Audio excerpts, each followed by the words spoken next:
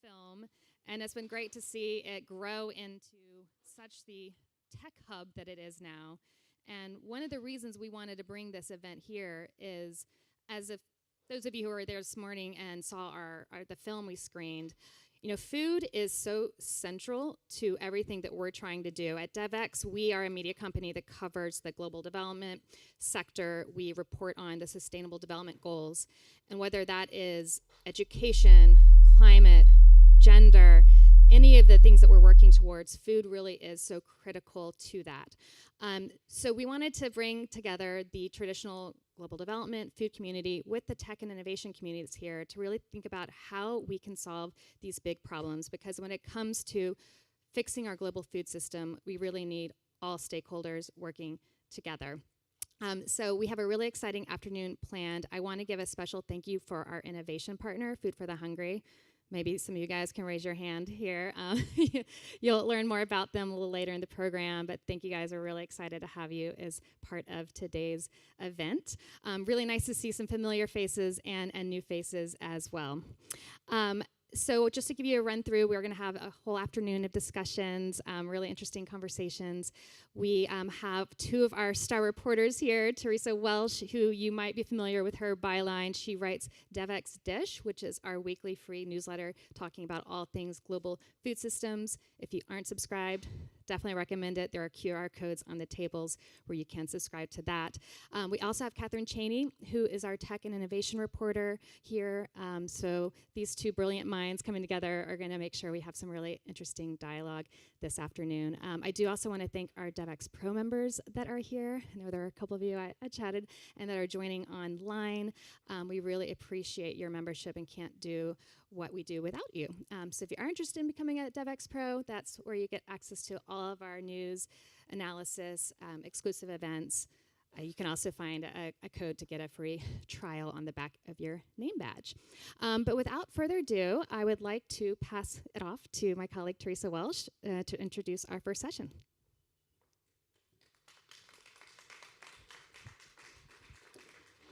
Thank you so much, Kate. Hey, everyone. Oh, wow, that's really bright. It's so nice to be here. We're so thrilled to see you all. As Kate said, South by Southwest is a bit of a new experience for us. So we're so thrilled to be coming to you in this space, all of you who are in the room with us, as well as our audience live streaming all over the world. So our first conversation is with Cindy McCain, and as I think perhaps some of you might have realized, unfortunately, she was not able to be with us here in person given her new role. And so she did make time to still speak with us, and we're going to bring you a pre-recorded interview that I was able to do with her. Unfortunately, her travel schedule, I'm sure you've all heard she's about to take over at the World Food Program in just a matter of weeks, so she couldn't make working here come, unfortunately. So still really excited to bring you this interview. Such an interesting person to be taking over at WFP. If you follow our DevX coverage, you've realized that we've been covering that pretty intensely, what's going on at the agency as David Beasley will be exiting. So we cover a couple of those topics in the interview, and it's something that we'll be continuing to cover as we go forward. And so hope you enjoy the interview and the rest of the day, and I look forward to all of our conversations. Thanks.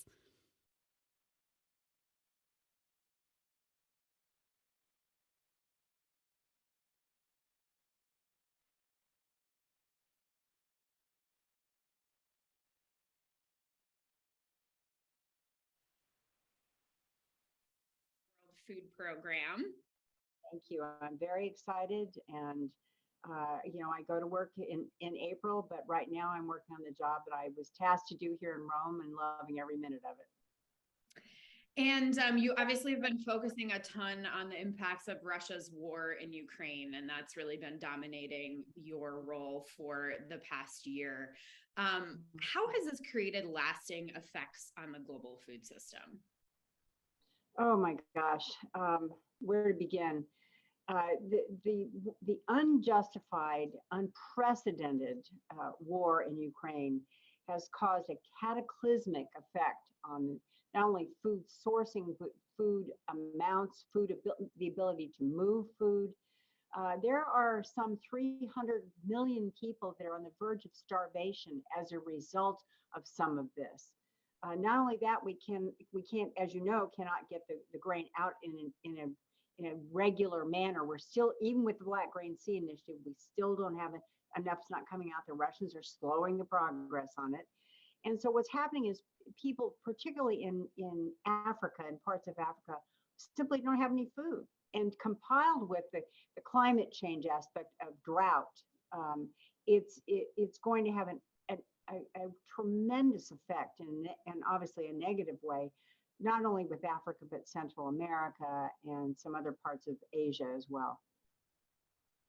Yeah, I think it's really important that you mentioned Central America, other parts of Asia. I think we do have a lot of focus on Africa, obviously seeing really drastic effects in the Horn, particularly obviously compounded with the drought. But, we can't forget about those other parts of the world, right? That truly is a global crisis in all parts of the world. Well, when we talk climate change also, I just spoke to you about drought. Well, you move that to Asia, and where there's an abundance of water. In fact, there's flooding. We saw the floods in Pakistan. We've seen some damage in India. We've seen other parts of the world where flooding is equally as devastating. And then, of course, you compile on top of that the mismanagement of water, and I'll speak to the dams that the Chinese have erected throughout Southeast Asia. It's having a major effect on everybody's not only ability to grow, but ability to keep their communities alive. Yeah, absolutely. And I think that's one of the hard things when we think about addressing this, right? Is there's no one fits all solution, because in some places, as you said, not enough water, too much water. There's not one action we can take everywhere to solve this problem. Right. How have your diplomatic conversations changed over the course of the year? Obviously, we've seen massive shifts sort of as the world has kind of come to terms with what's been happening post-invasion. Obviously, it was quite shocking when it happened. No one was expecting it to go on this long.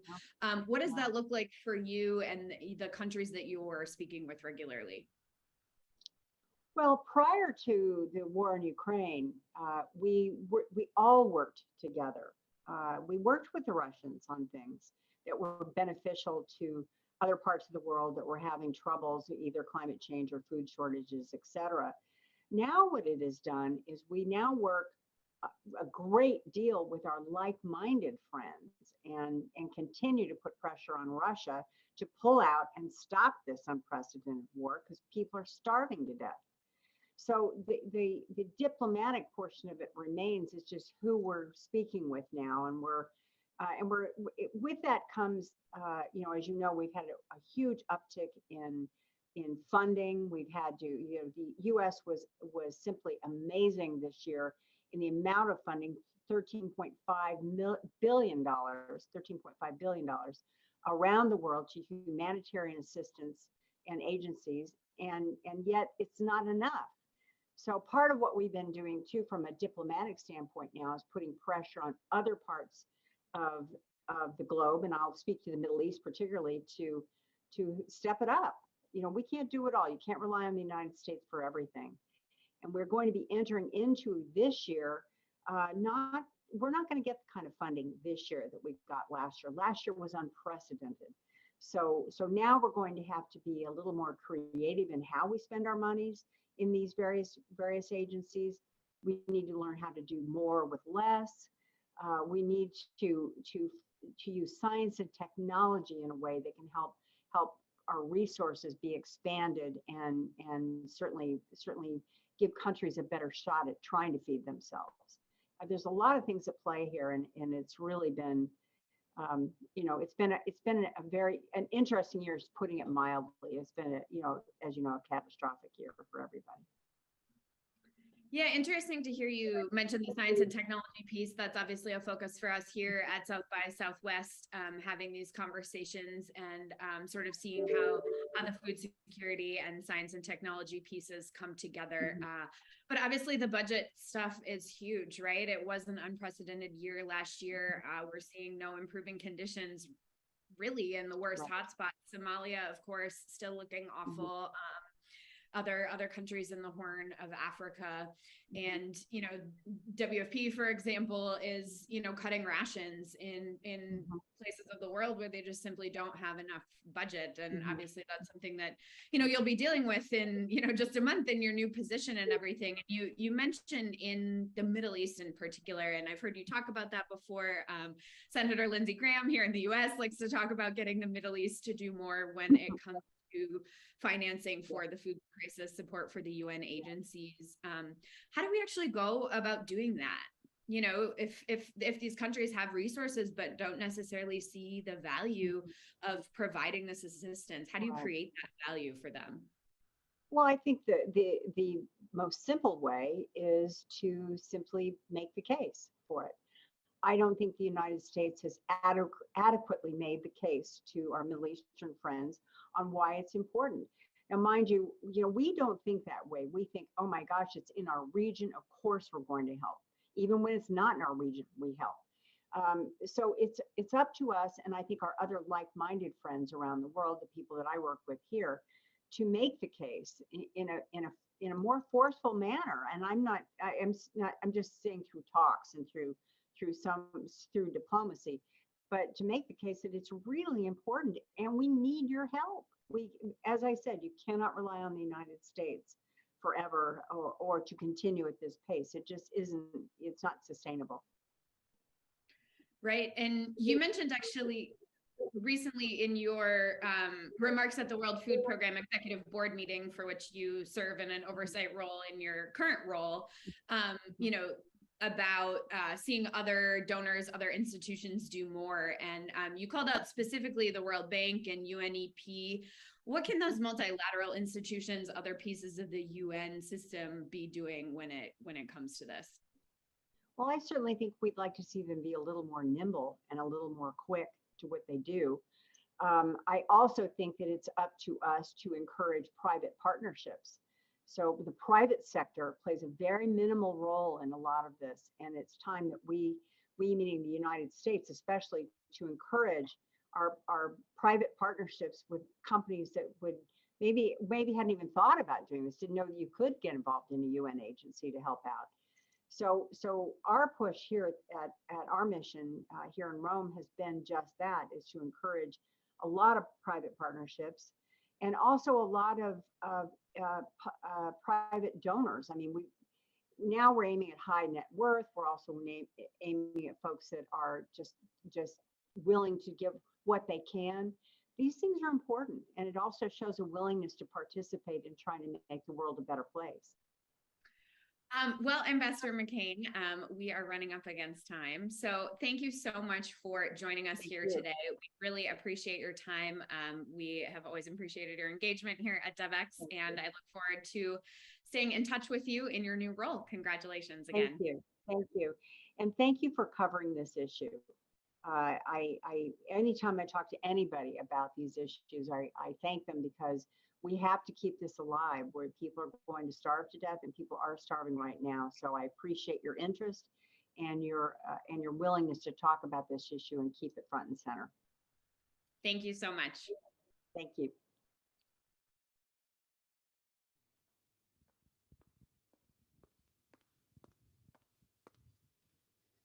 Thank you again to Ambassador McCain and her team for making her available to us. Again, apologies that she was not able to join us in person. But hopefully you all enjoyed that conversation. It was interesting for me to sort of hear her talk a little bit about particularly the fundraising piece that's going to be key as she comes in at WFP. It's been so important, of course, for them with David Beasley in charge. So it's going to be interesting to see sort of how she applies that philosophy, particularly pertaining to donors in the Middle East when she's coming in. And of course, we'll be continuing to engage with her. I'd now like to welcome to the stage my colleague, Catherine Cheney, for our next conversation.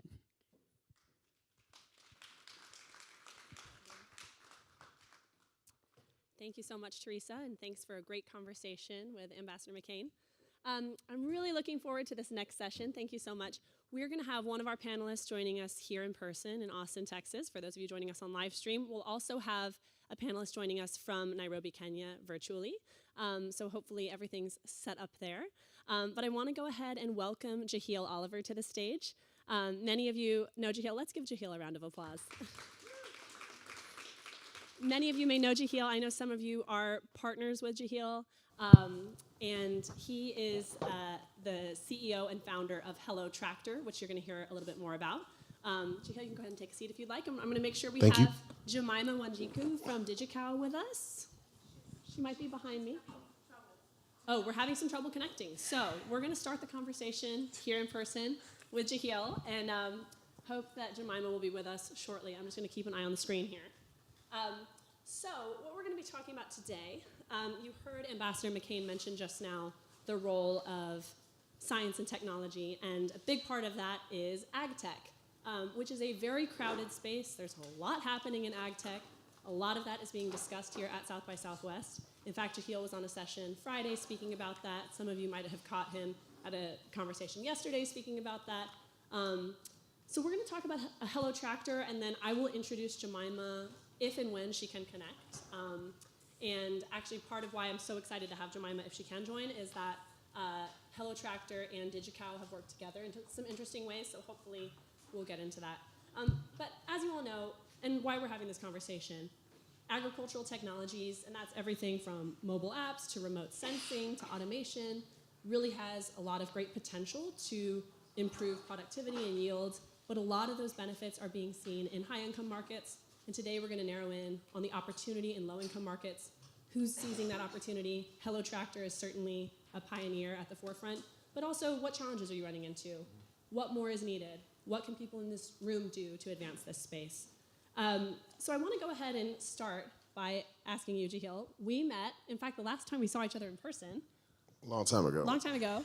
It was 2016 at Devex World, our conference that happens in Washington, D.C. And at that time, you were talking about Nigeria, which is where Hello Tractor initially launched. It's since expanded quite a bit, which you can speak to. But you were talking about how in Nigeria, the agricultural landscape is dominated by smallholder farmers, and that's the case in a lot of these countries we're focused on, and that the vast majority of these farms are hiring off farm labor that is expensive and highly inefficient, and that is where Hello Tractor comes in. So for those who are less familiar, can you tell us more about what is Hello Tractor and what's the problem you were setting out to solve? Sure. Thank you. Thank you for the introduction. It's a pleasure to be here, everybody. So I started the business 8 years ago to solve just the problem that you articulated.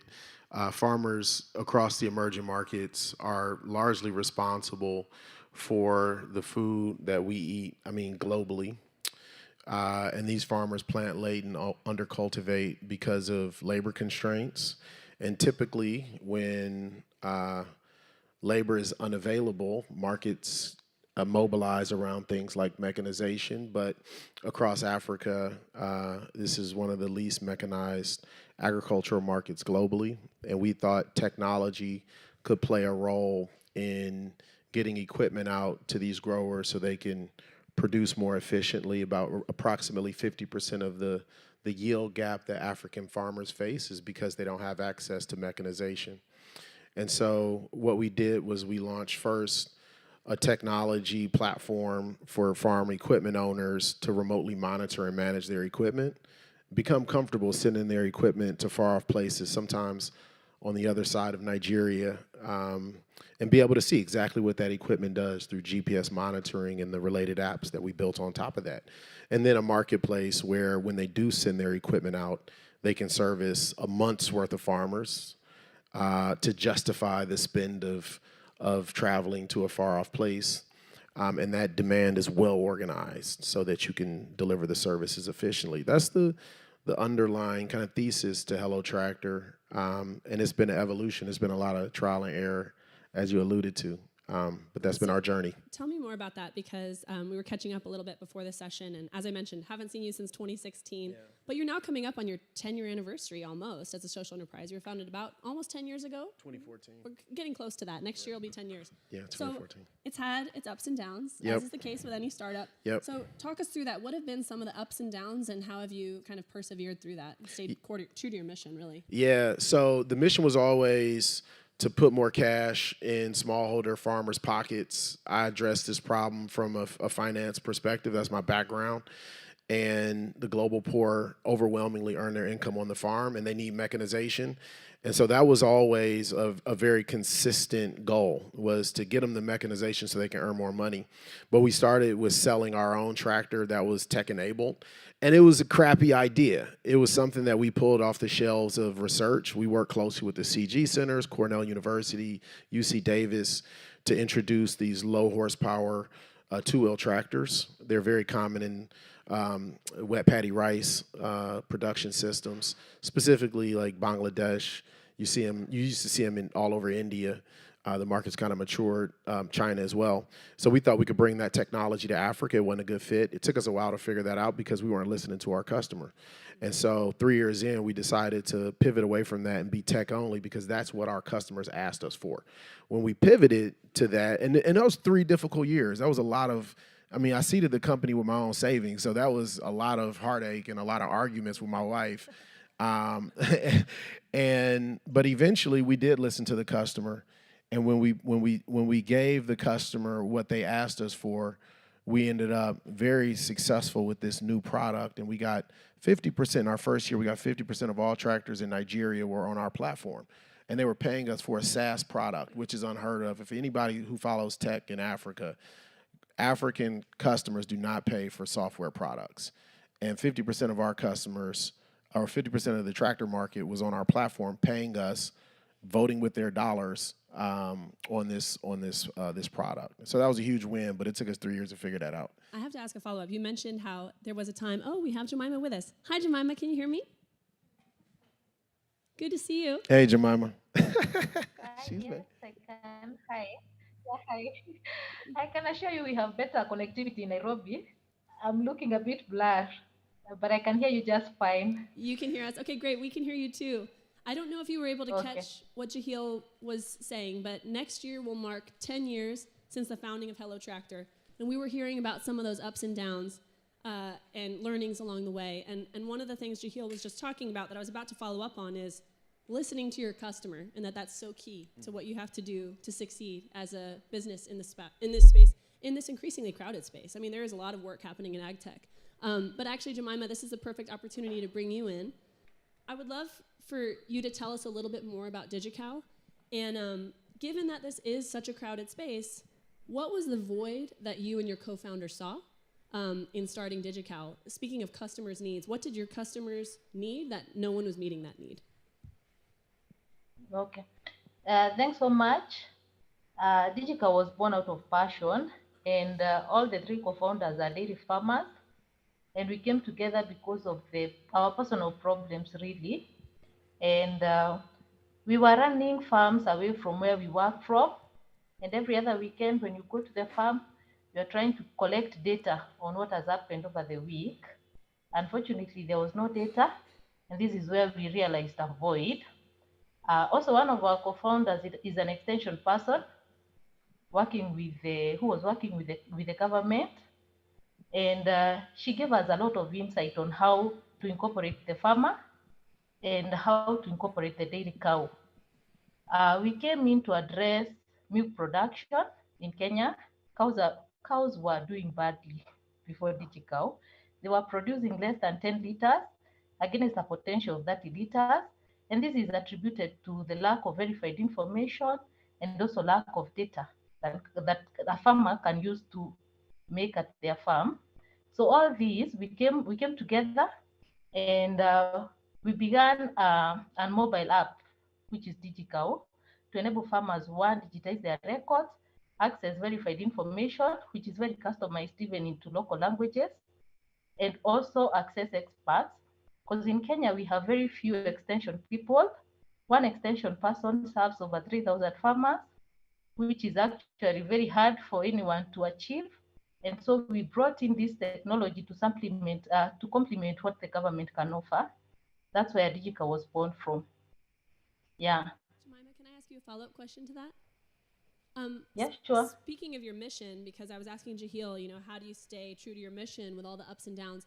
I know that part of your mission has to do with youth in agriculture, and that you see youth in ag as a very important part of the way forward when it comes to addressing poverty, addressing hunger. Can you speak a little bit more about that? How does DigiCow tackle this issue of making sure that agriculture is an appealing sector for youth to work in? Yeah, sure, I can. One, by the virtual fact that I am a youth myself, and when they see that a young person, yeah, that a young person is involved in agri-tech, they become very interested. But over and above that, we have a hybrid model where we incorporate not only the tech bit, but also a human touch. So through the digital app, we're able to train farmers in group setups where we work with these youth, and this youth is paid on a weekly basis, a commission paid to their M-Pesa, which makes it very attractive for them to work with digital. And over and above that, they get a platform where they keep learning. They can go back to digital, learn as they educate the farmers, so which becomes a plus for them. And it is actually very cool when you're training farmers with a smartphone and a Bluetooth speaker. You're not like any other extension person. So that has really made the young people very interested. Another thing is that we've built a lot of trust with these young people. We listen to their feedback a lot, and we keep incorporating their feedback in our processes. And another thing is that we in-house we absorb them. We've so far permanently employed 3 who are working as field agents. So that gives them a lot of motivation to keep working with us. Yeah. Thank you, Jemima. Now, one thing I mentioned to Jahil and Jemima, and I know it's hard when we have in-person and virtual participation, though I'm grateful for the opportunity to bring Jemima in virtually. I said, let's make sure this doesn't feel like 2 separate conversations. Let's come together around some things. And I am hearing some themes that are coming up in both of your responses about the work you're doing, including listening to your customers, the importance of not just the technology, but trust. So I know that's huge. And actually, the 2 of you were in a conversation the other day at South by Southwest in this same format, Jemima joining virtually. And you were talking about this very big problem that Africa imports $35 billion of food annually. Can you talk about how ultimately your models are aiming to tackle that problem as well, and why ag tech is going to be an important part of feeding the continent, even ensuring that Africa can become an exporter of food, which I know you've talked about, Jahil. So let's discuss that big problem, importing $35 billion annually, not sustainable. How do your models help to address that issue? And maybe we'll start with Jahil. Yeah, briefly. So we talked about the work we're doing in closing the yield gap. Big part of that is the lack of access to mechanization. And within that strategy is what we call our breadbasket strategy, which is bringing our engaged customers one activity to become highly engaged, 3+ activities. And that includes not just mechanization, but the right seeds, the appropriate fertilizers, both organic and inorganic, harvesting and post-harvest services, storage, and market linkages. And that's where organizations like DigiCow come in, where they're working very closely with dairy and the livestock value chain. And we have large numbers of growers doing things like rice cultivation. And at the end of the year, our rice farmers burn the hay, the straw in their fields, and rice straw is of low nutrient value. And so we just started a program where we're adding urea to fortify that rice straw, bale it using our tractors and mechanization, and then working with organizations like DigiCow to make sure that the farmers and pastoralists within their customer segment have the food for their cows during this time of drought. We're in the 3rd straight year of drought. I think Ambassador McCain touched on that. In Kajiado alone, I think it's something like 500,000 farmers that are being pushed into poverty because of these droughts. And that's your savings account as a pastoralist. And so getting them fortified feed for those cows to get them through the season is mission critical. We can't do it by ourselves. We have to work with organizations like DigiCow. They have a proven track record in this area. They have relationships with the pastoralists. So it's a very, very nice synergistic kind of collaboration. Thank you. And Jemima, would love to hear from you as well. I would think Yeah. you might even comment on how it's not just DigiCow, but broadly youth coming up with ag tech solutions that will be critical to tackling this problem of feeding the continent and the planet. Yeah. The beauty about tech is that we're able to integrate, and we do not need to keep reinventing the wheel. So recently we had a survey done by 60 Decibel, which was an independent blight survey, and 75% of our farmers are actually using human labor. So we can, that's why we work with the likes of Hello Tractor to mechanize, so that we make sure that farmers are able to get the best results with minimal labor. And as you may understand, most of the labor work in Africa is done by women, and we are very passionate about women. If we can relieve them of this labor, then they are able to look after their livestock in a better manner. They are able to look after their children in a better manner, and it becomes an all-round thing, not only the dairy farming. So we are very keen on impact, and with that tech, we are able to collect a lot of data that can even guide financiers to come on board, finance these farmers, uh, drive mechanization, drive digitization, etc., so that we can have better results. Those are my comments. Thanks, Jemima. There's so much I want to get to, but we're running out of time, and I do want to bring in a perspective from the audience. I want to go to, I know we have someone here from Counterpart International, Ann Hudock from Counterpart International. Now, a lot of you may not necessarily associate Counterpart with agriculture, but increasingly I know you're working in this space. So I'd love to hear a perspective you have to offer, or a question you might have. And one thing I'll just go ahead and throw out there while we get the mic to Ann is, one thing that hasn't come up yet is, you've partnered with each other, yes, but I know you have a lot of interesting partnerships in the mix that we haven't had a chance to get to, so maybe Ann can help us get there. But Ann, what's a perspective you have to share, or a question for our panelists? I really appreciate hearing from both of you, and the work you're doing is so critically important. And I think my question is actually around partnerships. I was thinking, you mentioned, Jahil, that you're even collaborating, partnering with DigiCow, and the scale of the challenges are so vast.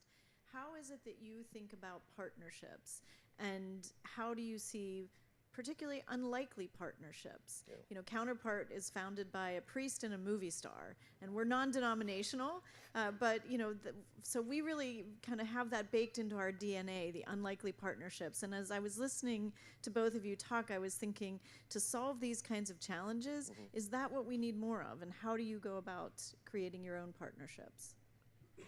Maybe I'll answer first. Thank you, Ann. So partnerships obviously are really important to tackle these deeply entrenched problems, and these problems are much bigger than Hello Tractor, much bigger than DigiCow. They're doing great work, but these are just massive problems. I'll give you an example of how we've used partnerships in very creative ways. About a little over a year ago, we started partnering with Heifer International, who's also in the room. Odessa, if you could raise your hand. I think she's here. Yeah, there he is. And we launched this, we designed this tractor finance product to get more liquidity into our markets. We had way more farmers than we had tractors to service them. And so we do about 1.7 million acres of services in our marketplace, 630,000 farmers. We got like 10x that in bookings. And farmers hate us because we can't service their fields. And so Odessa did a lot of research around what the farmers in the Heifer network needed, and tractors came up as the top thing. They capitalized that tractor finance product for us. They seeded it with philanthropic capital and a recoverable grant, basically a zero interest loan. We took that, deployed it, and the product was successful. John Deere came in with their commercial capital on top of that. And it's actually one of the few examples where philanthropy actually unlocked truly commercial, not John Deere Foundation, but truly commercial capital, and they have their own financial interests. But as they met their financial interests, we were able to meet the impact interests at scale, and they got $7 billion in cash on their balance sheet, and it's just itching for a place to go. And by partnering with Heifer and Heifer farmers and the philanthropic arm to capitalize a high-risk product that was unproven, we were able to develop a track record and then put some truly commercial leverage on top of that. And if we continue to execute, the sky is the limit. And we might be able to solve the problem by bringing in philanthropy, large corporates who don't actively invest in African agriculture, and then all the partners that we have here today. Thank you, Jahil. I'm glad you brought up the John Deere example. I know John Deere is now your largest investor, but it took that catalytic move to help that happen. So thanks for sharing. Jemima, I want to go to you. How do you look at partnership? Why is partnership so key to what you do? And maybe since we're nearing the end of our time here, what can people in this room do when it comes to partnership?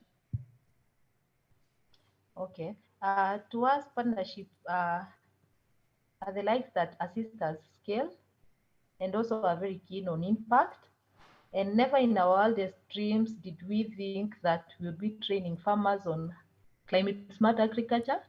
We were very keen doing the dairy cow farming, but we've been working with partners like Mercy Corps AgriFin to enable farmers understand the need for climate smart agriculture and push the agenda for sustainable farming and also biogas installation. We also never thought we'd work with the likes of Hello Tractor. Ours was very focused on the farmer having the feeds and then we take it up from there. But now we've seen that we cannot work alone. We must partner and we must have the right partners on board. Those that are very keen on the impact and are very passionate about the smallholder farmers. What was your next question? What was your other question? Just quickly, and I know one of your partners is the World Bank, for example. So I know that in the global development space, you're looking for and actively partnering with groups in this space. But just quickly, any thoughts for this room, people who are gathered here or joining virtually in terms of how they can support ag tech innovators like yourself? Yeah, I'll mostly address the financials. They should have a little more faith in agtech because I understand working in agriculture can be risky, but with agtech, there's a possibility of collecting reliable data. And from this data, a lot of information can come and a lot of decisions can be made in knowing whom to invest in, when, and how. So have a little faith in us and come on board and invest. Yeah. I love that. Thank you, Jemima. Jemima, Jahil, thank you both so much for your time. Thank you. Thank you. Thank you so much. Thank you. Alrighty, I'm going to go ahead and introduce our next speaker who is joining us virtually, and hopefully everything is set with Catherine Nakalembe. I'll stay tuned here. But we're going to zoom in on one particular type of technology, which is satellite imagery and space as a tool for solving hunger. Hi, Dr. Nakalembe, how are you? Good to see you. I don't hear you yet, but I think we're working on that right now, and I should be able to hear you in just a moment. Should I be? Oh, can you hear me now? We hear you now, loud and clear. So I'd start singing.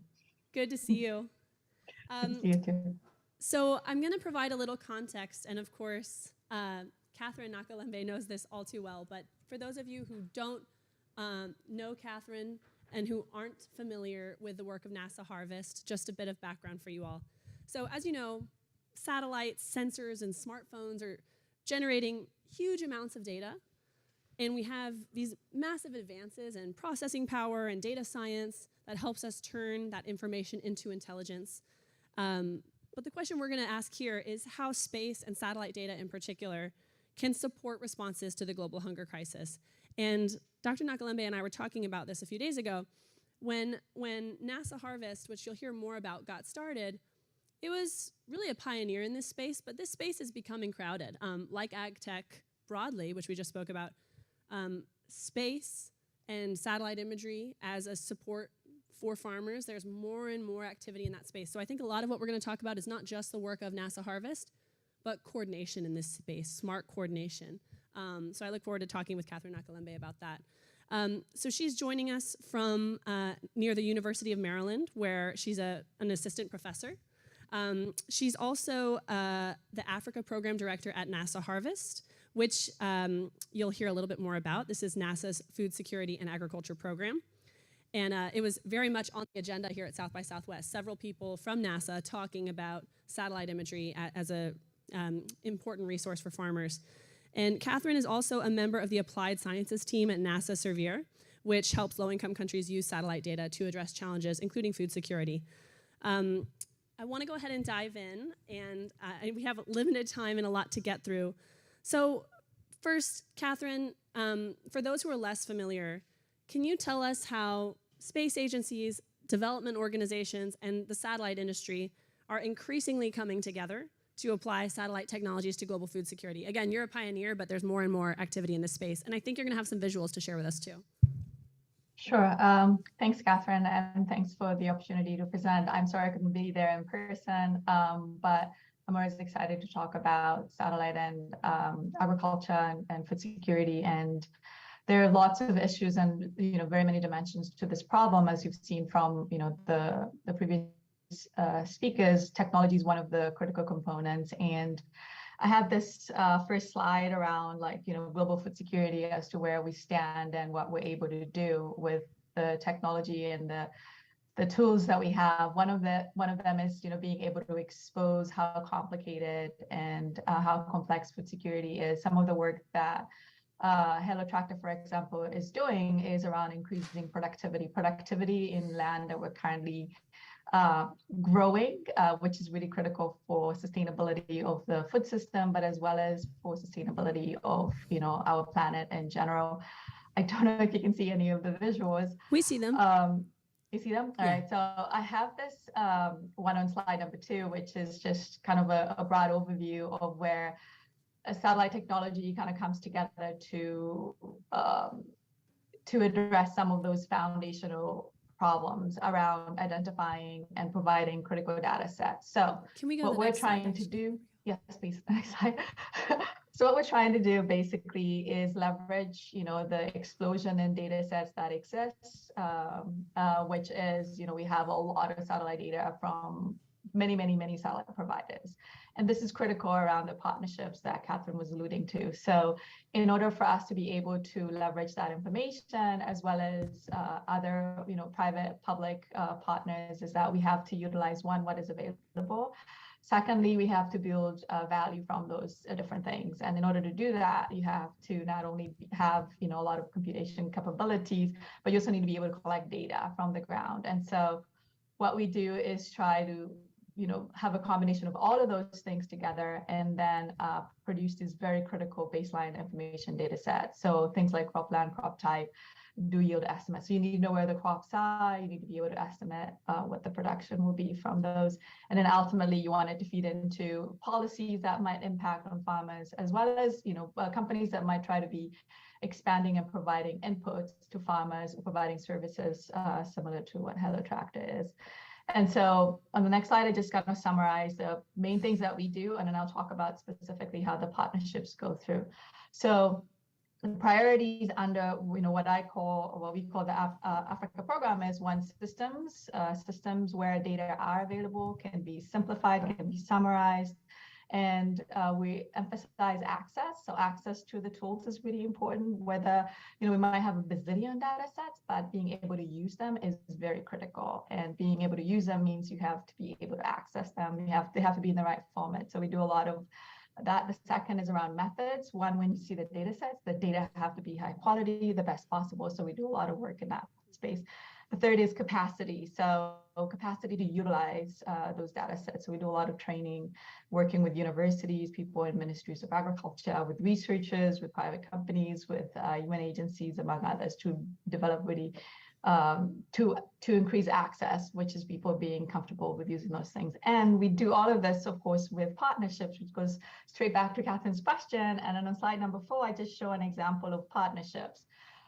So there are lots of players in this particular space, and we're demonstrating this. This is just examples of, from majority of the logos that are represented here, people that we work with primarily in Africa. But Harvest is a bigger global program, and there are many more partners. And partners play different roles. So, for example, I include in this slide the Ministry of Agriculture.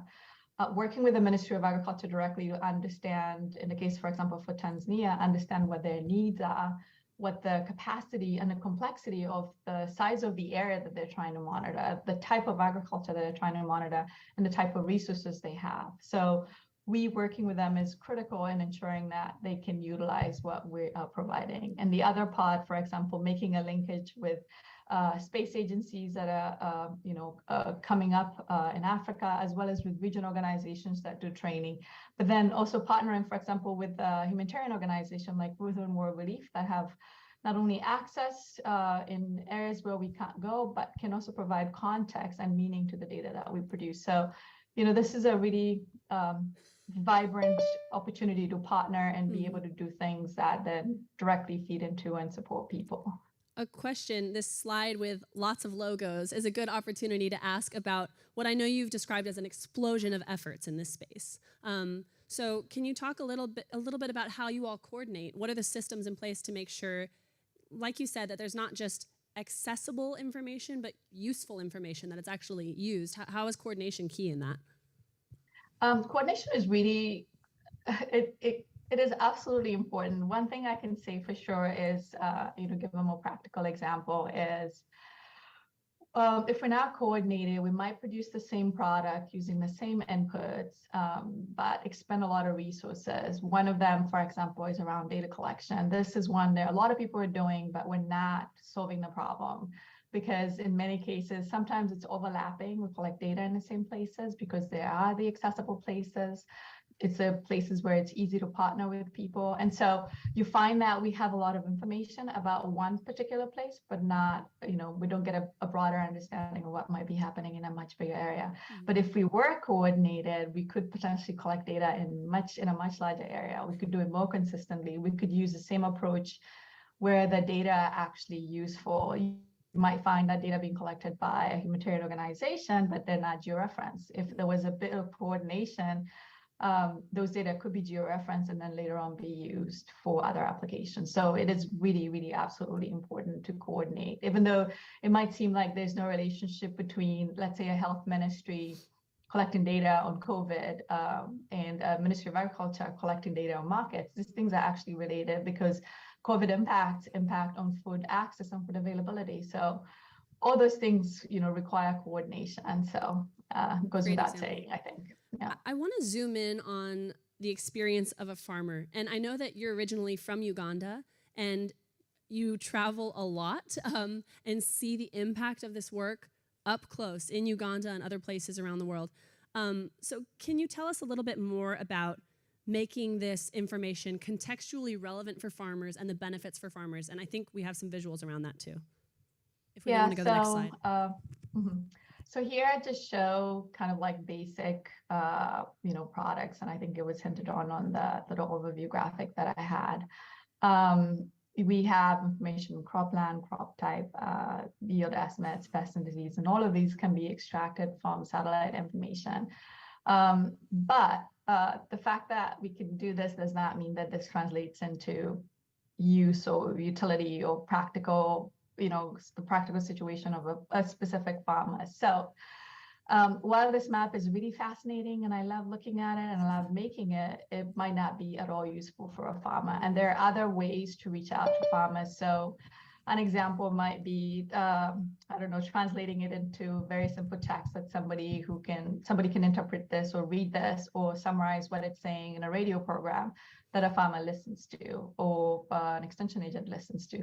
That will be more powerful than all the maps that I could ever make, whether global, whether timely, whether, the most recent estimate. It doesn't matter in this case because the farmer does not listen to a map. The farmer will listen to a radio. So there's that kind of missing gap in terms of getting it in the format that is needed for the people that you might be trying to reach in that context. I know one initiative you have, speaking of making this relevant for farmers, is called Helmets Labeling Crops. And you and I spoke about this years ago for a Devex story. But I think it's a really helpful example to help us wrap our heads around how do you make this information accessible. So can you tell us more about that? And I think we have a slide on this, if we can go to the next one. Sorry, I'm speaking on your behalf on slides because I'm not sure if you can see them or not. I can actually see. Okay, great. I'll let you take the lead on slides. So the Helmets project is actually motivated by the fact that, they're fundamentally these data sets that we need to develop things like crop type maps or yield estimates, or evaluate the yield estimates, for example, because we don't have ground data to do that. And what we wanted to do was one that was COVID safe, because we started it in 2020. So we wanted an approach to data collection that does not put people at risk, that does not turn into, data collectors into super spreaders. So one of the things was try and do it in a way that anybody can do it from everywhere as long as they have the kit to do it. The other part was rapid data collection over really, really large areas. This graphic is not representative of what I wanted to say about this particular project, but being able to convert street level images. So as a person drives a car or a motorbike, they're able to collect images. So it's like Google Street View, but for crops. We're interested in crops, not buildings, not roads, not highways. And so we collect data over really large areas, and then we turn that into training data that then we'll later on use in our pipelines. And this particular slide here, I was just trying to show, I was trying to make a point around accessibility, where having the systems you see on the left is that global agriculture monitoring system. It's global, it's the same data across the whole world, and you can look at crops or crop conditions or vegetation conditions using the same eyes as you would in the US or in Uganda. And then you can look at anomalies over time. It's very basic information in terms of remote sensing, but it is actually really critical in places where you don't have any information. Mm-hmm. And is one of the systems that feeds into these food security bulletins that you see on the left or on the right side from where you are, with countries like Kenya, Uganda, Rwanda, and Tanzania, among others, taking on these tools to be able to provide reporting that then feeds into the process of decision-making within their countries. And if we move forward, I think we do have a few visuals of helmets labeling crops.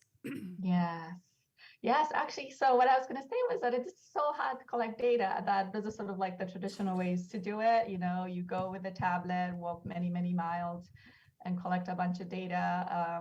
Replicating this over really large areas is incredibly hard. And the next one, you see what I was describing as the helmets approach. Basically, as you're driving the car, we're collecting data. We have people, students, researchers, motorcycle, taxi drivers collecting data. And then on the next one, I just show how we come from those images into what we call crop type labels that then later on we feed in our pipeline, called street to sat, which is basically street level images to satellite labels that then later on use for crop type mapping. And I'll show you on the next one is just an example of what the products look like when we know what the data points will look like. What we're trying to do is create this unprecedented data set that others can use for their own workflows for developing products like we're trying to develop. So I wonder, you've led so many of these projects around the world.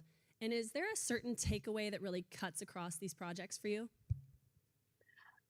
There are definitely lots of takeaways. On the next slide, I've kind of summarized, sort of semi-summarized things that we kind of now consider as like considerations. Some of the considerations, there are many more considerations around who we work with, where we work, how we work. And I just want to highlight, a few, because we're talking about data and technology, things like the cost of things. So if you don't consider the resource context of your end user, it's very likely that the tools you're developing will fail. The graphic you see, the 1 GB of mobile data in every country, for example, the time I downloaded this graphic, a GB of data in Malawi was $25.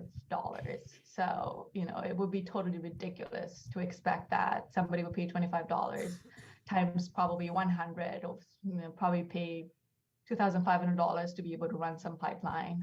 That doesn't translate into a high priority. And I think Jahil, hinted at this. It's like it just costs too much. The other is I would say institutionalizing investments, which I underlined here, where if there are no investments on the other side of the spectrum, it doesn't matter how well or how fantastic the tool you're developing is, it will remain as something we tried and it worked, and then we didn't continue to develop it because we didn't have the investments to kind of take it further. And of course, there are many, many more. The last one I'm going to talk about is the technified does not equal better. The picture I show in the bottom right, it's like, I think a lot of people assume when we talk about AI and satellites and drones and all these fantastic things that every farmer in the world at some point, or even right now, could stand in their field and get all those analytics about that particular field. But this is science fiction, to use my friend's words. Yeah, absolutely. And so we have to be able to communicate that this is how far we can go with what we're providing, and this is the most, this is the most you can get out of it, and you need to do a lot more to be able to get, to that level, including all sorts of instruments installed everywhere to get things like, when do you irrigate, that kind of stuff, I want to close with one question, and we're out of time, so we'll have to be quick. But we have here some of your takeaways that kind of cut across projects. And like you said, some of what is out there is science fiction, and you're bumping up against some of the challenges and the reality of making sure that space really is a tool for solving hunger. In terms of what success looks like, and maybe just in a sentence or two if you can, what does success look like and what's needed to get us there?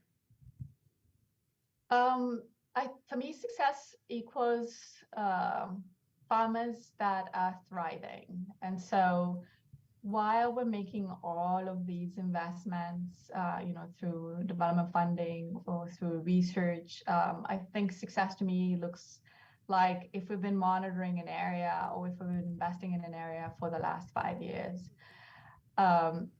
have we reduced what we're putting in that particular area? As in, are people thriving? One, running with the tools that we've developed, and two, are farmers much better off than when we found them? So, we had a baseline and we've improved to go to this level. For me, that's what success looks like. If it was something around investing or loans, for example, fewer and fewer people applying for fewer loans, or are people applying for bigger loans because they need bigger investment?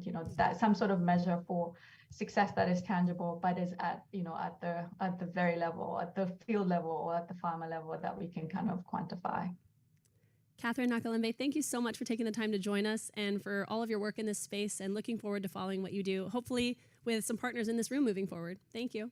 Thank you. Thank you.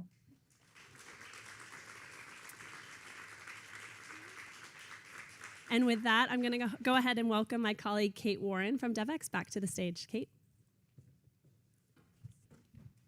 Thank you, Catherine. Great.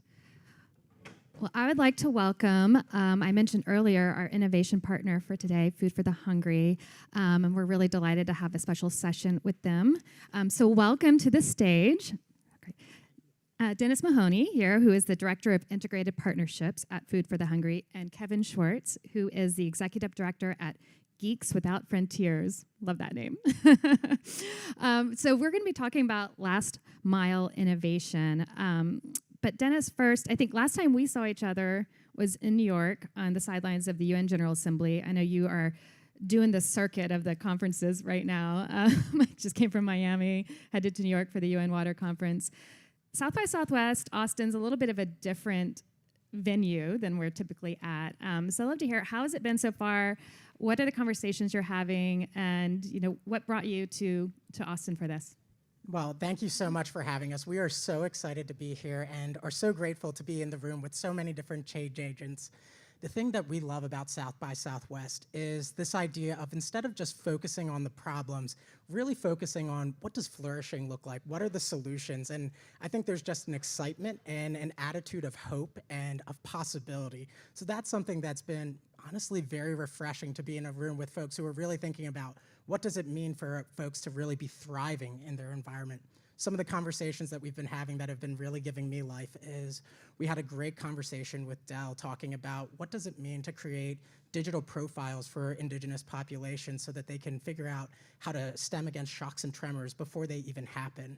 Another really great conversation we had was with Intel, where they were talking about what does it mean to be able to provide different types of learning programs for populations in the Dominican Republic so that people are able to really transcend their educational level. And one other one that was really exciting was right now there's currently a $1 billion investment that the Dominican Republic government is doing in the hospitality industry, talking with folks like the Hard Rock or Marriott, saying what does it mean for us to do some workforce development programs to really develop that next generation of leaders in that industry.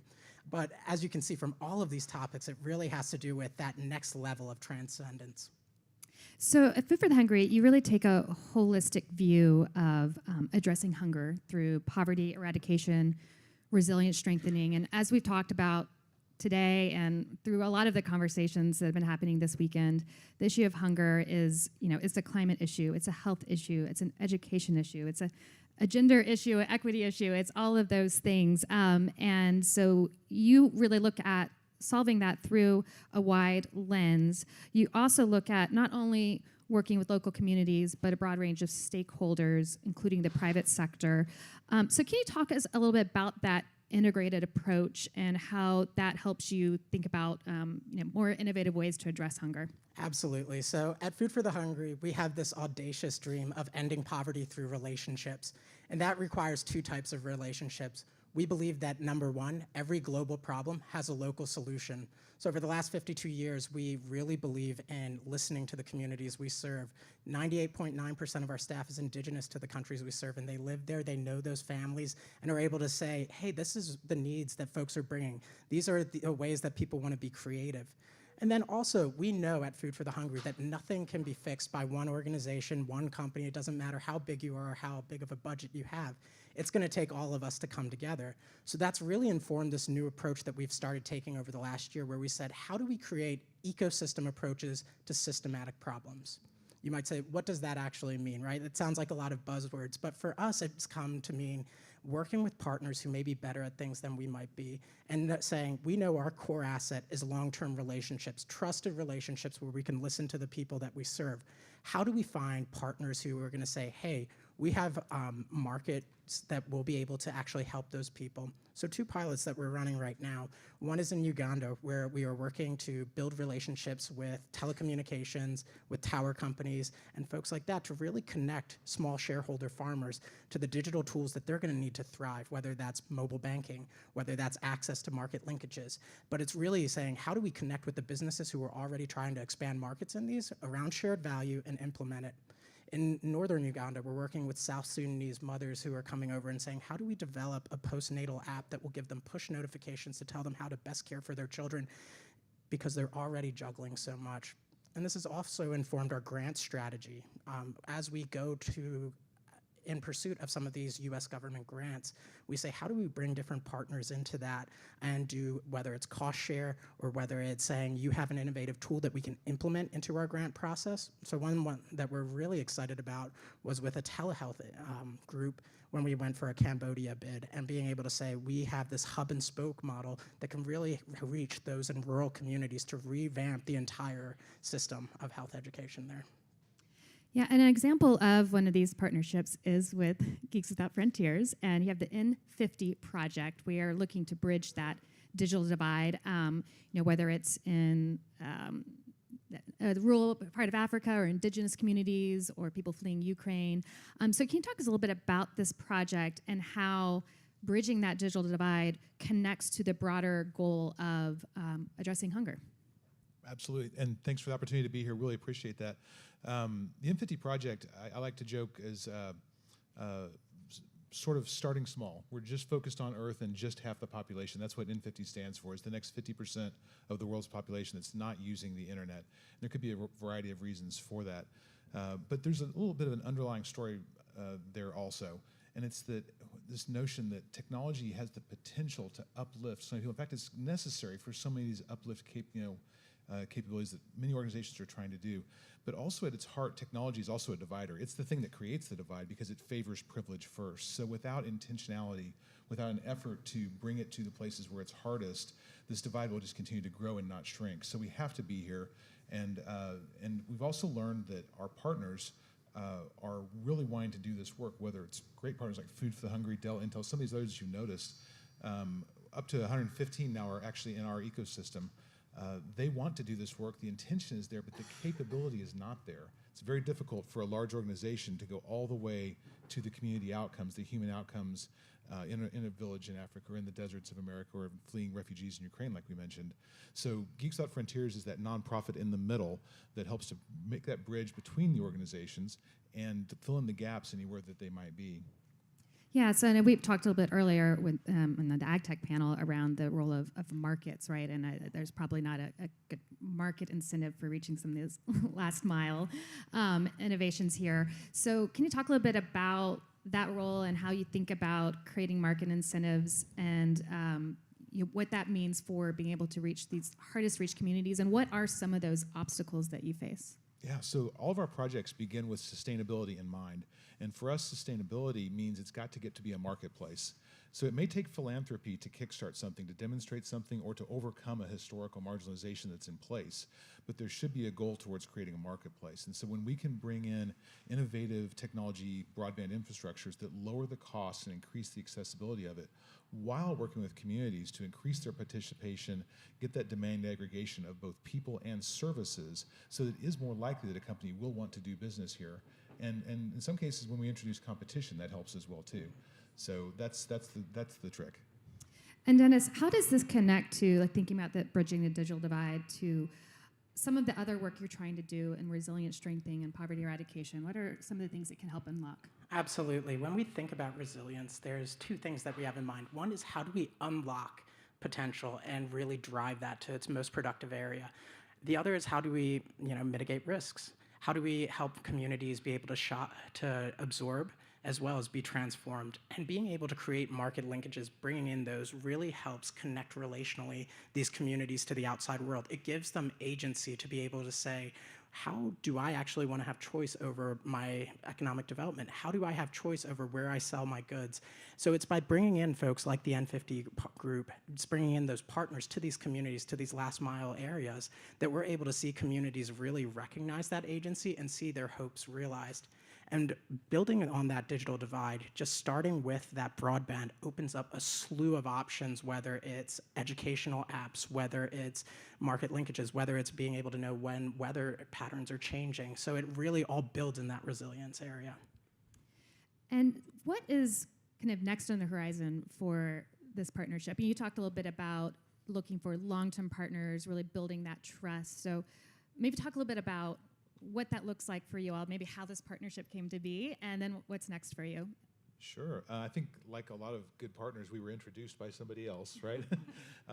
People find that they have natural allies and things work together, and so we were introduced as potential partners, and we found a number of different ways that we can work, and we're exploring several of those right now, one of which is this notion that if we can create demonstration models, like in Uganda, where we look to connect 10 schools that can also serve as anchor institutions for communities for broadband and have it meet their needs, that might be something that we can take forward to scale to the country, probably with the support of the government, probably with support of other grant entities and so forth.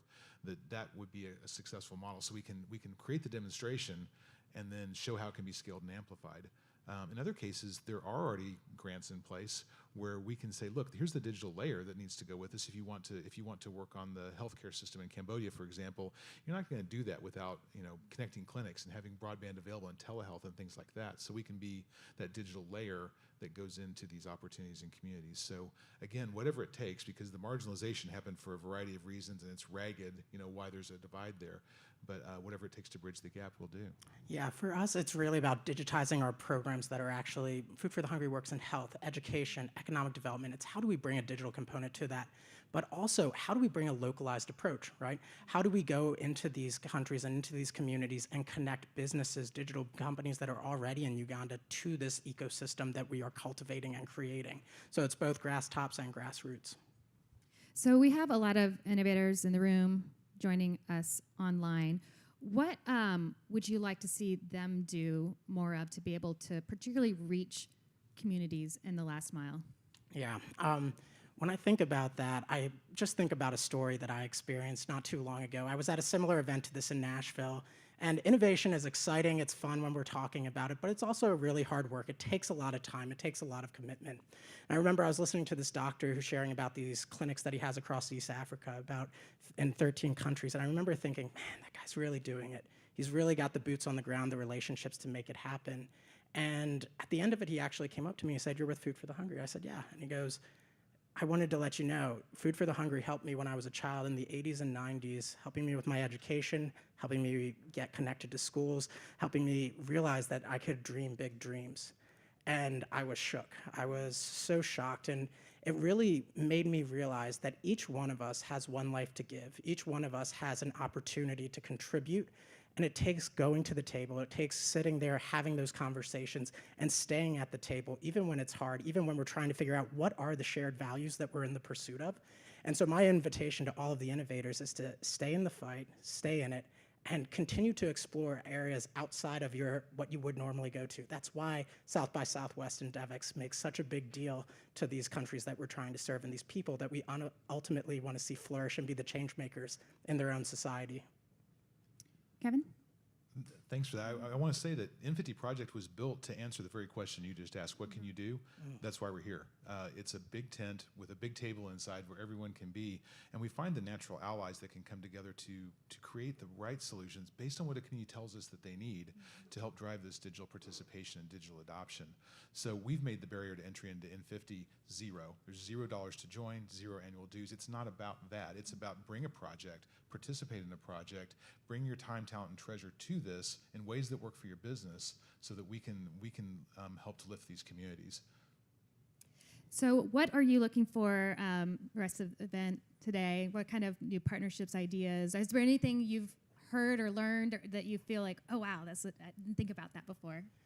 So one thing that we're really excited about doing is connecting with folks who are already working on the ground in these countries that we're working with, because they know the people as well. Connecting with Hello Tractor today was a really great opportunity to say, hey, I'm actually going to be in Kenya in 2 weeks. Let's meet there. Let's talk there. Let's look at the communities. So I think those things, looking at where there's overlap and where there's opportunity, but just being open to conversations and never knowing where one will unlock that next opportunity, like the N50 project. And we see it the same way. As we meet organizations, we find out that there are fantastic work on decades of work on the ground, working with communities to solve this, and yet there's still a need for a digital layer in their work. And so if there's other organizations that have that same need, we can fill that capacity. We want to meet and talk about ways that we can do work together. Great. Well, I know you have a whole team here, Food for the Hungry. Maybe those of you here can raise your hand in case you're interested in connecting. There's the Food for Hungry table over there. In case you're interested in connecting with any of them to learn more about the work they're doing, maybe ways that you can partner with them. But thank you both so much for your time today. And on that line, I'd like to say we have Dr. Aaron Bound-Anderson here from our Geeks Out Frontiers team, and Dr. Michael Potter, one of our founders. Great. And you're based in Austin. Yes, we are. All right. Well, I love it. I love it. We come to Austin to meet people who are in Kenya, and this is great. That's what I love about our work. But thank you all for joining us and for being a partner with us today. We really appreciate it. Always enjoy working with you. Absolutely. Thanks so much. Looking forward to connecting. Thank you so much. Great. Now I'll pass the baton back to my colleague, Teresa.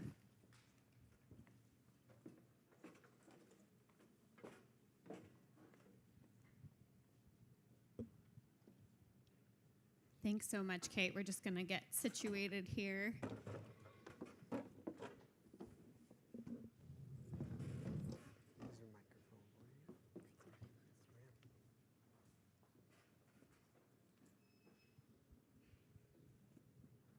Alrighty, I think we are all ready to go.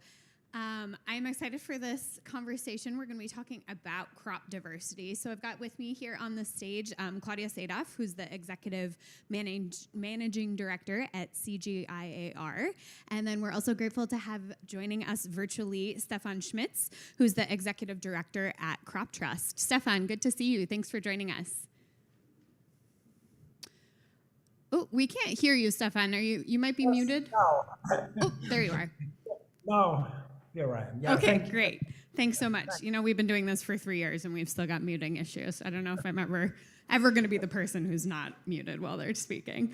Well, thanks so much to both of you for being here. It's such a pleasure to be having this conversation on crop diversity, huge tie to tech and innovation, which of course is our theme today. So Claudia, I'd love to start with you and talk about the role that innovation plays in crop diversity. Why is this so important at CGIAR?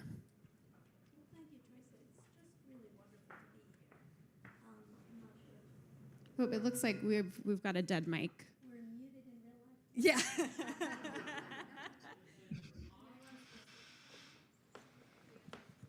Is that there we go. Yeah. We'll switch on the side. Someone sneaky turned it off. See the tech innovation? Sorry about that. It is great to be here. Thank you, Teresa. I think that this is sort of one of those areas where there's so many tremendous connections to all the different communities that come together in South by Southwest. crop diversity is so fundamental to the food system challenge.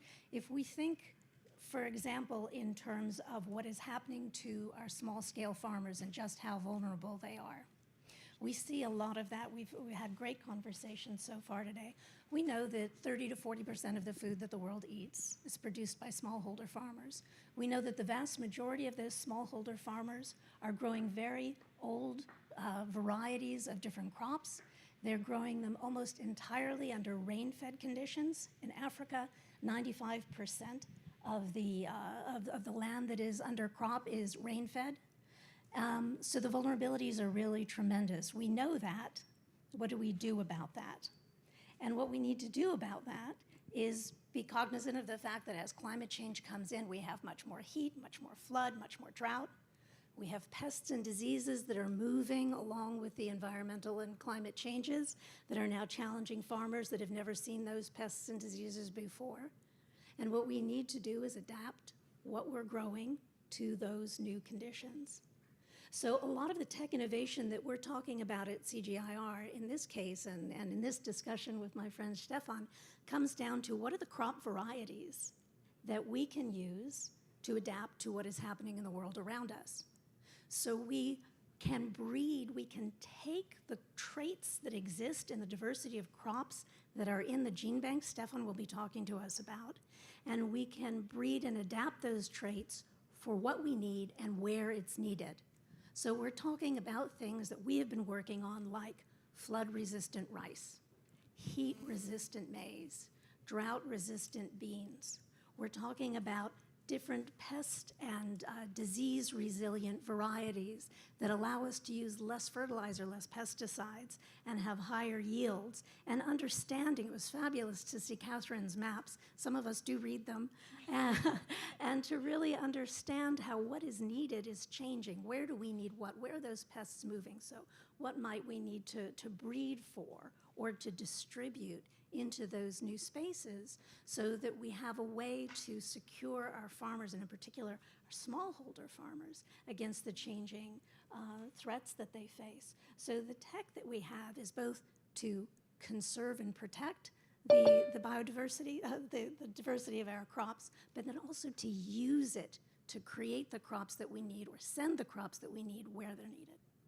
I think another piece of this for me has been interesting to see how this conversation has been pushed to the fore with the war in Ukraine as well, where all of a sudden you have countries that have become really reliant on wheat, for example, even if it was not a traditional part of their diet. They perhaps live in countries where it's not grown very easily, very reliant on exports and imports, and those are exported from Ukraine, imported to many countries. And of course, we've all seen in the last year what effect that has had on the food system. So it's been interesting to hear people talk as well about, how that has sort of showed us the importance of crop diversity and the importance of farmers having access to seeds for crops that will grow in their region and then also are more part of a nutritious diet as well. Stefan, I'd love to bring you in now. Tell us a little bit about Crop Trust for those who might not be familiar and what you do. Well, love to, though. Thanks. It's absolutely great to be here, to be with you, and even if it's only virtual for me. Claudia already mentioned and explained very clearly the importance of that diversity. So we need to make sure before we use it, we make sure that all this diversity is securely conserved in gene banks, and from there made available for use for researchers, for breeders, for farmers.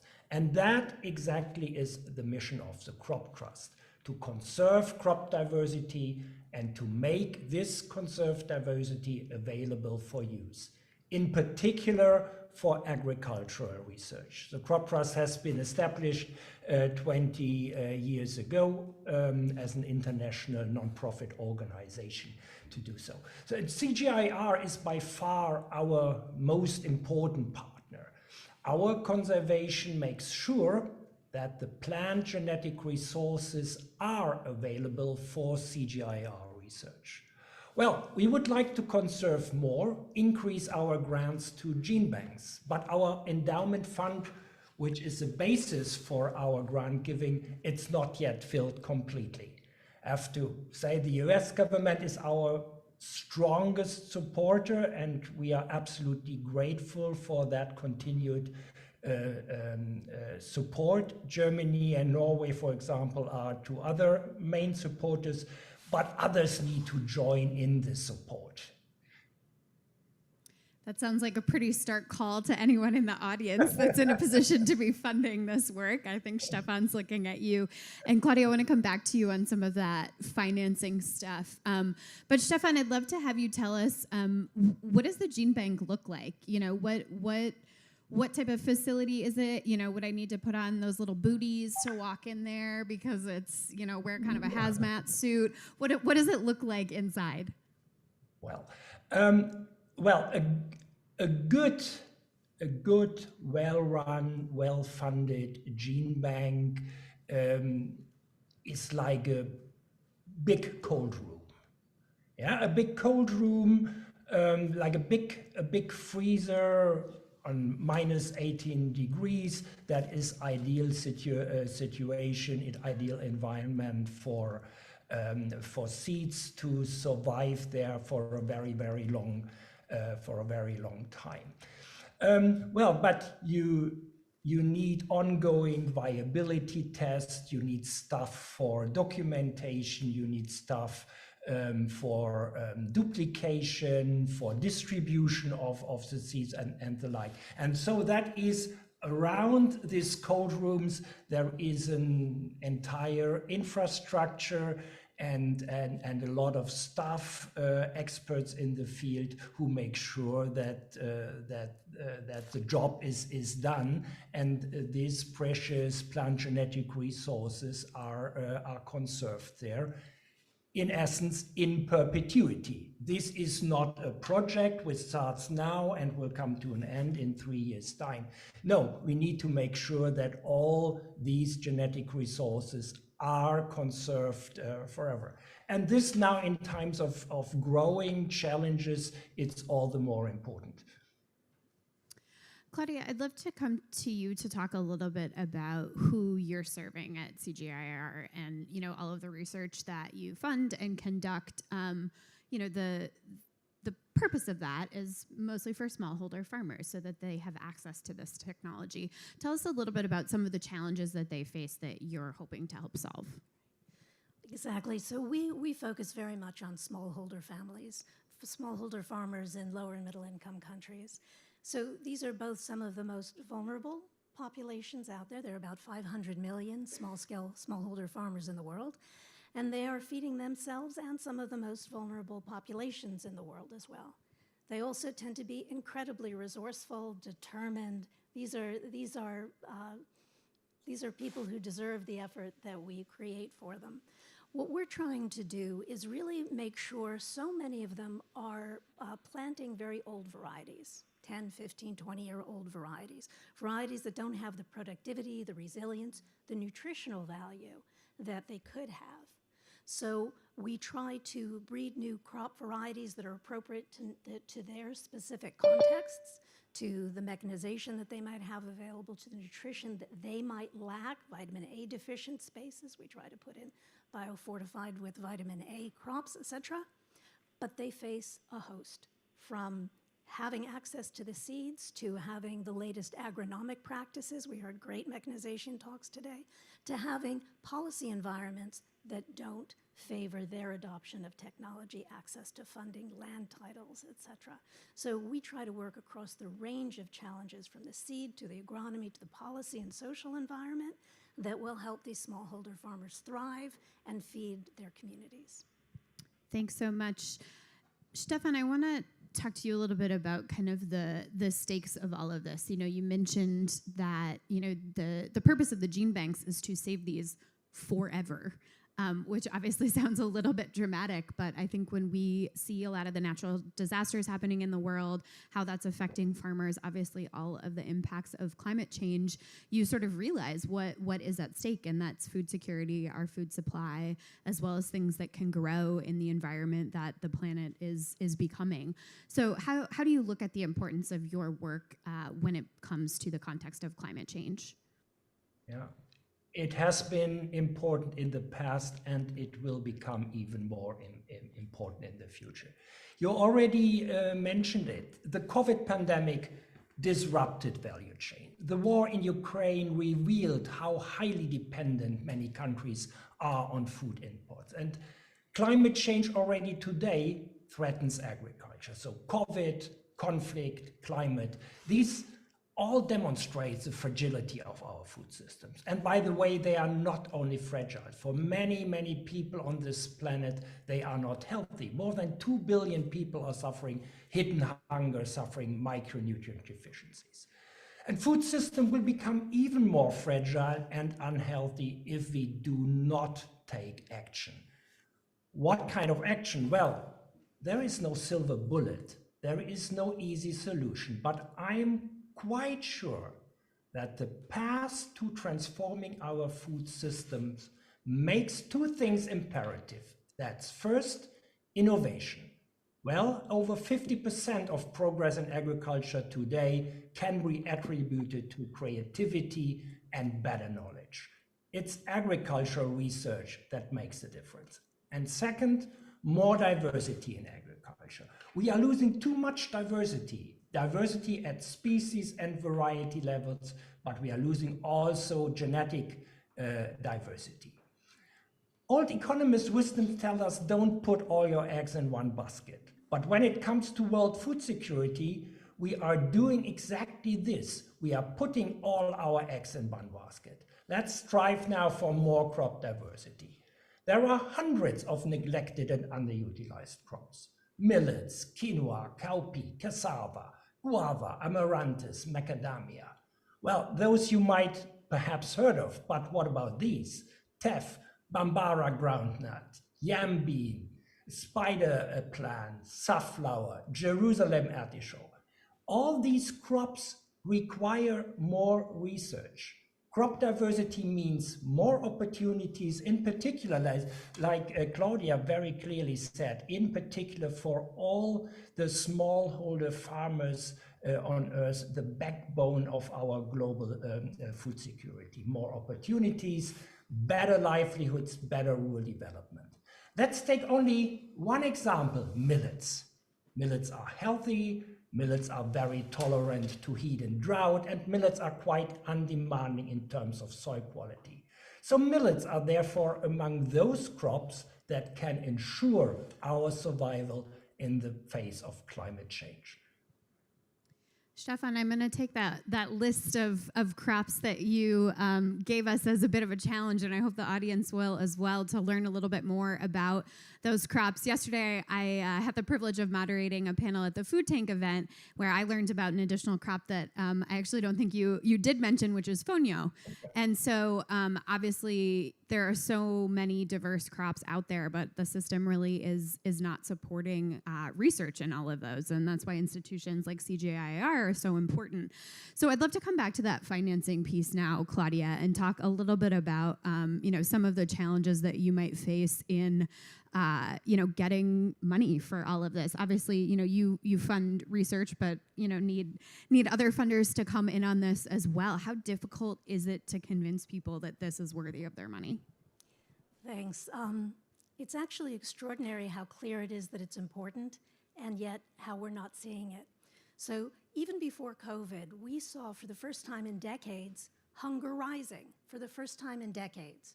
Then COVID, 150 million more people hungry.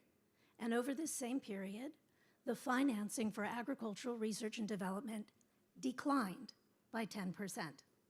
And when we talk about these smallholder farmers, which are our favorite group, our mission, 1.7% of global climate finance. And these farmers are on the front line of the climate impacts today. 1.7% of climate finance goes into this space. So the funding is absolutely inadequate to the task. The challenges are rising, 70% more food needed by 2050. Productivity, if we don't change what we're doing, will decline by 10 to 30% by 2100. The nutritive value of those things that we are growing diminish as temperatures rise. All the numbers are saying we need more research and innovation, and research and innovation funding is declining. So it's a very, very, very stark message. Let me make one plug, though, specifically on gene banks. Genetic diversity and preserving the genetic diversity, choose your metaphor. It's the building blocks, it's the intellectual property, it's the fundamentals of our food system. Is this germplasm? What a legacy investment. It's sort of the construct of an open source, patent-free code for crop breeders.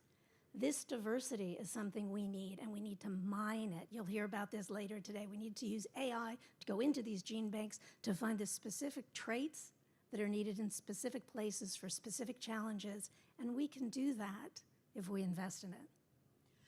That makes me think, here in the United States, we have kind of a political debate, frankly, about genetically modified crops, right? That's kind of taken on a life of its own. And so what do you say to someone who might be resistant to all of this talk and the AI and the technology and going in and doing this breeding? Someone who's saying, this is the opposite of natural, which we're all talking about, going back to, traditional crops and stuff, and folks that might be resistant to this because they think it's genetic modification, which, it is, but that's become negatively connotated.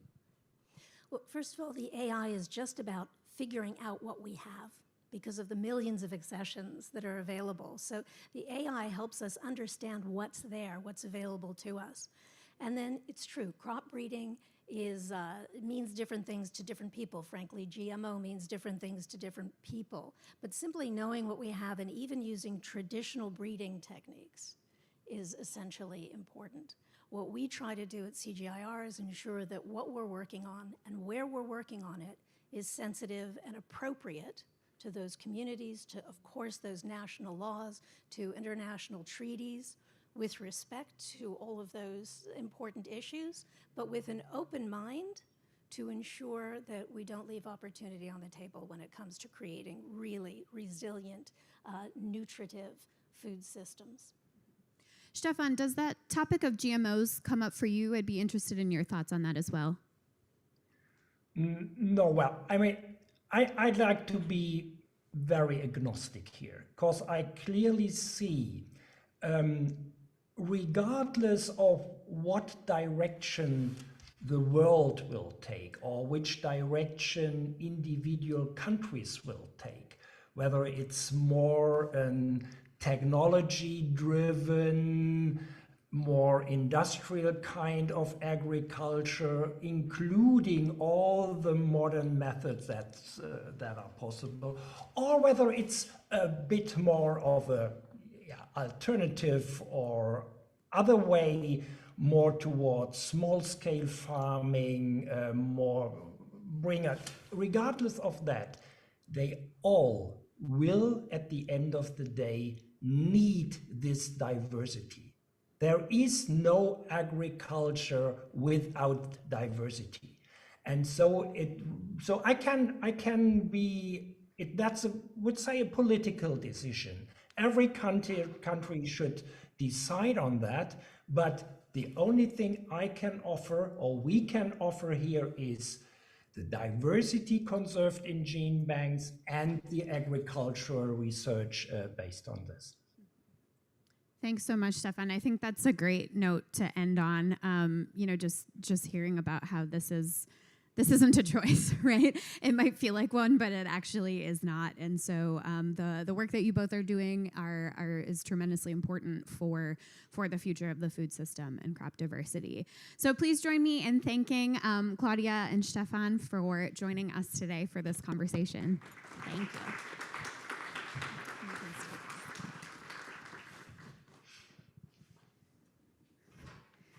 So I'm going to adjust myself here a little bit so I can see the screen a little bit better. We are going to have a progressive panel for you next. So I will be joined by Dr. Ratan Lal here, where we are going to have a conversation about soil health, do a little introduction for those of you who might not be the most well-versed in this topic, and then we'll be joined by a couple of other panelists to continue the conversation. So Dr. Lal, thank you so much for joining us. Can you hear me? Yes. Excellent. Spectacular. It's so great to have you join us here. We've got our audience here in Austin and our global audience tuning in around the world. So as some of you might know, Dr. Lal is a professor at The Ohio State University and former winner of the World Food Prize for all of his work in soil science. And so he's going to help us with a little bit of a primer in soil health and soil science for those of you who might not be experts. So Dr. Lal, we're going to start with a pretty basic conversation. How is soil health tied to global food security? Oh, thank you very much. I'd like to go back to a term which is an umbrella term called soil quality. Soil quality refers to the capacity of the soil to perform several ecosystem functions. And soil quality can be physical, chemical, ecological, and biological. And it's the biological quality of soil which is called soil health, because the biological quality is determined by activity and species diversity of organism, and its driving force is the soil organic matter content. Therefore, a soil is considered healthy if it has high biological activity and its soil organic matter content is somewhere between 3 to 5% in a temperate climate such as Midwest United States. Now, the soil health declines rapidly if the soil organic matter content declines, and many soils used by resource poor farmers and those prone to degradation and extractive farming may have soil organic matter content of less than 0.5%. In that case, the quality and the amount of food produced on degraded soil is adversely affected. And in this regard, human health is strongly dependent upon soil health. Indeed, what we call One Health concept, which states that the health of soil, plants, animal, people, environment, and the planet is one and indivisible. Therefore, if the health of soil goes down, health of everything else goes down with it. So soil health is very important, not only to human well-being, also for nature protection and conservation. I think that's a pretty stark description of why this is so important. Dr. Lal, you mentioned soil degradation and what some of the consequences of that are. How does that happen? If a farmer is farming and all of a sudden realizing that their crops aren't growing the way they used to, what are some of the practices that lead to soil degradation, and how can we mitigate that? Thank you. Soil degradation is caused by land misuse and soil mismanagement. When land is used for purposes which are not appropriate to its quality and its capacity, and when soil management practices do not follow the law of return. And the law of return states that whatever you remove from nature must be returned to the same site in one form or the other. Therefore, if extractive farming practices take things away, like nutrients and other substances mined from the soil, but which are not returned back, then the soil is degraded. Many factors that accelerate the degradation of soil are also related to soil erosion by water and wind, soil structure degradation by heavy compaction and other processes, chemical degradation by misuse of chemicals, acidification, salinization, overuse of plowing, and overuse of chemical and pesticide, which all lead to soil degradation, which eventually translates into human health and well-being. If I may end up with this factor that humans are mirror image of the soil they live on. If humans are suffering and desperate and miserable, they pass their suffering and misery to the soil, and unfortunately, the soil reciprocates. And this is a vicious cycle in which it's very easy to get gripped in. And what is the tie between soil health and growing nutritious crops? We talked a little in the last session about the importance of crop diversity and both for nutrition as well as mitigating the impacts of climate change and crop availability. So what's the tie between soil health and climate change? Soil health is managed properly if we adopt complex farming systems. If we do not follow monoculture over a long period of time, if we follow complex rotation, mixture of cereals in rotation with legumes, probably integration of crops with trees and livestock, that would be integrated farming system. The idea that the soil is always covered, protected by green cover or biomass, under no circumstances it should be excessively exposed to the climatic and environmental elements. The other problem is that soil has been, when used improperly, source of greenhouse gases to the atmosphere. It has been a major factor, major source of several greenhouse gases, not only just carbon dioxide, but also methane and nitrous oxide. So if we were to address climate change through better soil management by making agriculture a solution, soil health must be on the table of practices which we must consider seriously in terms of addressing climate change. Indeed, if we can find non-carbon fuel sources now, and we restore and protect degraded soils and ecosystem, it is possible to keep global warming to within 2 degrees centigrade.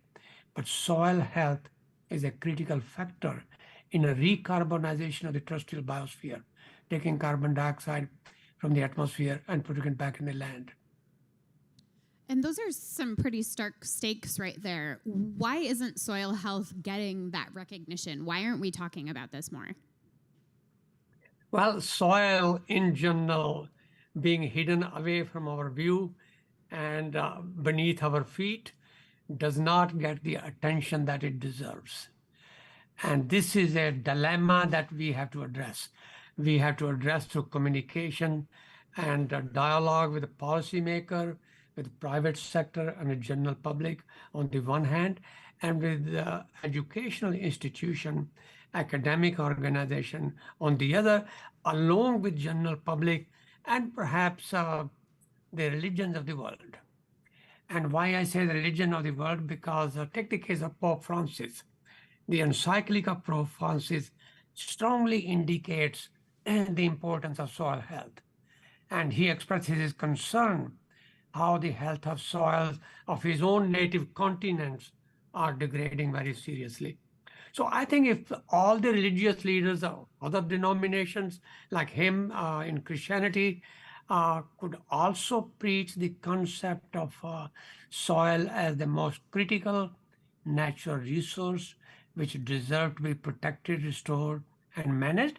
In fact, legally, I would say soil health should be managed by considering that soil has legal rights. Soil as a living entity must have rights to be protected, managed properly and judiciously so that it can thrive and flourish to generate ecosystem services for humanity and nature.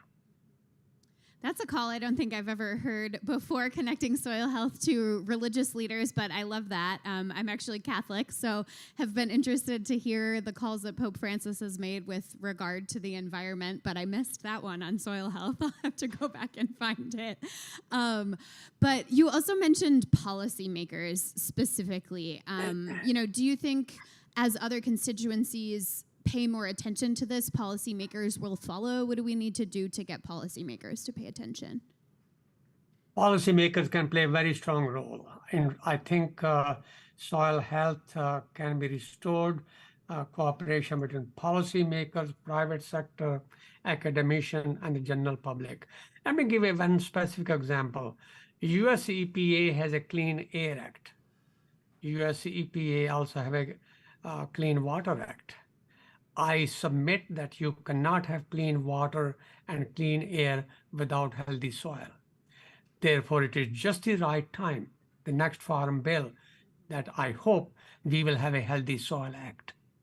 Healthy Soil Act does not mean that people will be punished if they ignore and degrade soil, but Healthy Soil Act must have provision to reward farmers, ranchers, and land managers who protect, restore, and enhance soil health. I think this is the right time to have a Healthy Soil Act. That's a great call to our policymakers in the audience and tuning in. Thank you so much, Dr. Lal. We're going to keep you up here, and I will now also be joined virtually by Enoch Chikava, who is the Interim Director for Agricultural Development at the Gates Foundation. And then we'll also be joined here on stage by David Guerena, who's a scientist at the International Center for Tropical Agriculture.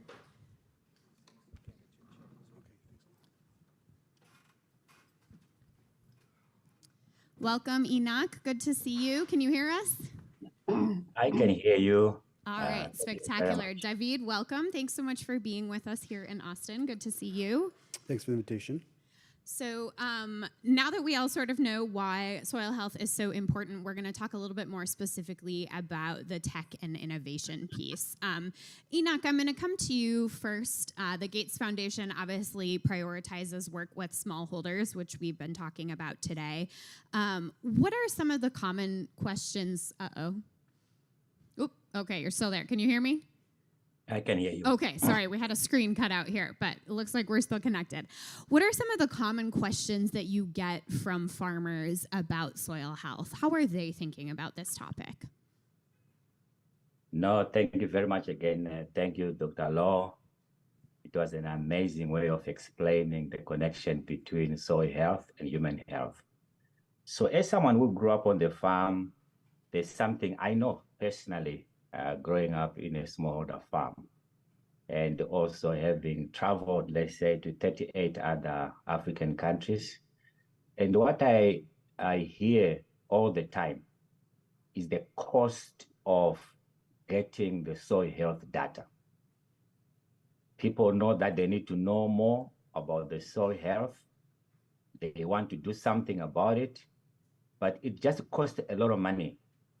We all know the traditional way is for you to dig some samples from your field, depending on how big it is, and also the differences within your land. It will determine the number of samples that you need to dig. And then you send them. I can give you one quick example here. Let's say you are in Kenya and you're a smallholder farmer and you want to know your soil health data. The traditional way is that you dig your samples, you send them to a laboratory. Most countries don't even have that lab within the country. So we used to send that to the UK. You do the analysis, you get back the results. The cost of one sample was more than $100. Wow. I think precisely about $103. That's for you to get soil information from one sample. Now you need thousands of samples depending on the size of your land and also the diversity of your land. So it's expensive if you want to do that. So most of the people know it's important, but they don't end up doing it because it is just prohibitive in terms of the cost. And this is something that we've done, again, as I talk about what has the foundation been doing in this space to make sure that we can reduce the cost of making soil health data available to those who need it the most. Again, as Dr. Law said, it is those people who are poorest who need to know even more about their soil so that they can manage it more economically. If all what you have is 1 acre, you want to make sure that you get the most out of your small piece of land. It's not just for food security, it is a way of life, it's a job. But if you don't have the tools you need for you to do a good job, that's why a lot of the farmers still end up not doing it because it's just super expensive. Debbie, that is obviously very concerning that it's so expensive for farmers to have access to what they need. How can technology and innovation help bring this cost down so that we're not sending a soil sample to the UK for $100 and it actually is accessible to the farmers in their own country, in their own community, on their own farm? Yeah, that's a very good question. And actually was been working with Gates Foundation on some similar projects that Enoch was certainly familiar with. So part of the issue in the past has been, in order to get a really high precise value from the soil, you need very expensive equipment. That's maybe the cost of like $250,000. Oh, wow. Yeah, so it's very difficult, if not impossible, to have those operating in really poor and remote countries. So we did a lot of work with another of the CGIAR centers, the World Agroforestry Center, as well as my organization, the International Center for Tropical Agriculture, to look at how we can take technological innovation and make that process cheaper. So we're able to look at things infrared, so infrared sensors, which are solid state rather than needing this big giant machine. You can fit it into maybe a small box about this big, and the costs move from about $250,000 to maybe $20,000. And so we did a big Still project. probably out of range for your average smallholder. Still out of range, but what that means is we can have labs established within countries, because all you need is electricity, and you don't need anything else. So we're able to take what Enoch has been saying about samples costing $100 and then move them down to the price of analysis and data collection to $1 or less per sample.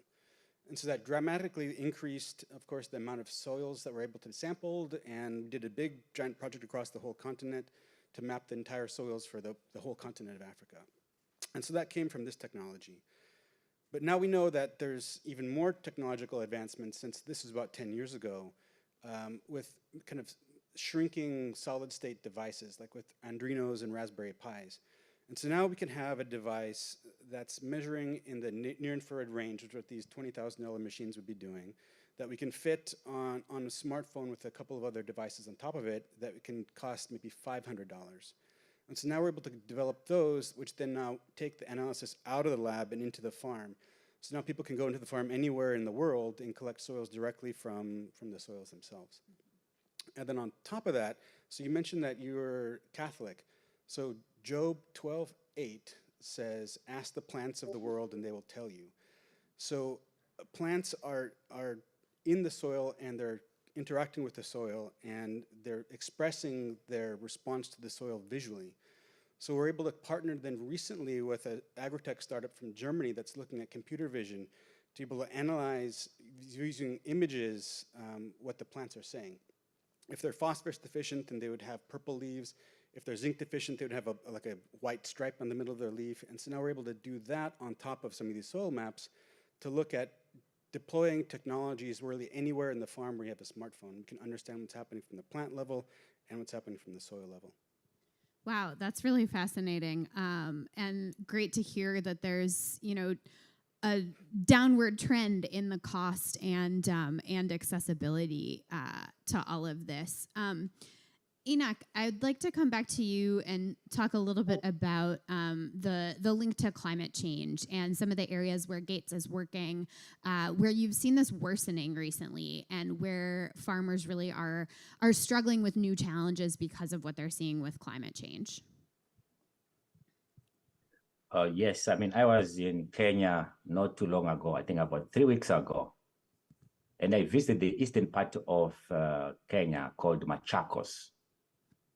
And because I worked in Kenya 15 years ago, this used to be a region where farmers would be growing beans and maize mainly. I returned after 15 years, going back there. I had a board meeting. And what I saw in Machakos was there's been a shifting in production systems. And I spoke to farmers again, and I realized that they are no longer growing maize, because for the past 5 seasons, they've had droughts back to back, which is again a real testimony here that climate change is advancing faster. And we need to come up with innovations that will allow smallholder farmers to adapt even more quickly. So what I saw in Machakos, there's a shifting. And I think about 3/4 of the farmers are now growing fruit trees. I found a lot of mangoes, a lot of avocados. Some are shifting to cassava. These are crops which they didn't grow. I mean, when they were, in the early years, they were not growing these crops, but they have to, because they need to be responding to the climate change. So this is where I think the understanding of soil health data becomes very, very important, because you can now shift into new crops you haven't been growing in the past, because your soil data will give you so many properties of your soil. I mean, Dr. Lau, was explaining here soil quality, and then even talking about, soil health, which is now the biological properties. And through a lot of the other investments that we have done here with my colleague from SEAT there and with other partners, we invested in what we call the digital soil mapping system, where every country can come up with its own national soil information system that can make available soil health data, looking at the chemical properties, in biological properties, agronomic properties, almost 20 properties. And when you have that, then you have gold.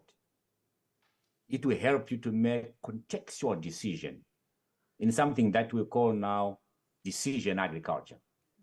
I think if for large-scale farmers, you use precision agriculture, you want to go to the exact planting point and want to maximize.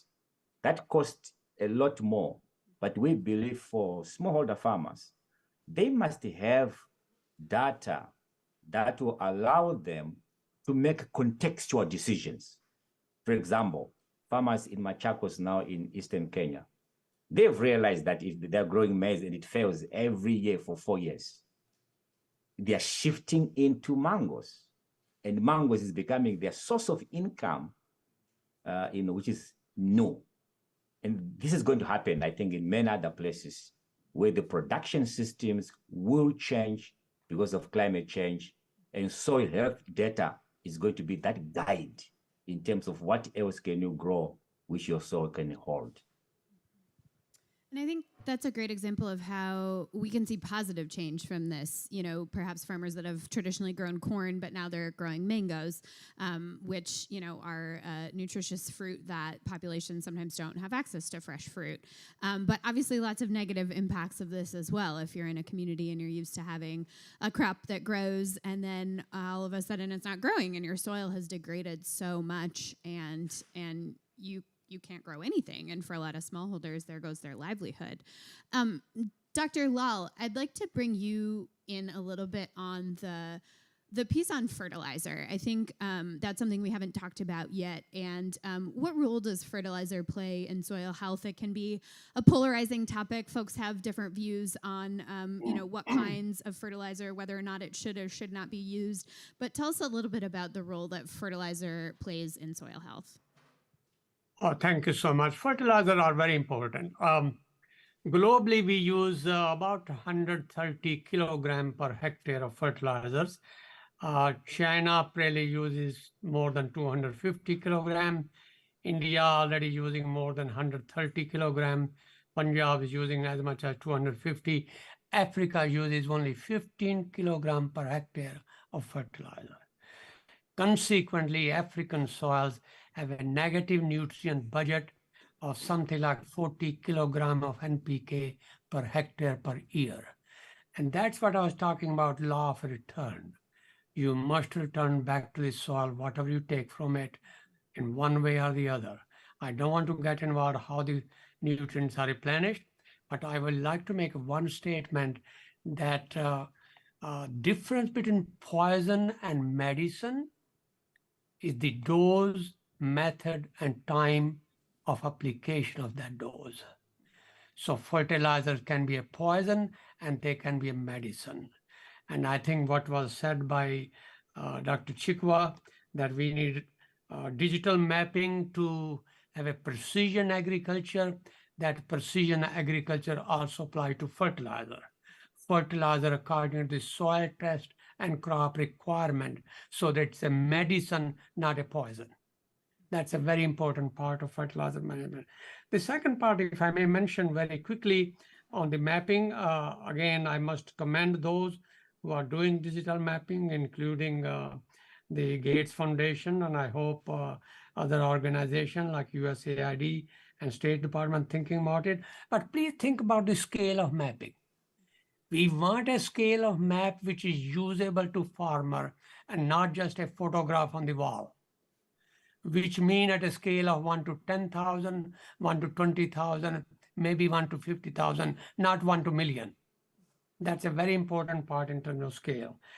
He also mentioned drought. If I may quickly please say that. We must know what kind of drought is Machaco and Sahel and Ethiopian highlands, Somalia suffering from.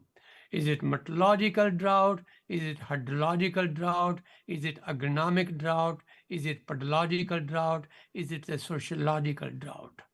Once we know the kind of drought, and most importantly, Machacos and soils of Africa suffer from pedological drought. Soil have lost their capacity to hold water because they have lost their soil organic matter content to erosion and to extractive farming practices. And that may bring me back to my last point, and that is going back to religious organization, really join the forces with the politicians and policymakers, because soil has the divine power to resurrect death into life at the root hair interface if the soils are managed properly. Thank you so much for that. And I loved what you said there about making this data more than a map on the wall. David, what are some of the challenges we face in doing that? You know, perhaps this information really is being gathered at the highest level, but how do you actually get it to the people that need it? Yeah, that's a good question. There's, I think, two approaches. One approach is using sort of the national government and public sector.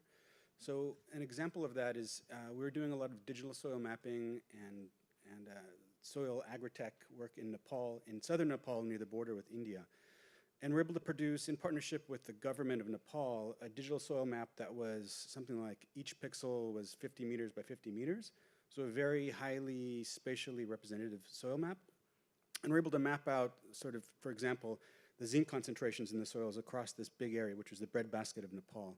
And what we're finding, we're collaborating with another partner from Ohio State University who was looking at geonutrition and was finding that there's a lot of evidence of stunting and wasting of children and pregnant mothers and poor cognitive development that was basically overlapping with the soils that were deficient in zinc had stunting and wasting values that were really high. Wow, that's really interesting because I think that's something we talk about, but to actually see that in the data? Yeah, so we measured the soils and we measured the plants and we measured the people, and we found this a through line throughout. So for example, the soils that were deficient in zinc had plants that were deficient in zinc, which didn't grow very well. So that means they were producing yields much lower than the potential, and the yields that they were producing were deficient in zinc, which means the people in smallholder systems who are feeding off the land for most of their calories coming from their land were also deficient in zinc, which was resulting in very poor health outcomes. So we worked with the government to basically describe this and document that this is happening, and they used that data and used the soil map in order to change the national fertilizer policy of the country to require that zinc become enriched in all fertilizers, whether it's organic or synthetic fertilizers. And it was a super simple and cheap like intervention. It was like less than $1 per acre to basically get rid of human zinc nutrition coming from the soils, and it has the benefit of increasing yields on top of that.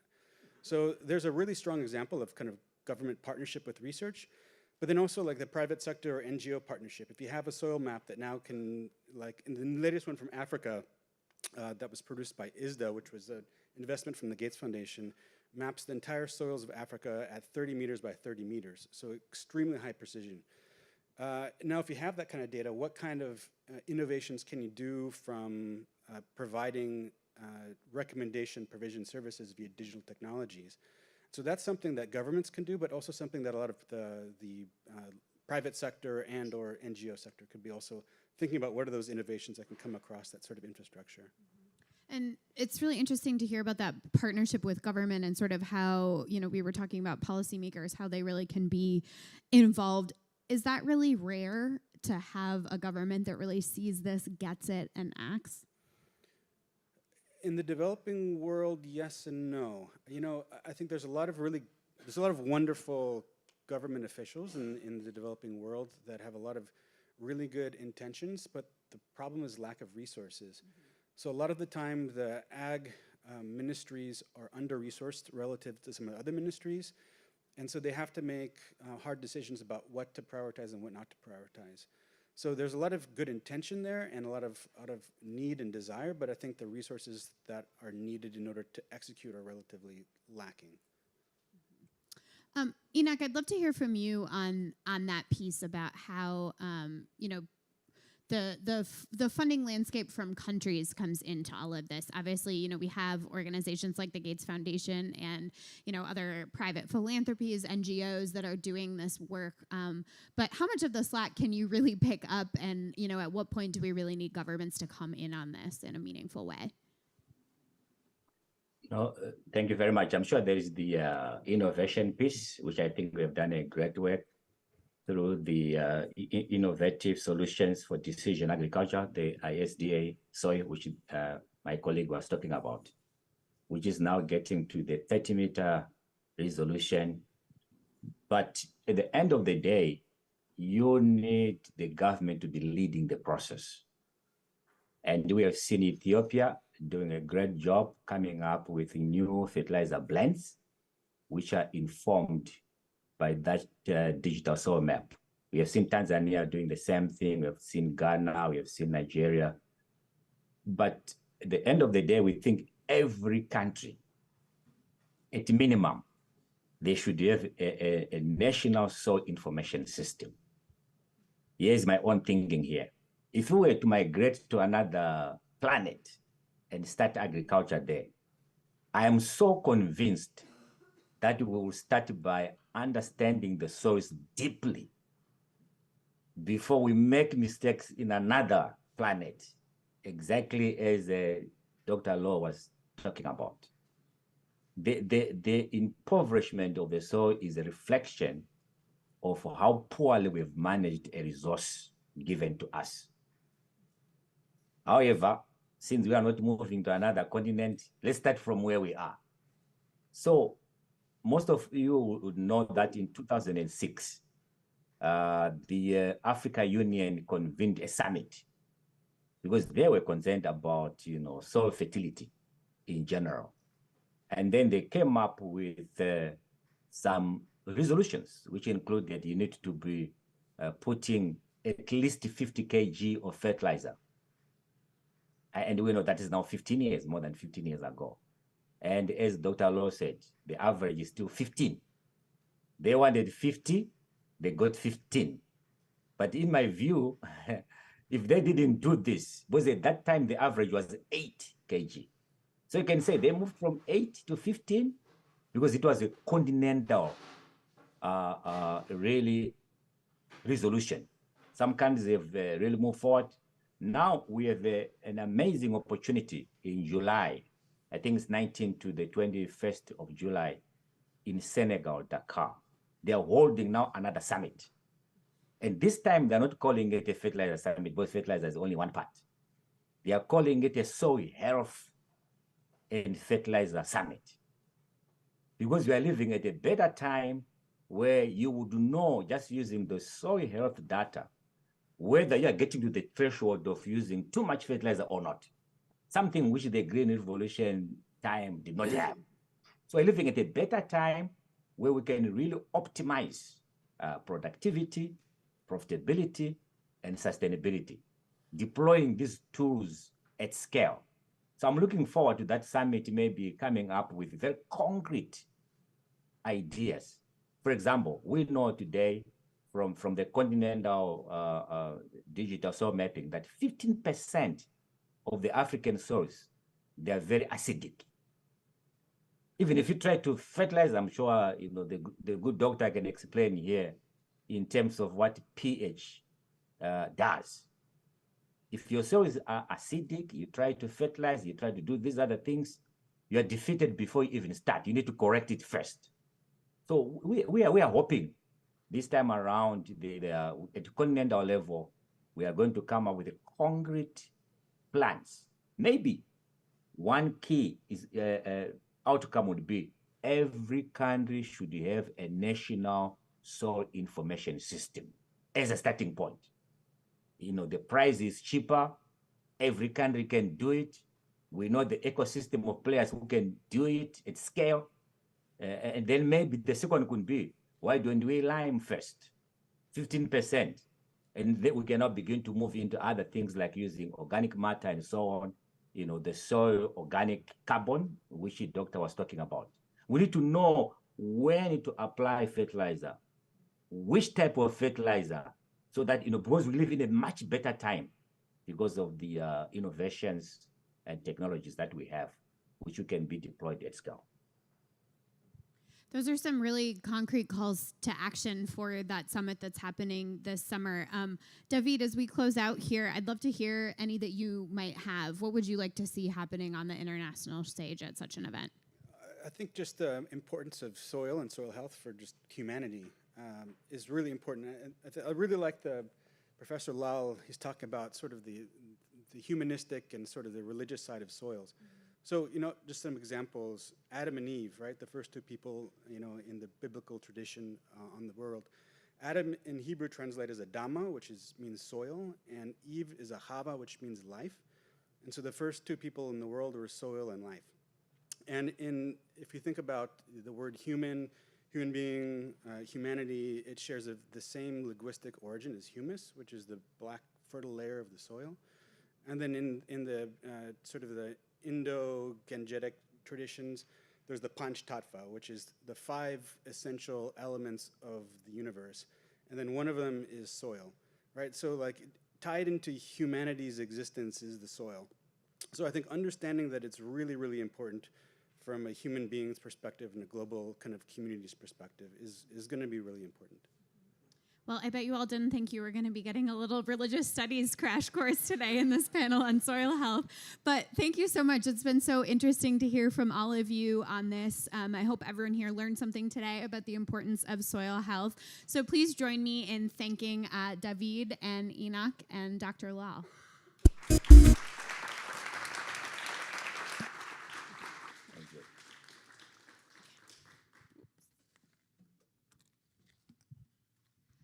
Great. Well, we're going to take just a little break, let you get some vitamin D, stretch your legs. We have some snacks and beverages outside, give you a chance to connect each other. And then we'll meet back at 3:10 to continue our program. We have a great, exciting program ahead of store. I see Mike Mitchner from USAID here. You'll be hearing from him. Sarah Farley from Rockefeller Foundation.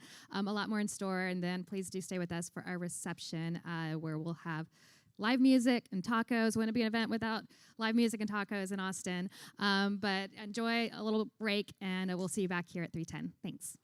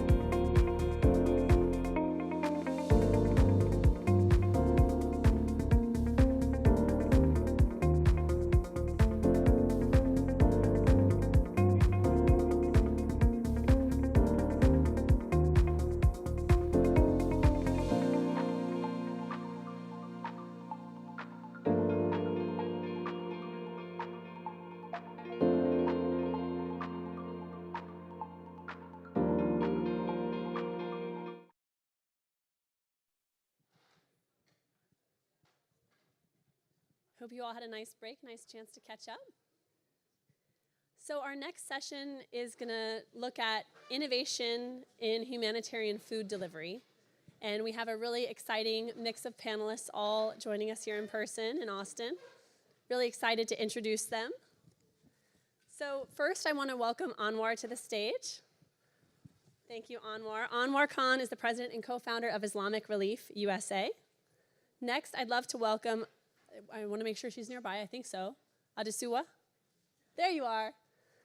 Adesua Ifedi, she's the Africa Senior Vice President at Heifer International, which we've heard a bit about today, and soon you will learn more.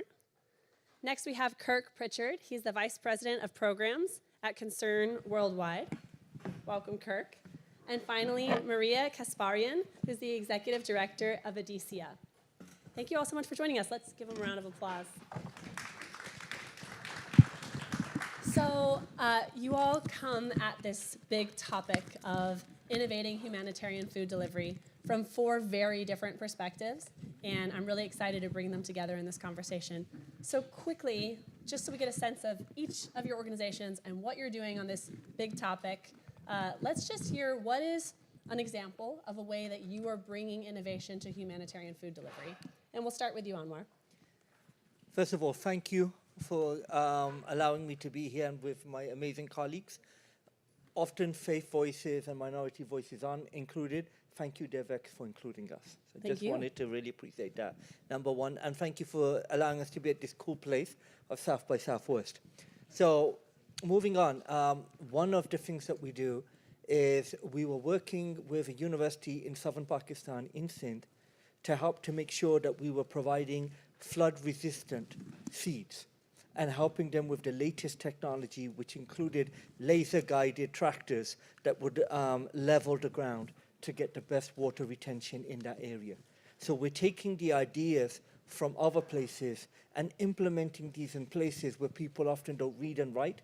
They're right at the bottom of the social classes, and we're implementing these cutting-edge technologies in places where there's no electricity and there's no political support. So that's one example. Thank you, Anwar. We'll hear more soon. Adesua, what about you? What does innovation in humanitarian food delivery look like for Heifer? Yeah, thank you, and thank you for inviting us. I'm happy to be here. I don't know how many of you know that Heifer started over 75 years ago, and we started as a humanitarian organization, working in Europe, then working in Asia, South Korea particularly, and then also working in different parts of the world. Well, our journey has been an interesting one where we began by providing livestock. We had the seagoing cowboys who provided livestock to war-torn victims in war-torn countries. Over the years, I think our organization began to reflect on the sustainability and also the life and dignity of these people who we were supporting, and realized that they don't need milk, what they need is a cow. And that's where our history of passing on the gift started from, with the understanding that people have the capacity to pull themselves out of poverty, but will need enabling environment, and wanted to be able to look at humanitarian as great point to start with, but the immediate connection to development, sustainability, resilience as critical. And so for us at Heifer, we've evolved over time, and we're very, very passionate about the evolution of the food systems to drive that resilience and to ensure we address issues of hunger. Today, we have 1/3 of all the people who are suffering from droughts in Africa today. And out of the 800 million people who are hungry in the world today, 1/4 of that is in Africa. So the food systems are critical, and that's why we believe in driving local food systems, building local food systems as a way of driving sustainability. And how do we see scaling local food systems that have seen the least investment and have seen the least interest in developing them? These are ways in which local communities can be food resistant. And so working with innovators like Hello Tractors for us has helped us, because what we're really trying to do is to ask ourselves, what is the ecosystem needed to build these local food systems, and where does innovation and technology come in to make that happen? And we'll hear more about how your support of ag tech is actually connected, if indirectly perhaps, with this bigger question of humanitarian food delivery. Kirk, what is innovation around this big topic, especially as we're confronting so many crises as we've heard about today? COVID, conflict, climate, what does this look like for Concern? Yeah, just choosing one that I particularly find interesting. It's about getting ahead of the curve So it's around modeling and early warning forecasts and all these things. We have all these data points like people were talking about earlier, market prices, weather patterns, all these things, even the migration of livestock and whatnot, that we can look at and then predict where the next food security or nutrition problem is going to be. So we have a big program in the Sahel around that, some of these other things, looking at getting ahead of the problem so that we can prevent a malnutrition problem or a hunger problem from happening in the first place. Absolutely. And Maria, glad to have you here as well.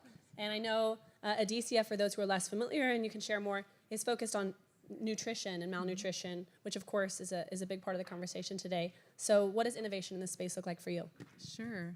Well, I'm curious from our audience, how many of you are familiar with Plumpy Nut, or RUTF, by a show of hands? All right. So this product itself, plus the programs through which it's distributed, was a major innovation. It was developed originally in the late 90s and then really piloted by groups like Concern and others, and proved out for the first time that this product, which is made of peanuts and soy and oils and dairy and vitamins and minerals, and is ready to eat, could be used for home-based care of acute malnutrition, severe acute malnutrition. So children who are on the edge of starvation, who are deeply malnourished and need a medical rehabilitative care, a ready-to-use product with a community-based management program was able to cure kids and is able to cure kids at a 95% cure rate, as opposed to hospitalizations and other types of products, programs and products that happened before then. So what does innovation mean today? That really rolled out since about 2005. There are now 22 producers of these foods globally. There are countless NGOs and governments that have integrated ready-to-use foods, RUTF, into their health systems. But we've got to look at things like new formulations, using more local ingredients, especially for factories that are making these products in Africa, Asia, Latin America. It also means partnering on better distribution models, not just keeping the same method, but evolving it. And also focusing on more prevention and focusing on more of the supply chains to improve access. So I'll talk more later. I want to ask, this is a bit of a curveball, sorry everybody, but when you hold up Plumpy Nut, it leads me to this question. I feel like there's a bit of a debate around, are the solutions out there, it's just we need to get them to people, or do we need more solutions? Plumpy Nut, as an example, the product is there, but there are so many other issues around getting it to people and how we get it to people. Just quick survey of our panel here. Do you feel like the solutions are there, we just need to get them to people, or we need to work on the solutions as well? Thoughts, quickly? Both? I think the solution's out there. You think they're there? Okay. It's about getting them to people. 95% of the solutions are there. Okay. I think it's often more about the political will than the solutions. So I mean, to use RUTF as an example, because of funding and will, historically we reach about 25% of kids who are starving each year. Last year, USAID stepped up and posted another $200 million to UNICEF. This year, we'll reach 50% of those kids. Wow. The scale, both for the products and the programs, that was able to scale once the resources were there. But another 50% to go as well. Another 50% to go. Adesua, do you want to respond? Yes, and I want to say that for us, why we say the solutions are there, as a development organization, we are evolving. Our first stage was focusing on passing on the gift of animals. Right now, we're seeing the importance of passing on the gift, which is about financing, about supporting and strengthening ecosystems, and about being innovative, not just in product, but in ways of partnering. So, for example, why not identify partners like this organization here, as well as many other organizations, Hello Tractors, and build an ecosystem? I think what we need to innovate is the way we work together and the way we see all of our various investments coming to solve the solution. I want to ask another question related to innovation. So, Anwar, when people hear Islamic relief, they might think relief in the traditional sense, right? Like emergency food distribution, for example.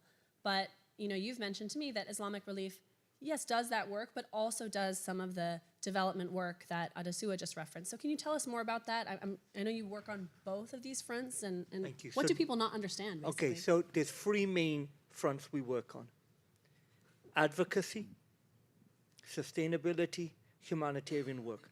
Normally, when I introduce Islamic relief to people, I have to explain what it means really quickly. Islamic, because we're inspired by our faith, but we employ people of all faith and no faith. We help people of all faith and no faith. Relief, because we started doing relief, but we also do development and advocacy. USA, because we're proud to be from the USA, but we work in 40 countries around the world through our direct partners and many more countries through other partners.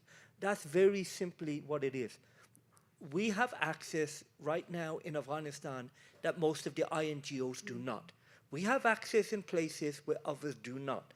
So we love our brothers and sisters from other faiths and secular organizations. We regard ourselves as an important part of that ecosystem. We have cultural sensitivity in some areas where others don't. If we want to work in South America, my go-to is Catholic Relief Services, because they have cultural sensitivity that we don't have, and vice versa. Recently, we're working with Episcopalian Relief Development against gender-based violence in West Africa. They're supporting us in Turkey earthquake. Same with HIAS, Hebrew Immigration Aid Service. So many times people think religion is the problem. Well, it is sometimes, but it can also be the solution. So we need to work together with the best of science. And the reason why I said both is I have a biochemistry background. I think there's still a lot of ideas out there we haven't touched. So I'm thinking more about the future. Fair, fair. And just to narrow in on faith and the role of faith in particular, like you said, often that's the most effective way to reach these communities is because that connection through faith. So how do you then connect that with innovation? I mean, to me, it seems pretty obvious. Like, innovation is nothing if you don't have relationships with communities. Is that what you would say to it, or how would you expand on that? That was the example I gave about in Sindh with the flood resistant. The local university, we connected them with this impoverished community. They said, this is based on the soil samples, these are the seeds that you need. Based on the area, this is the kind of fish that you want to have in your fish farm. They would never have access to that. The laser technology, they don't know what laser technology is. And even if they did, they couldn't afford it. So it's important for us to bring in that technology. And also, sometimes we talk about decolonization. They trust us, where they may not trust others. And it's not like the guys from the north are coming to the rescue. We try to have cultural sensitivity with local people, and that's where the faith comes in. And we see no problem between science and faith. Love that, thank you. Adesua, you mentioned your support of Hello Tractor, which also came up earlier. Can you tell us more about why is Heifer leaning into this ag tech space? And not just through your own work, but actually support of other ag tech innovators out there? And how would you connect that to innovation in humanitarian food delivery? Yeah, thanks. I mean, when you look at Africa, it's really heartbreaking when you talk about food security and how far we are from getting anywhere close to that. We have the world's largest arable land in the continent and yet spend $40 billion on food importation into that same continent every year. Whereas our agricultural sector can produce and deliver, if supported, way much more than what it is that we're importing. And then when we talk about hunger, we talked about the fact that 1/3 of the world's people that are hungry today and in Africa as a continent with the world's largest arable land. So what can we do to drive local food systems? What can we do to ensure that, like you rightly said, those of us who are on the ground in Africa and understand this context can become the drivers of this new innovation and ways of working? The best way to do that is to leapfrog with technology. And whilst we know that the farmers are there, they understand what they need, and they do know what their challenges are, they also need local innovators or innovators who understand the landscape to get the work done. We know who we are in Heifer, and we understand where our work comes in, but we also know that the tech innovators will probably be the future of how development scales. So we are ready to quickly work with them. Aside from Hello Tractors we've talked about today, I was glad to hear you talk about climate-smart information to farmers, building farmer resilience against climate issues. Africa is suffering from a huge situation. I just used drought as an example, where 1/3 of the world's drought is in the continent. So addressing climate-smart information is key. Supporting farmers to have farming insurance. You'll be amazed why farmers can't get insurance in Africa, because no one can price insurance effectively in a way that is affordable to farmers. So we work with innovators who are using new ways of analyzing risk and then using big data to reduce that cost of insurance to farmers so that the poorest who actually need to be insured can get insured. So yes, we think innovators can leapfrog, and they are critical for us to get to the scale we need to get to in Africa. And just a quick follow-up question for you, because we touched on this a little bit earlier in our conversation with Jahil Oliver from Hello Tractor, but I do think it's an important story to narrow in on. In your support of Hello Tractor, as Jahil mentioned, Heifer International was able to be really catalytic, which is a term you hear a lot, but this is a true example of it, where John Deere then came in as a commercial investor, not philanthropically supporting Hello Tractor. What would you point to as the lesson from that? Basically, how is Heifer ensuring that it's not just one-offs like small grants to support these ag tech innovators, and then good luck to you. But how do you ensure that that really is catalytic? Yeah, we have to have our eye on the big picture, and the big picture is systemic transformation.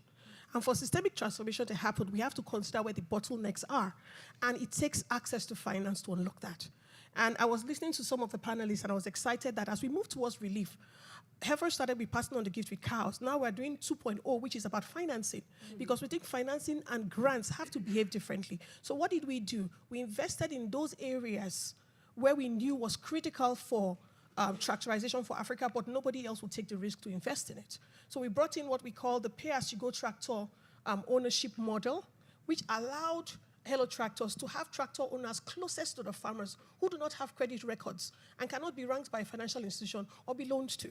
So that innovation triggered the ability for them to test out that model and then be able to attract further capital. And as we work with partners, we are working with them to identify where those bottlenecks are, and we are thinking in a systemic way as we try to drive those changes.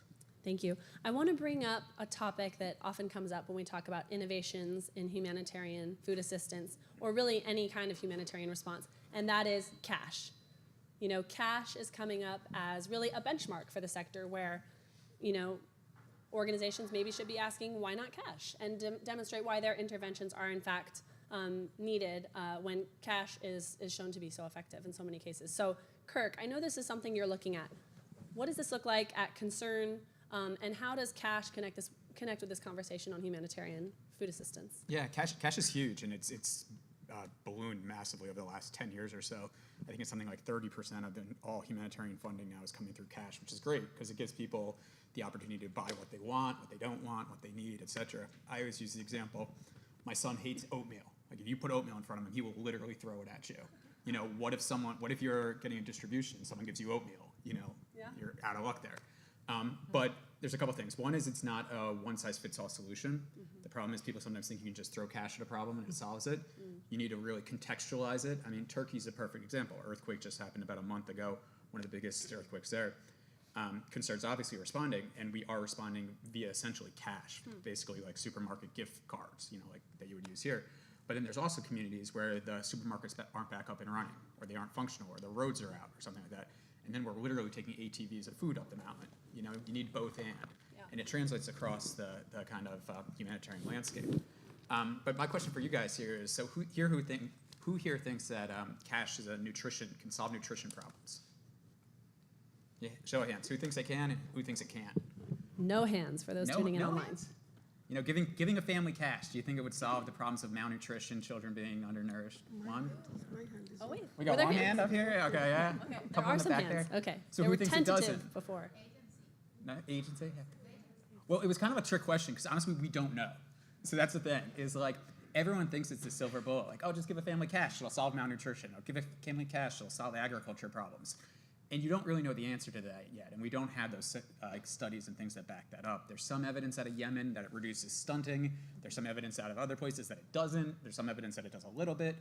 But it really is about incorporating it into a holistic program where it includes community mobilization, it includes agriculture, it includes all these other areas, early warning systems, protection, all these things that we can put together to make a better, more effective, more accountable humanitarian response. I want to bring Maria in a moment because, of course, that question Kirk posed is directly related to Adicia and your work. But a follow-up question for you, Kirk.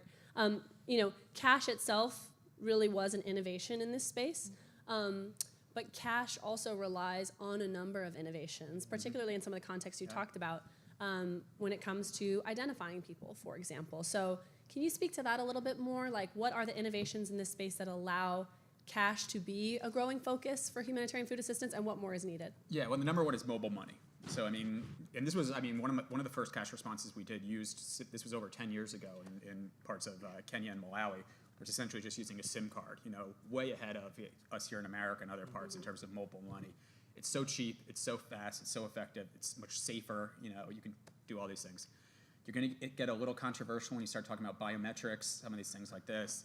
You want to get really kind of into the weeds, you can talk about the blockchain and setting up registers along these lines that people smarter than I can talk a lot more, you know, in depth about. My inbox is filled with pitches along these lines, yeah. We had a running joke that whenever there was a problem, that concern that we couldn't solve, we'd be like, the blockchain, I'll take care of that. Don't worry about it. That's the blockchain for you. So there are lots of things going on.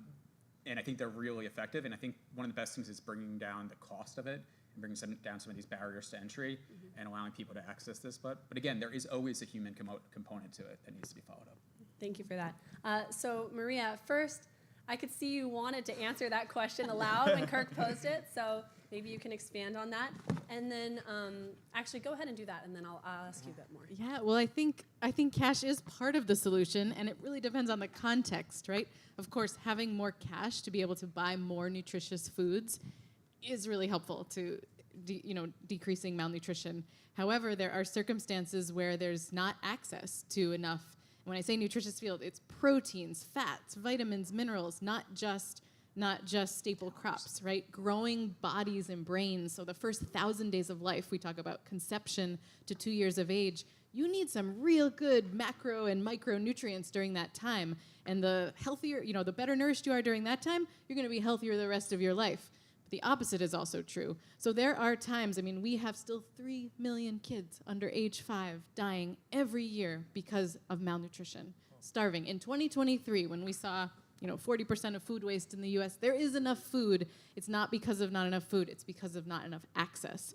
So when we have a situation like that where we've got children starving, sometimes we can't wait for cash, like there's an emergency. So something like an RUTF with the community-based programs, that helps solve the immediate need. Those kids can survive. At the same time, that's not the long-term solution. So you want to build systems. So we have partner suppliers in Ethiopia, Nigeria, Madagascar, Sudan, India, Haiti, to name a few. They are manufacturing ready-to-use foods in their countries using as many local ingredients as possible. And part of the innovation is also to improve that, right? These are historically peanut, dairy-based fortified foods. In Africa, we're talking about alternate formulations that use millet. Millet was mentioned earlier, that use sorghum. In Asia, that use chickpea and lentils. In the U.S., we're looking at adding more soy because we can do it here in the U.S. more cost-effectively with some soy protein. So it's really context-specific. So we're doing two things. We're improving the cost-effectiveness and the local accessibility, local use of foods like RUTF, but then also saying, all right, we don't want to be making RUTF. If we're making RUTF, we've already waited too long. Kids are already too malnourished. We want to back that up. Think of the 1,000 days. Make sure a mother has a supplement she needs and the young child has a supplement they need so that they hopefully never need RUTF in the future. So, there are a lot of solutions. We make lipid-based nutrient supplements, which are small quantity, which are more like a daily vitamin in an oil peanut paste. There are other solutions too. Balanced food and nutrition is the #1 best solution.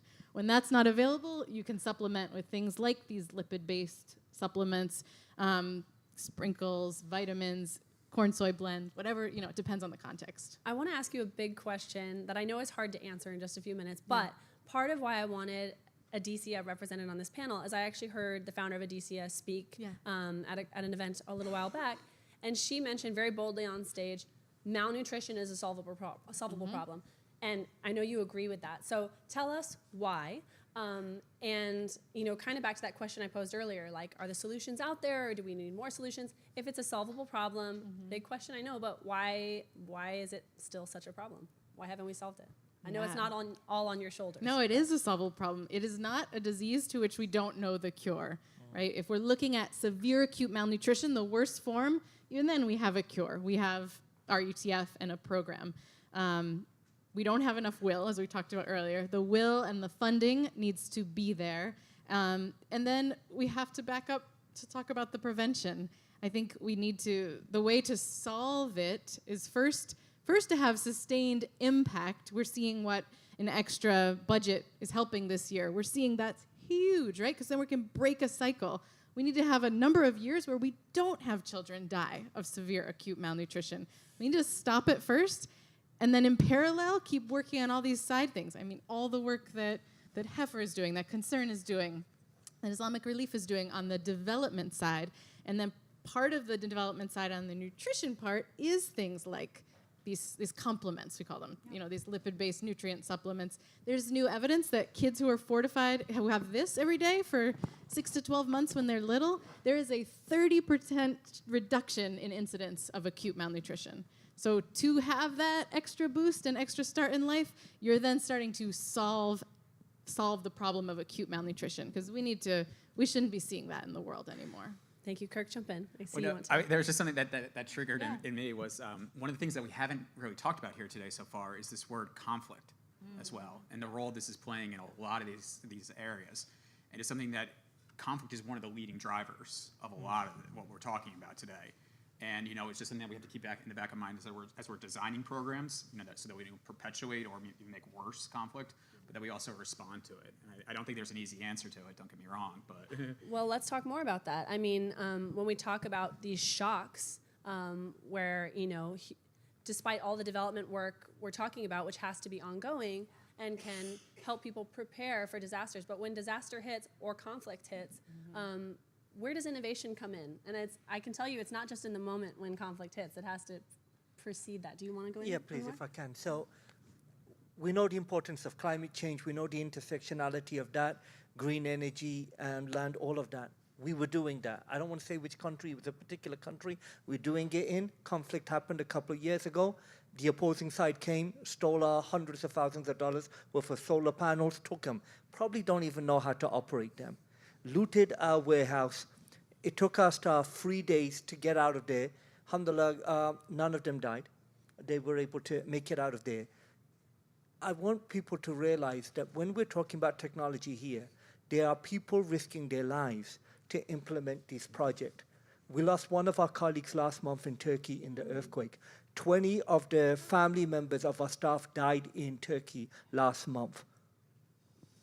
We buried over 13 people in the last 20 years. One of them was distributing food with WFP that's one of our main projects in Yemen. He was a driver, he was shot in the head.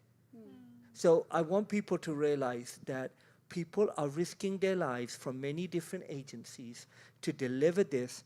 And what we have to do is we just realize, okay, they stole our stuff. We're not going to go back with the food delivery. That's nice about innovation. This is not the time right now. We need to get food to these people. And once it becomes stable, we'll go back to sustainability. But to me, it's not a dichotomy. It's not that we either have to do cutting-edge technology or the old stuff. We have to do both. And I just wanted to add this about the money. In addition to what Kirk mentioned, one of the projects that's really important, we're doing it in Ethiopia and Pakistan. Many people can't use technology because they don't legally exist. They don't have an ID card. If you don't have an ID card in Pakistan, you can't get a SIM card. So before you give people a SIM card so they can get the money, you need an ID card. We're working on the ID cards, especially with vulnerable women who are widows. Through our widow and orphan project, we're doing that. We're making sure they have a birth certificate or trying to get one for them, then do that. Same thing in Ethiopia. We're trying to make these people legally exist. And we're trying to make these people financially, that they do exist before we can do all this cute stuff that we talk about, technology, things that we take for granted here. Many countries, you can't go and buy a SIM card unless you have an ID. So this is disempowering to many people. And as you mentioned, many countries were way ahead of us with the SIM card thing. They don't have internet, but they have mobile money. I have a question for you. So you mentioned, there are the sexy technologies, like these game-changing technologies, but you have to do a lot of the unsexy work to make these work, like identity, right? And this brings up a topic I do hope we can cover a little bit here, which is the role of local organizations as well.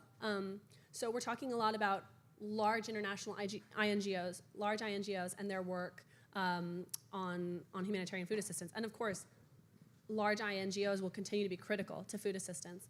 But let's talk a little bit about local organizations and kind of connecting it to what Anwar was just saying. To ensure that innovations coming down the pipeline are actually going to be helpful in humanitarian food assistance, we have to do some of the unsexy work you talked about, like identifying people. What's the role of INGOs? What's the role of local organizations? And maybe who aren't we talking about? Like the private sector, for example? Yeah. Go ahead, Adesiwa. Yeah, thank you. So I think that we have to be very careful to focus our attention on long-term sustainability. In 2015, the heads of governments got together and all agreed on the importance of addressing humanitarian issues from the point of prevention. In 2016, Ban Ki-moon also talked about the importance of prevention and driving sustainability. But where is the long-term gain? In Africa, we have the portion of the continent which we call the poverty belt. And the poverty belt is the driest and also the most conflict-ridden part of the continent and the poorest. There is a close correlation between the perpetuation and sustainability of conflict and climate change, as well as issues of conflicts on the ground in terms of agriculture and land. There are issues, but the big one we never talk about is unemployment. In a continent with almost 70% of its population being young and available to continue to extend conflict without finding suitable jobs, these are critical issues that underline the issues of conflict that leads to what we try to deal with, and then losses of lives, like you talked about, where people are trying to provide protection in those kinds of places. And I've had the opportunity to work in those kinds of areas in northern Nigeria, so I know exactly what you're talking about. But I think the solutions are local. They are going to be driven by these young, unemployed people who need to be supported to become innovators, who need to be encouraged, who also need to become the solution. Why? Because they are closer to the problem and they can identify it. I think the solution is also private sector led, and we're talking about social entrepreneurship. All the ideas here today are driven by social entrepreneurship, but it has to be driven from a sustainable point of view. My own idea, where we are going away from grants towards products that people can pay a reasonable price for, no matter how poor we think they are. So I do think that thinking the long game and understanding these pieces is critical, even if it's a conflict-driven food challenge that we're referring to here. Thank you, Maria. No, absolutely. I love what you just said about using social enterprise and the market-based systems. The Plumpy Field network that we're a part of is all small and medium-sized businesses. They're food manufacturers in a dozen countries around the world. And some of this unsexy work that you're talking about, it's supply chain development, right? Yes, it's working with the local farmers. So like the partner Meds and Food for Kids in Haiti, they work with hundreds of Haitian farmers on peanut growing. The partner in Sudan, Samil, they work with thousands of farmers in Darfur on peanut farming. They then have a supply chain. So it's not just the peanuts, so they need to work on post-harvest storage. They need to have low aflatoxin levels.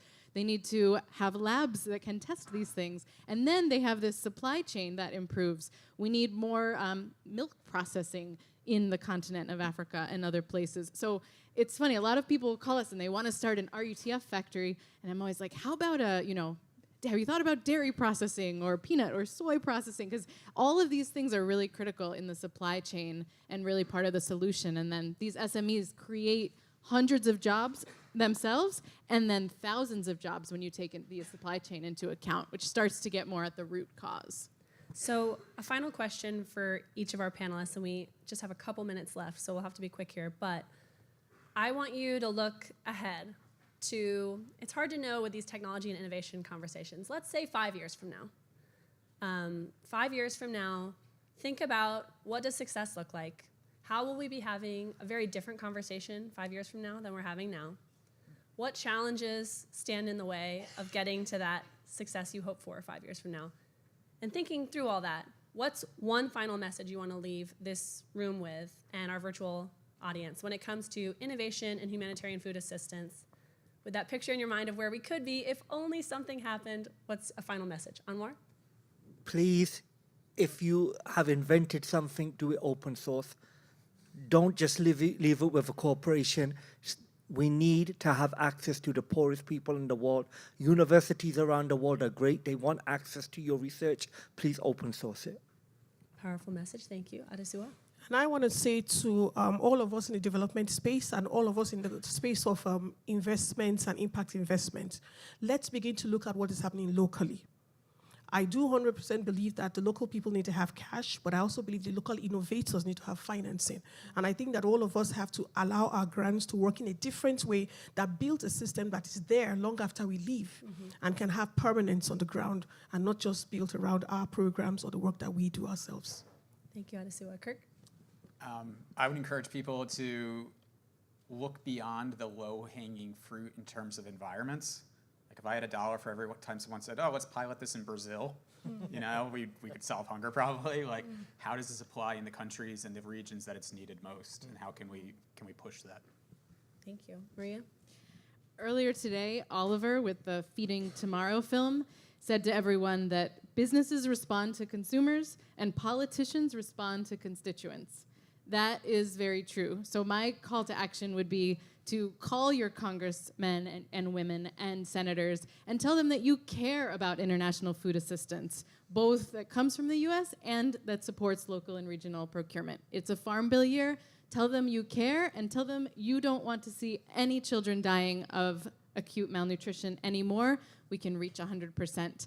And that makes a more stable world that then sets us up and the world up for development and health. Thank you, Maria. Well, let's hope that these things happen and that in the next 5 years, it's a different conversation. I know there's a lot of work to be done, and thank you for all that you all are doing. Please join me in thanking our panelists.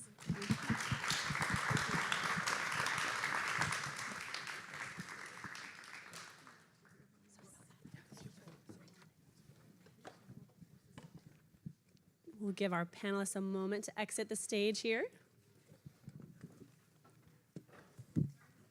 All right. And now I'm going to hand it back to my colleague, Teresa Welch, to continue the conversation. Thank you so much, Catherine. Give us a moment here as we arrange ourselves on the stage. We're going to have two folks up with us here in the room, and then we're going to have one more joining us virtually as well. Thank you so much. Alrighty, come on up, folks. I am really looking forward to this conversation. There you are, Ana Catalina. You guys can take a seat. Yeah, and we'll need the mics. Thank you. No, yeah, I want to be able to see all of you. Alrighty, thank you so much to all of you for being here. I'm really excited about this one. This conversation is about food waste, and before I even introduce you all, I want a show of hands in the room. Raise your hand if you have ever found and thrown out a really sketchy head of lettuce in your fridge. Yes, popular problem, right? We've all bought things at the grocery store that we really had our best intentions of using and eating, and then, ooh, takeout just looked so good, or we got home really late and we didn't end up using it and we threw it away. And that's what we're going to be talking about here today. It's a massive issue. We're going to get into some of the specifics of that, as well as things that we can all be doing to be reducing the worst of it. So I'm so pleased to be joined by our panel today. I've got with us Ana Catalina Suarez Peña, who's the Senior Director of Strategy and Innovation at the Global Food Banking Network. And then we've got Pete Pearson, the Senior Director of Food Loss and Waste at the World Wildlife Fund. And joining us virtually, we also have David Catt, who's the Senior Vice President of Business Development at Wasteless. David, can you hear us all right? Yeah, all right, perfectly spectacular, well. Thanks. Great. So food waste is something that we all have been a part of, right? Unfortunately. Pete, I want to come to you first. Tell us the stakes. How bad really is this problem? I mean, when you look at it, I think the more we measure this problem, the worse it gets, unfortunately. It's largely a problem that is unmeasured globally. We use a lot of estimates of estimates. Some of it's really old data, to be honest. And we did a revamp of some of the best measurements we have in something we call our Driven to Waste report. We published this in 2021. And we found that the original estimate of 33%, or the 1/3 of all food, is probably closer to 40% when you more accurately take into account the post-harvest loss and the waste that's happening on farms. Oh, wow. That's depressing. Yeah, and so what you didn't ask, though, up front is how many people have eaten that sketchy head of lettuce in their fridge. And That's true. That's important. And I actually appreciate that, because I am notorious among my friends for eating something that, like, maybe we shouldn't be eating. But I am just so opposed to throwing it away and want to find a way to use things that, maybe I perhaps shouldn't be eating. But we can talk more about that. Yeah. But I think an issue is largely that when you don't see something, it's largely a conditioning that we all have, that we don't see waste, and waste is a human construct. The more you really start to see it and the more you start to measure it, the worse that it probably is. But that's just a product of having to deal with it. Like, we've got to start seeing it. We've got to start really accounting for it. and turning it not into waste, but as a realization that we have nutrients, that we have food that needs to be circular, and we can use all of this. It never should be waste. Yeah, thanks so much for that. And Ana Catalina, I'd like to come to you next. Tell us about how, through the Global Food Banking Network, food banks can be a part of the solution.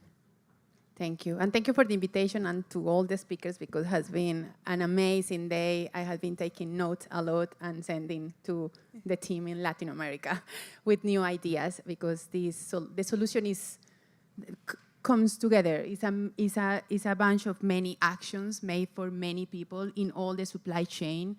And the first one that I want to say is, since 2015, the numbers around poverty and extreme poverty and hunger has been increasing. It's not a circumstances that was after the pandemic situation. And that is important, it's huge because we have many, nowadays we are responsible about the numbers and what is happening. In this moment, we are facing something that we are calling the food access crisis. That means we have food, the numbers that Pete was mentioning, but at the same time, we have the number of people that is facing malnutrition, that is facing hunger, is increasing across the globe. And the numbers related to deficiencies, for example, about fruit and vegetables, is huge, but at the same time, 40% in the global south, in the low and medium income countries, of the food that we are wasting or losing is fruit and vegetables at the same time. Then the problem is huge.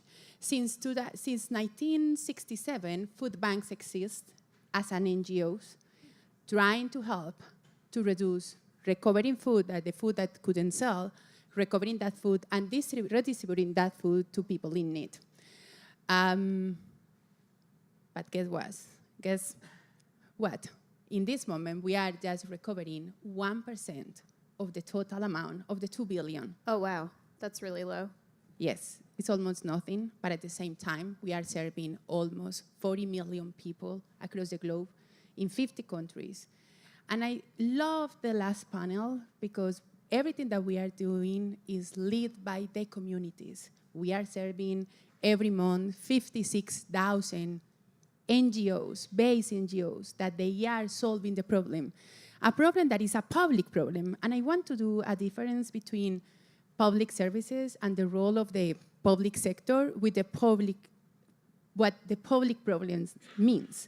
Because when we are talking about poverty, when we are talking about hunger, extreme poverty, we are talking about public problems.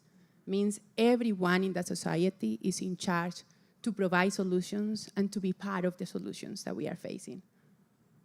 I love that. I think that's a great call to action because I think a lot of times these problems feel really overwhelming. So we're going to talk next. David, I'm going to come to you about a particular solution that you've helped develop to reduce food loss and waste, which gives people a really concrete way to be a part of a solution for this. So tell us a little bit about Wastelist and what you all do. Yeah, thanks very much. Hope you can all hear me well, calling from Amsterdam. It's night out already. Hearing the previous panel, it becomes ever more clear that the food system is extremely long, extremely difficult, and has a lot of different problems. And some of the problems and some parts of the chain actually exacerbate the others. What we at Wastelist do is we incentivize consumers, mostly actually in the global north, to buy a product with slightly less shelf life at a slightly lower price. So we have a artificial intelligence, and we gauge the risk that a certain item will perish on the shelf, and we then find the freshness sensitivity. So you're talking about your wilted lettuce. So just before it wilts, a couple of days before, when it's still perfectly fresh, we actually incentivize you to buy it with slightly less shelf life and at a slightly lower price. And hearing the previous panel and also this panel, it becomes really clear that in the global north, we really have a responsibility to reduce food waste. Because if we do that well and if we do that responsibly, we will actually be able to reduce food prices along the chain and also make sure, oh, I'm gone. Yeah, there I am again. So to reduce food prices, so to reduce food prices along the chain and make sure that producers get fairer prices, because that's a massive problem in the food system as well. There is enough, and Pete will probably go into it in a bit as well. There is more than enough food to feed the global population. It's just at the wrong place, at the wrong time. And we want to incentivize people in the global north to waste less and to make sure that there's more money and more to actually distribute it fairer, because no one should go to bed hungry. I think that point bears repeating, that there is enough food today on the planet to feed every human being alive. Yet, as we heard from the last panel, children are still starving to death, and this absolutely should not be happening. So, David, really great to hear about a technological solution that you have come up with that obviously is applicable in certain contexts. But we also have food, being wasted and lost in other parts of the supply chain. Pete, I want to talk to you a little bit about the difference actually between food loss and food waste. So we've talked a little bit about food in our own fridges that we throw out that we don't eat, or those leftovers that go bad, and then food that also expires on a grocery store shelf. But talk to us a little bit about the supply chain before food even reaches the grocery store and how much we are losing in that part of the chain. I mean, the estimates up until retail vary between like 15% to 25% of that total loss figure is probably happening post-harvest and as things move through supply chain. Again, the Driven to Waste report that we did a year and a half ago, it really goes into a lot of detail of looking at the loss and the waste that happens before retail. But I think it's important, these are all based on decisions and through frameworks that we can change. Like, we can start to look at this differently. We need to look at this as nutrient flows, right? From beginning to end, we are dealing with a nutrient flow, an energy system, essentially. And at each point in that energy system, we're comfortable and we don't even care about loss in those stages. The Ellen MacArthur Foundation has done some really amazing work around circular food economy. And I'd really, if you're interested in this topic, take a look at it. Their estimates show that globally, we take organic material and only 12% of global organic material makes it out of landfills. That means the other, right, 88% of organic material is going into landfills. Here's the big one, though. 2%, less than 2% of nutrients globally are recycled in our food system. Like these numbers that you just look at this and you say, that this is not how you manage a planet with finite resources. We can't just keep expanding because there's not many more planets left, right? That we have what we have. And so we've got to fundamentally think about nutrient flows differently. And that's going to serve people well, ultimately. We do this in the name of humanity and serving people, and it's a fundamental change in how we think about the system as a linear system.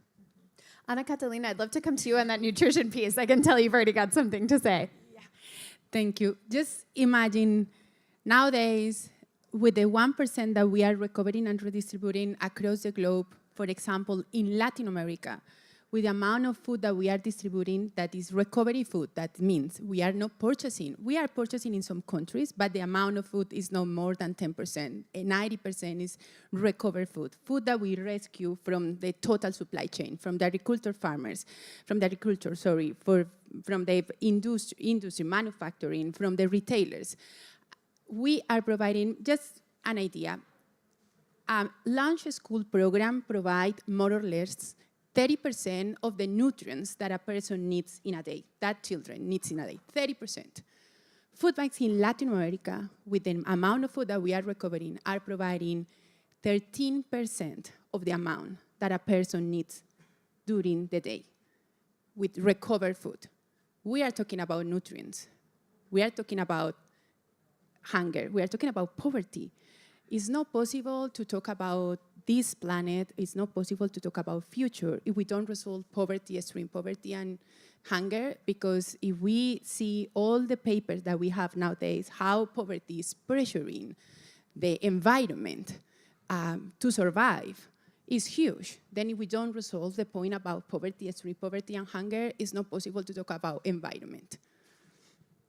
Yeah, I think that's a really important point. Oh, go ahead, David. Yeah, no, because I heard the word environment, and it didn't come up yet. The metric we've been talking about up till now is mostly nutrition. It's feeding the world, but actually, food waste is causing 9% of greenhouse gas emissions. So it's not just that we're not eating it, we're actually, by not eating it, we're actually destroying our future, we're destroying biodiversity, we're causing global warming. And a metric that I'm always puzzled about is that the total economic value of the food system is $10 trillion. As 40% of it is wasted, actually the food waste is harming the planet to the tune of more than $4 trillion. And that's really, really, really painful, because not only are we wasting the food, we're actually eating up the future and the future of our kids. So that's really what we want to do at Wasteless, is to incentivize children and incentivize families to save their wallet and save the planet, and those really go hand in hand. Especially if you then enable redistribution to food banks, etc. as well. The food recovery hierarchy is very, very precise about it. First prevent, and then the diversion, etc. They're second and third priorities. And David, how do you go about incentivizing customers? Because I think, sometimes people sort of realize what a problem this is, but a lot of people really have no idea the problem, the scale, the impact, how it's adversely affecting our food system and our planet. Tell us a little bit about how you connect with consumers and make people care about this. Yeah. So your local supermarket is probably throwing out food to the tune of $500,000 a year or more. And what we do is when you go into your supermarket, you get the choice of buying a product with slightly less shelf life at a slightly lower price point. What we want to do, obviously, is we want to plow that money back into the food system. So what I would really love to do is to give the most loyal customers of a supermarket bonus points or WWF points or food bag points, because when you are saving food and your kids are driving you to save that food, you're also actually helping someone else get food on the table. Pete, what about so for us? So we're actually, so all we are doing is we know the freshness sensitivity, so we know the likelihood of a consumer to forgo a little bit of freshness for a slightly lower price, and that's a driver, and that's a very important driver to actually in the connection between food, the consumer, and the supermarket. Yeah, I think that cost element is huge, particularly, it's an issue all around the world, but we've been hearing here in the United States how high grocery prices are right now. Everyone's talking about eggs and how expensive those are. So anything that can be done to lower those prices a little bit for consumers. Pete, what about on the policy side? How do you incentivize people who can control some of these systems to care about this? Good question, because it has me perplexed a lot. This is 20% of governments globally have committed to food loss and waste as part of their climate indices. That number is completely lacking. We need more than 80% of governments committing to this as a climate issue. I was really pleased to see, and I think the conservation community in general, the outcome from COP15, the biodiversity COP that happened in Canada this year. I think there's some real progress being made in high ambition countries that are taking on this idea of let's save nature, let's save space for nature on this planet. 30% by 30 by 30 campaign. When you do that, you start to create the real limits that we see within agriculture expansion, right? We've lived in a time where it's just you can grow, but now we have real constraints. And so when you have those real constraints, you have to look at things like loss and waste reduction, because you have to utilize more of that total system. you can't keep expanding. So I think we need to get governments really on board with this as a climate issue, as an agriculture issue, but more importantly as a food security issue. And I see no reason why it can't rapidly happen. It's just, it needs immediate attention. And those 20% of governments, are you seeing them actually act, or is that also a problem where people have said they're doing it are also not really doing it? No, I think you see real action when you have that government and public and private sector engagement. You've got a lot of companies globally that really want to do this. It's not an issue where the private sector does not want to be involved. It's actually the opposite. It's just so much of the system, especially waste management, as you look at the whole system, the public sector takes on a lot of that responsibility. You can't do it without the public sector. Ana Catalina, I'd love to hear about how the public sector affects your work. I think in a lot of places, regulation is the #1 barrier to reuse of food. You know, a lot of places have laws in place for good reason to manage food safety and ensure that food that might be, you know, donated from one location to another is still safe to eat, you know, when it arrives at the second location. So how do you manage those sorts of things and ensure that, you know, regulation maintains food safety, but also allows for food reuse when that is possible and safe? Teresa, that is one of the works that we are doing. During the last 4 years, we have been working with Harvard to understand how the policies are contributing to the donation policies in countries. At this day, we have evaluated 30 countries across the globe. That is giving us the understanding about where we are, what type of policies we are having, how the policies, how the laws are incentivizing destroying food, for example, because we have, for example, some taxes laws in some countries where the taxes allow the company to reduce their inventories in 3% without any explanation. That means they don't have to pay taxes for that 3% of inventory. They don't have to present what happened with that inventory. That is, at the end, an incentive to the companies to reduce their inventories without any explanation and without donate any of the food that they have. Then one of the things that we are looking is how we can create tax incentives in the countries to help the companies, not just the companies when we are talking about manufacturing, we are talking about agriculture farmers too, because we want to incentivize the decision-making process around how to increase the donations.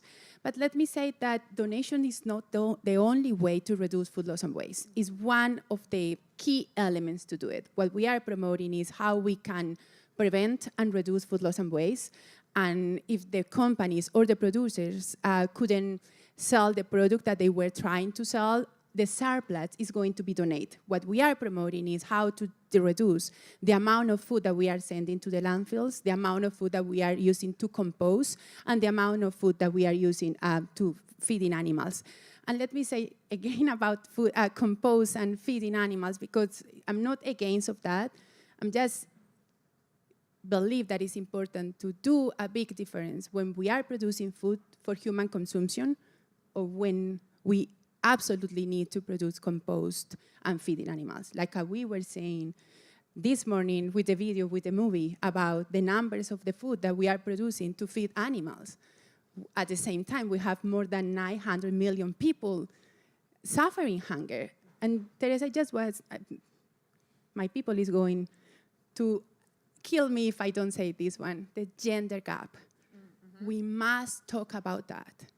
In this moment, according with the last numbers, 10% is the difference between food insecurity in men and food insecurity in women.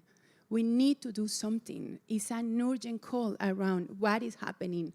The situation after the pandemic is getting worse for the women across the globe. And for all the women that are here and the men that are here, we need to stand up and say, we need to close the gap that is growing and is getting worse. Maybe white women are privileged as me, and we have access to these scenarios. But there are amount of food, amount of people, women, that are not accessing to the rights that they deserve. Then we need to talk about the gender gap when we are talking about food insecurity. Thank you so much for bringing that up. I think that's a huge piece, the hidden hunger that we don't often talk about. And a lot of the data we have is not gender disaggregated. So we don't necessarily always know if you're doing a household survey. You're probably hearing from the man who's the household head about what food insecurity is like in that household. So thank you so much for raising that point. I could talk about this forever. This is one of my favorite topics, so find me at the reception. We can chat. But unfortunately, we're out of time for this panel. Thank you so much to the three of you for joining us. I really enjoyed this one. Thank you.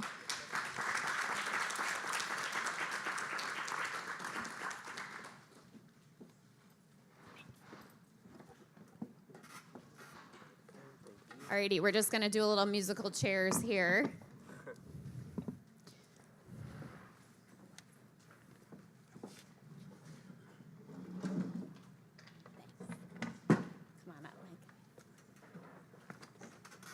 Alrighty, now I am pleased to welcome to the stage with me Mike Missioner, who is the Deputy Assistant Administrator for the Bureau of Resilience and Food Security at USAID. Classic USAID, really long titles. All the time. Thank you so much for being here with us. My pleasure. So we've been hearing a lot about the global food crisis here, the stakes, a lot of the different issues that we're facing. USAID, obviously, as a major donor, is integral to so much of these responses, funding a lot of the organizations we've heard from today. So you're very intimately familiar with all of these issues. So I think one of the things I've really been thinking about is we have talked a lot about the humanitarian impact here, and we've been seeing that really with Russia's invasion of Ukraine and the impact that we've seen on so many communities. But we can't forget to be doing the long-term work. And part of the reason that we're in the situation we're in is we haven't been doing the long-term work.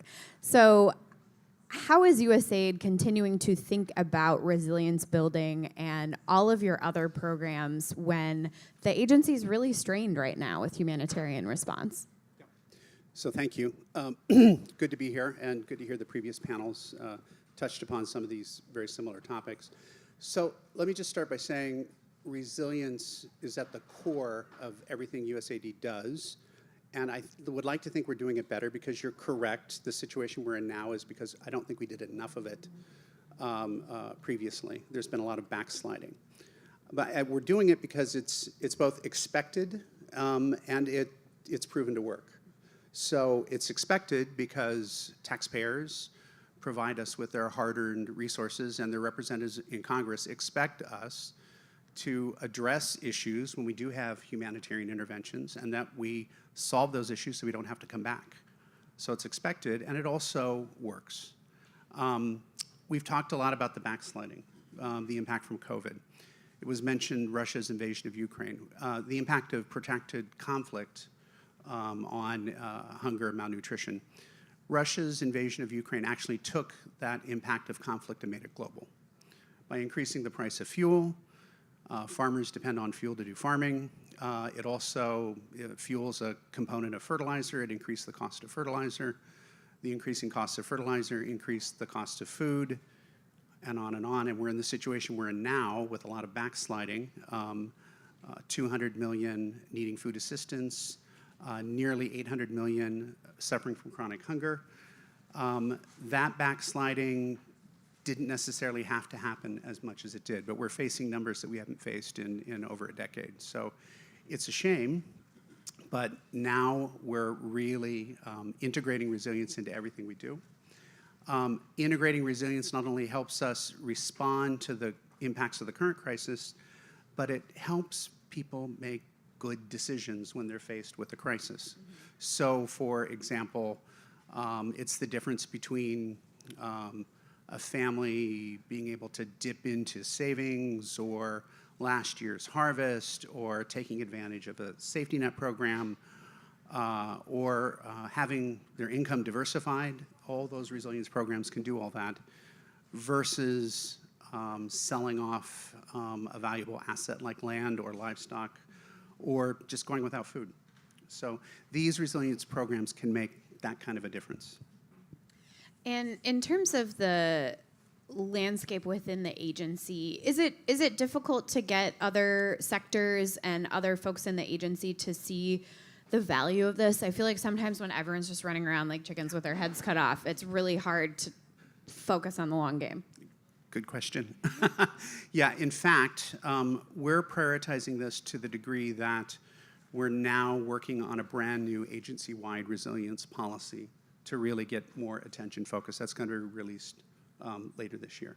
Oh, interesting. Tell us more about that. Just sort of resilience in general, focus specifically on food security agriculture. What is that going to look like? So it's being driven by our Center for Resilience in the Bureau for Resilience and Food Security, but we also have a Resilience Leadership Council that cuts across the entire agency.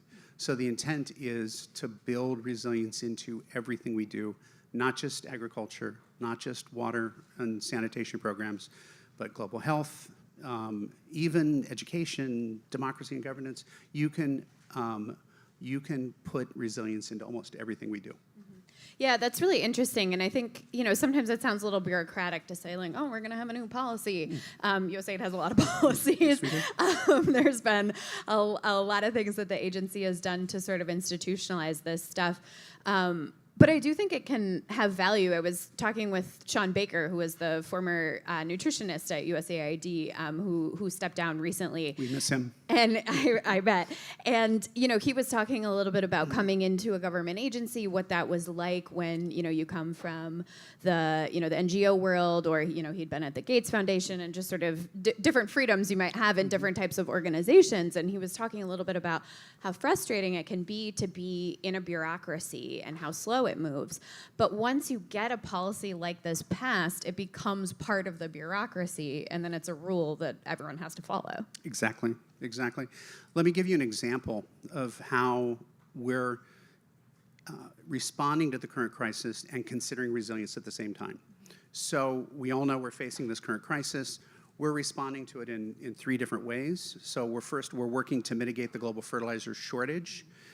We all know that when fertilizer prices spike, farmers they don't have as much access to it, they can't produce as much, food prices go up, incomes go down, and in fact, families actually purchase less nutritious foods. So it has all kinds of knock-on impacts that can last years and years and years. So if we don't address the fertilizer shortage now, we're buying ourselves more problems years down the road. Another is we're increasing investments in agricultural capacity and resilience. So we know that when farmers have better seed, they can produce more. When they have better storage systems, they can actually store and then draw upon that stored food for accessing it in future shocks and crises. Yeah, and that's what you were talking about. If farmers are continually in a situation where they're having to dip into those stores continually, they find themselves eventually at zero, and there's nothing to draw upon. Exactly. By improving those storage systems, we can actually increase their capacity to draw on those reserves. And then finally, we're also cushioning the worst effects of the crisis on the most vulnerable communities. So high prices make it increasingly difficult for the poorest households to meet their needs. So we're strengthening social protection systems broadly, including safety nets. This helps families in times like these manage shocks without resorting to those negative coping strategies, like selling off assets. Yeah, definitely. And one of USAID's sort of flagship resilience building programs is Feed the Future. And it's all about investing in countries, investing long-term in agricultural and food systems so that we don't have these issues. And Feed the Future actually recently expanded to a couple of new countries. Why were those countries chosen, and what does it mean to be expanding that program at this moment and when we're in such a time of crisis? Yeah, exactly. So in response to this current crisis that we're in, President Biden did announce an expansion of Feed the Future from 12 to 20 countries. The 8 new target countries are the Democratic Republic of Congo, Liberia, Madagascar, Malawi, Mozambique, Rwanda, Tanzania, and Zambia. And to get to your question, these new target countries were carefully identified through rigorous data analysis in consultation with key stakeholders. So specifically, we looked at the country-level impacts of Russia's war in Ukraine on food security and nutrition, including global food, fuel, and fertilizer shortages and their increased costs. We chose countries that for several reasons. So first, we chose countries that were ripe for agricultural transformation. So they have high levels of poverty, high levels of hunger, high levels of malnutrition, where we know agricultural transformation could make a difference. We had strong partner government commitments to actually invest in food security and nutrition and enact policy reforms, which are key for agricultural transformation. Yeah, that's interesting to hear you. We were talking a little bit about policy on the last panel, and I think Critical. that's really important. And I noticed, in the list of countries you gave us, obviously very Africa heavy, Yes. and lots of focus on improving African food systems and ensuring the continent can feed itself. And governments really are a key part of that. We were under pressure for a little geographic diversity in the expansion, but the data was the data.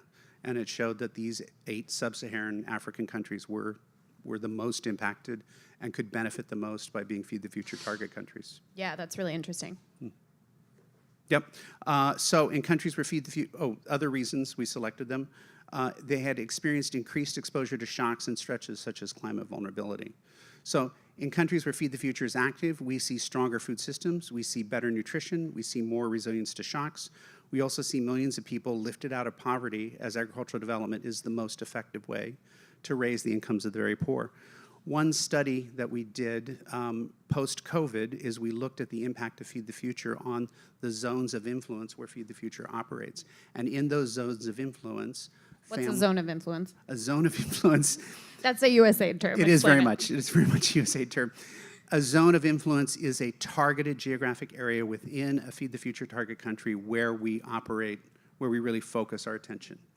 And in those Feed the Future zones of influence, we found that communities and families had less negative impacts to COVID. They were more resilient, their incomes didn't drop by as much, nutrition outcomes were better. So we know that Feed the Future works, and we're happy to have expanded it. Target country, we also operate in affiliated countries as well, but target countries are where we really focus our efforts. And what are affiliated countries? They just have sort of more limited programming, or what does that mean? Any USAID mission can buy into Feed the Future programs, whether or not they're a target country. So in 45 other countries beyond the 20 target countries, missions have opted to buy into Feed the Future programming. Oh, interesting. I didn't know that. You mentioned Congress earlier, and obviously funding is key. We've talked about that all across the spectrum today. What is that looking like for USAID? When you're making asks of Congress, President's budget was just out. Going to be a really big fight this year, I think, on a lot of fronts. Where it's a farm bill year. All these things are happening at one time. How do you make this argument to Congress that this focus on resilience is going to pay off tremendously in the future? We're actually pushing on an open door with Congress. This Feed the Future has really strong bipartisan support, and on both sides of the aisle, they recognize the importance of resilience programming. Some because it's a prudent investment of taxpayer resources, others because it's the most efficient way to invest development dollars. We're really pushing on open door when it comes to that. Our budget for the coming year has plussed up a little bit, but we don't get any pushback when we talk about focusing on resilience. And when you say budget for the coming year, is that the actual budget that's been authorized, yes, or the wish list? The wish list. Okay, because those unfortunately are generally not the same thing. Yeah, exactly. Another thing that I wanted to talk a little bit about is partnerships and how USAID works with other organizations in this space. We have a lot of you in this room that obviously are doing this work every day and partner with USAID. How are your partnerships functioning in this space? Really strong. Building the resilience of people and systems, it's the core of Feed the Future, and we couldn't do that without our partnerships. So Feed the Future, it's not just USAID leads, but it's actually a whole of government initiative that functions across 11 federal government agencies. The State Department leads in diplomacy. We partner with USDA on research. Millennium Challenge Corporation and their compact system provides a lot of support for Feed the Future. An interesting agency we partner with is NASA, and I can tell you a little bit more about that partnership later. Peace Corps. So other government agencies, but we also partner with our host governments that we work with, other government donors, civil society organizations, private sector companies, and a very important partnership is in research. And I know we had Claudia here earlier talking about the CG system. Mm-hmm. We also have Feed the Future Innovation Labs at 20 public universities throughout the United States. In fact, part of my trip here to Texas was to visit the Feed the Future Innovation Lab for small-scale irrigation at Texas A&M University. So we have 20 of those, and they in turn give sub-awards to hundreds of American universities. And we also partner with the CG system quite extensively. Yeah, that's really interesting, and obviously ties back to the tech and innovation piece and how that can help us address food security. And the research that are done, with through USAID funding at those programs in universities, how is that then brought to the field? So that's a challenge. Just like in the private sector that spends billions of dollars in research, actually scaling their innovations and getting them to market is a challenge for the private sector. It's also a challenge for the public sector as well. We invest about $150 million to Feed the Future's budget per year into research. Some of that goes to our private sector partners, some of it goes to the CG system. And actually getting those innovations scaled and into the hands of smallholder farmers is a challenge. We are modeling ourselves on the private sector because they have an efficient approach. They use something called the product lifecycle approach. It's an 8-step process for taking an innovation and getting it out into the hands of consumers. Right now, we just gave a sub-award called the Innovation to Impact sub-award to the Soy Innovation Lab at the University of Illinois to work across all of our innovation labs and get those innovations out into the field.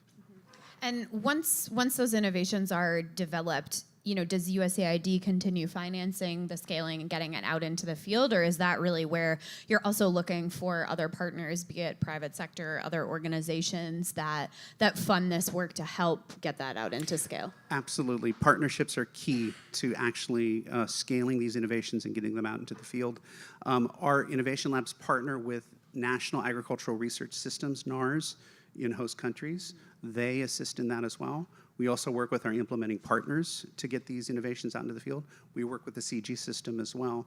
One recent program that we're using Ukraine supplemental funding is the Accelerated Innovation Delivery Initiative, AIDI, and that's in partnership with the CIMMYT CG Center in Mexico and the International Institute for Tropical Agriculture in Nigeria. We're partnering with them to get a lot of these innovations, new seeds, more efficient fertilizer use, tools and information so farmers can better weather future shocks. Yeah, and I love that you mentioned, researchers in these countries as well, right? Because it's a huge part of the system, right? That we're not just funding the research here at our own universities, although of course I understand why that's a piece of the puzzle, but that you're also supporting, growing, nurturing the research and innovation centers at universities in these countries. It's all part of the plan. We actually have to, localization is a big priority for administrator power, and localizing research is another key important element. We've got to move these innovations closer to those folks who are going to benefit from them. Yeah, that's a really interesting point because I think we hear a ton about localization when it comes to implementation and implementers and all of the big organizations, but that it really is across the whole spectrum of the types of activities that USAID is funding. It is 100%. Yeah. Alrighty, well, unfortunately we are out of time. Mike, thanks so much for joining us here today. It was great chatting with you. My pleasure. It's fun. Thanks.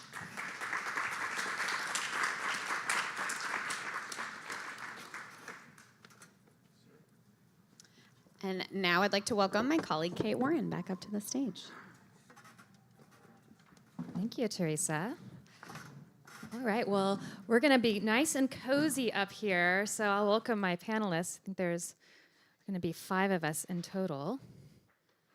And we're going to be talking about film and the power of film in food advocacy. So come on up, guys. We'll need 2 more chairs up here, please.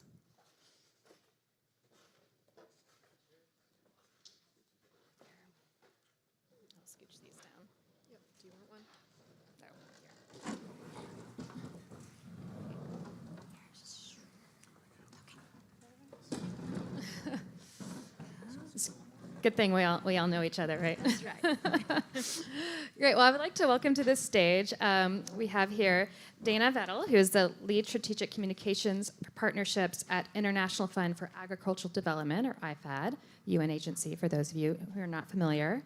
We also have Oliver English, who is the co-founder and CEO of Common Table Creative, and also the filmmaker that we screened his film this morning, for those of you who are able to enjoy that. Feeding Tomorrow. We also have Sarah Farley, who is the Vice President for the Global Food Portfolio at the Rockefeller Foundation, and Matt Wilson, who's the Food Sovereignty Director for the Singanku Community Development Cooperation, which serves the Lakota people on the Rosebud Reservation. So thank you all for being here. Sarah, I want to start with you. So I got the opportunity to see Food 2050 at COP last year in Sharm, which is a film that Rockefeller Foundation helped fund. I think it's the first time you guys gotten into the film business as a foundation. I believe you screened it yesterday here in Austin as well, so some of you maybe got an opportunity to see that film. So I'd love to hear from you. Why film? Why Rockefeller kind of dip your toes into this new way of engaging with audiences? Yes, well, I wish we could have shown it here for all of you and anyone online, but it's, the reason why is because we are a world really starved of hope right now when it comes to solving the intersectional poly crisis that we're confronting that touches not just upon food, but conflict, security, energy, finance, etc. And as Roy Steiner, who leads our food initiative at the Rockefeller Foundation, often quotes, "Without hope, the people perish." And as a longtime advocate and lover of sci-fi, one can just look at sort of the books and movies that portrayals the future, and they are bleak. And we eat it up, right? Whether it's Handmaid's Tale or Black Mirror, we really have become quite adept at creating depictions of futures that we absolutely hope never befall us. And you really have to think creatively to think of a single book or movie set in the future that isn't dystopian. It's what we create. So with that as an observation, it really sparked this idea of what if you could create an opportunity, a prize for anyone, anywhere, to author, not just as an individual, but as a community, a picture for the year 2050 that is feasible, transformational, inspirational, and really rooted in place. So Matt was among one of more than 1,300 teams, 4,000 organizations from 119 countries that came forward with an idea, and a very, very nuanced idea. This sort of speaks to technology, policy, culture, diet, economics, environment. And so the why here was really both about agency and empowerment, really to say and make clear that anyone, anywhere can be protagonists in their own future, and to honestly start to crowdsource the blueprints, because I think, frankly speaking, we don't have blueprints, and there will never be a blueprint for the future. What is true for Sichangu and the Rosebud Reservation is quite unique to what it would be in Madagascar or in the somewhere in the Sahel. So the why here, agency, hope, and a feasible and inspiring alternative to dystopia. Matt, so what was the experience like for you, and how important is it for you to be able to tell the own stories of your people in this way? Sorry.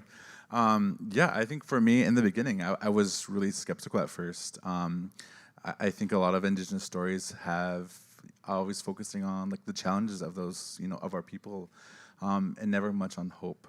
And also, I think that the stories themselves are never told by indigenous peoples. And so I was skeptical at first going into it, but I was really excited to work with Media Red, our film team. They did an amazing job and allowed our story to be one of hope. And so I think we only had 3 days to get all the filming done, and it was during the pandemic, so it was a little bit hectic getting things done. But overall, it was a really amazing experience, and allowed our team on Rosebud to be more organized and really embrace storytelling as part of the work. And even to this day, our marketing department has really been working with our internal team and making sure that storytelling is is part of every day of all the work that we're doing every day, and a skill that all of our employees and our interns and our volunteers are going to learn. And Oliver, continuing on this theme of hope, I love this and thinking about the tone. You talked a little bit earlier today about your journey to becoming a filmmaker. For those who weren't part of those conversations, can you give us a little bit about how you went from working in the restaurant industry to creating your first film, and why? Sure. Does this work? Yep. Oh, hey now. All right, good. Yeah, absolutely. And I think that what you guys said so far is absolutely so spot on. And it is part of this greater realization that I had through the lens of the restaurant business initially.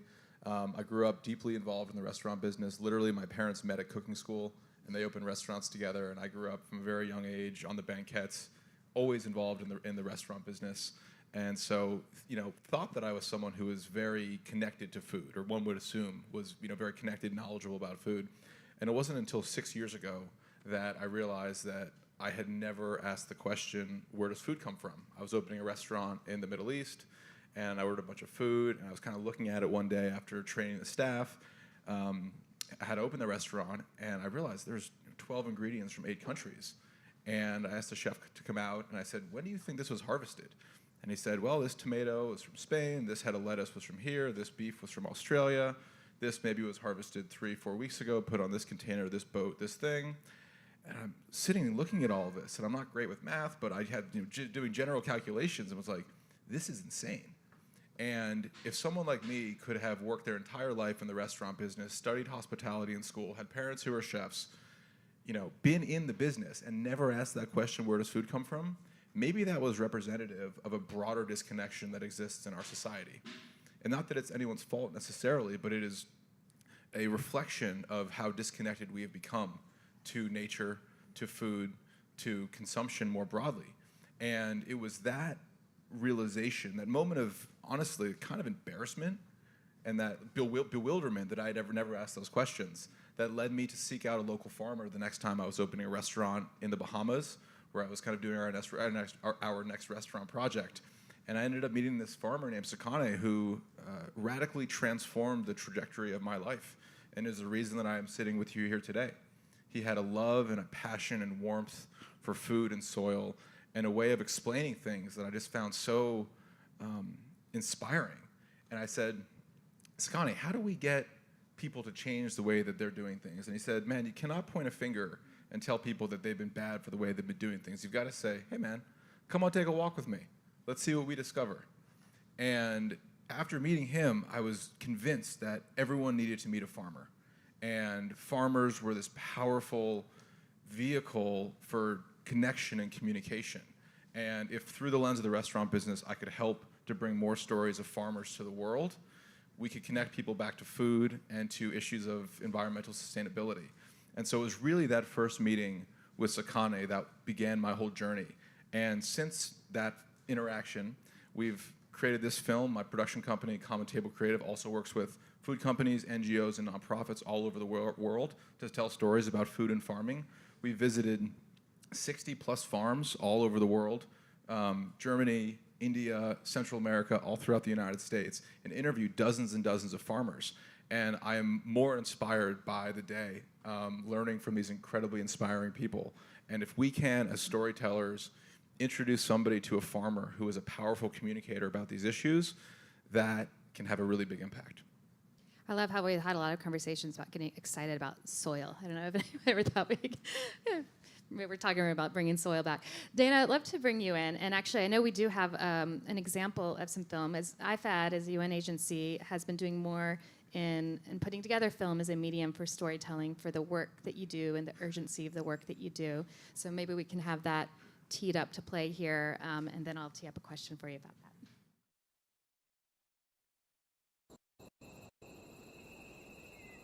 Everyone in the world has gone to bed one night or another with fear or pain or loss. And yet each of us has awakened, arisen, somehow made our ablution, seen other human beings, and said, morning, how are you? Good morning. Hola. You may write me down in history with your bitter, twisted lies.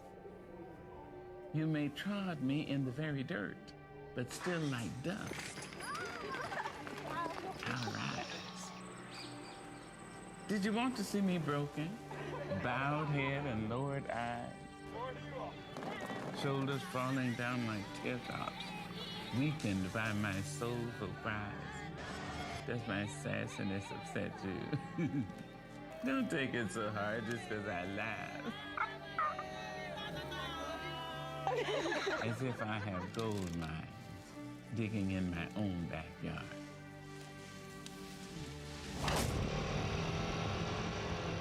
You can shoot me with your words. You can cut me with your lies.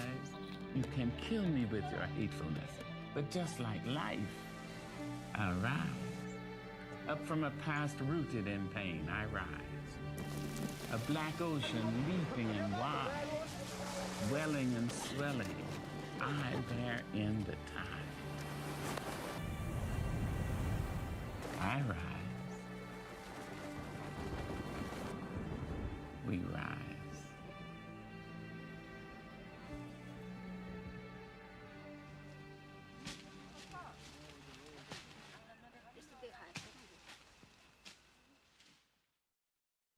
And of course, you see lots of smiling and laughing. I think our sector has long been rightfully criticized for the maybe overuse of poverty porn, right? And showing destitution in a way that really loses the humanity of the people that we're trying to work with.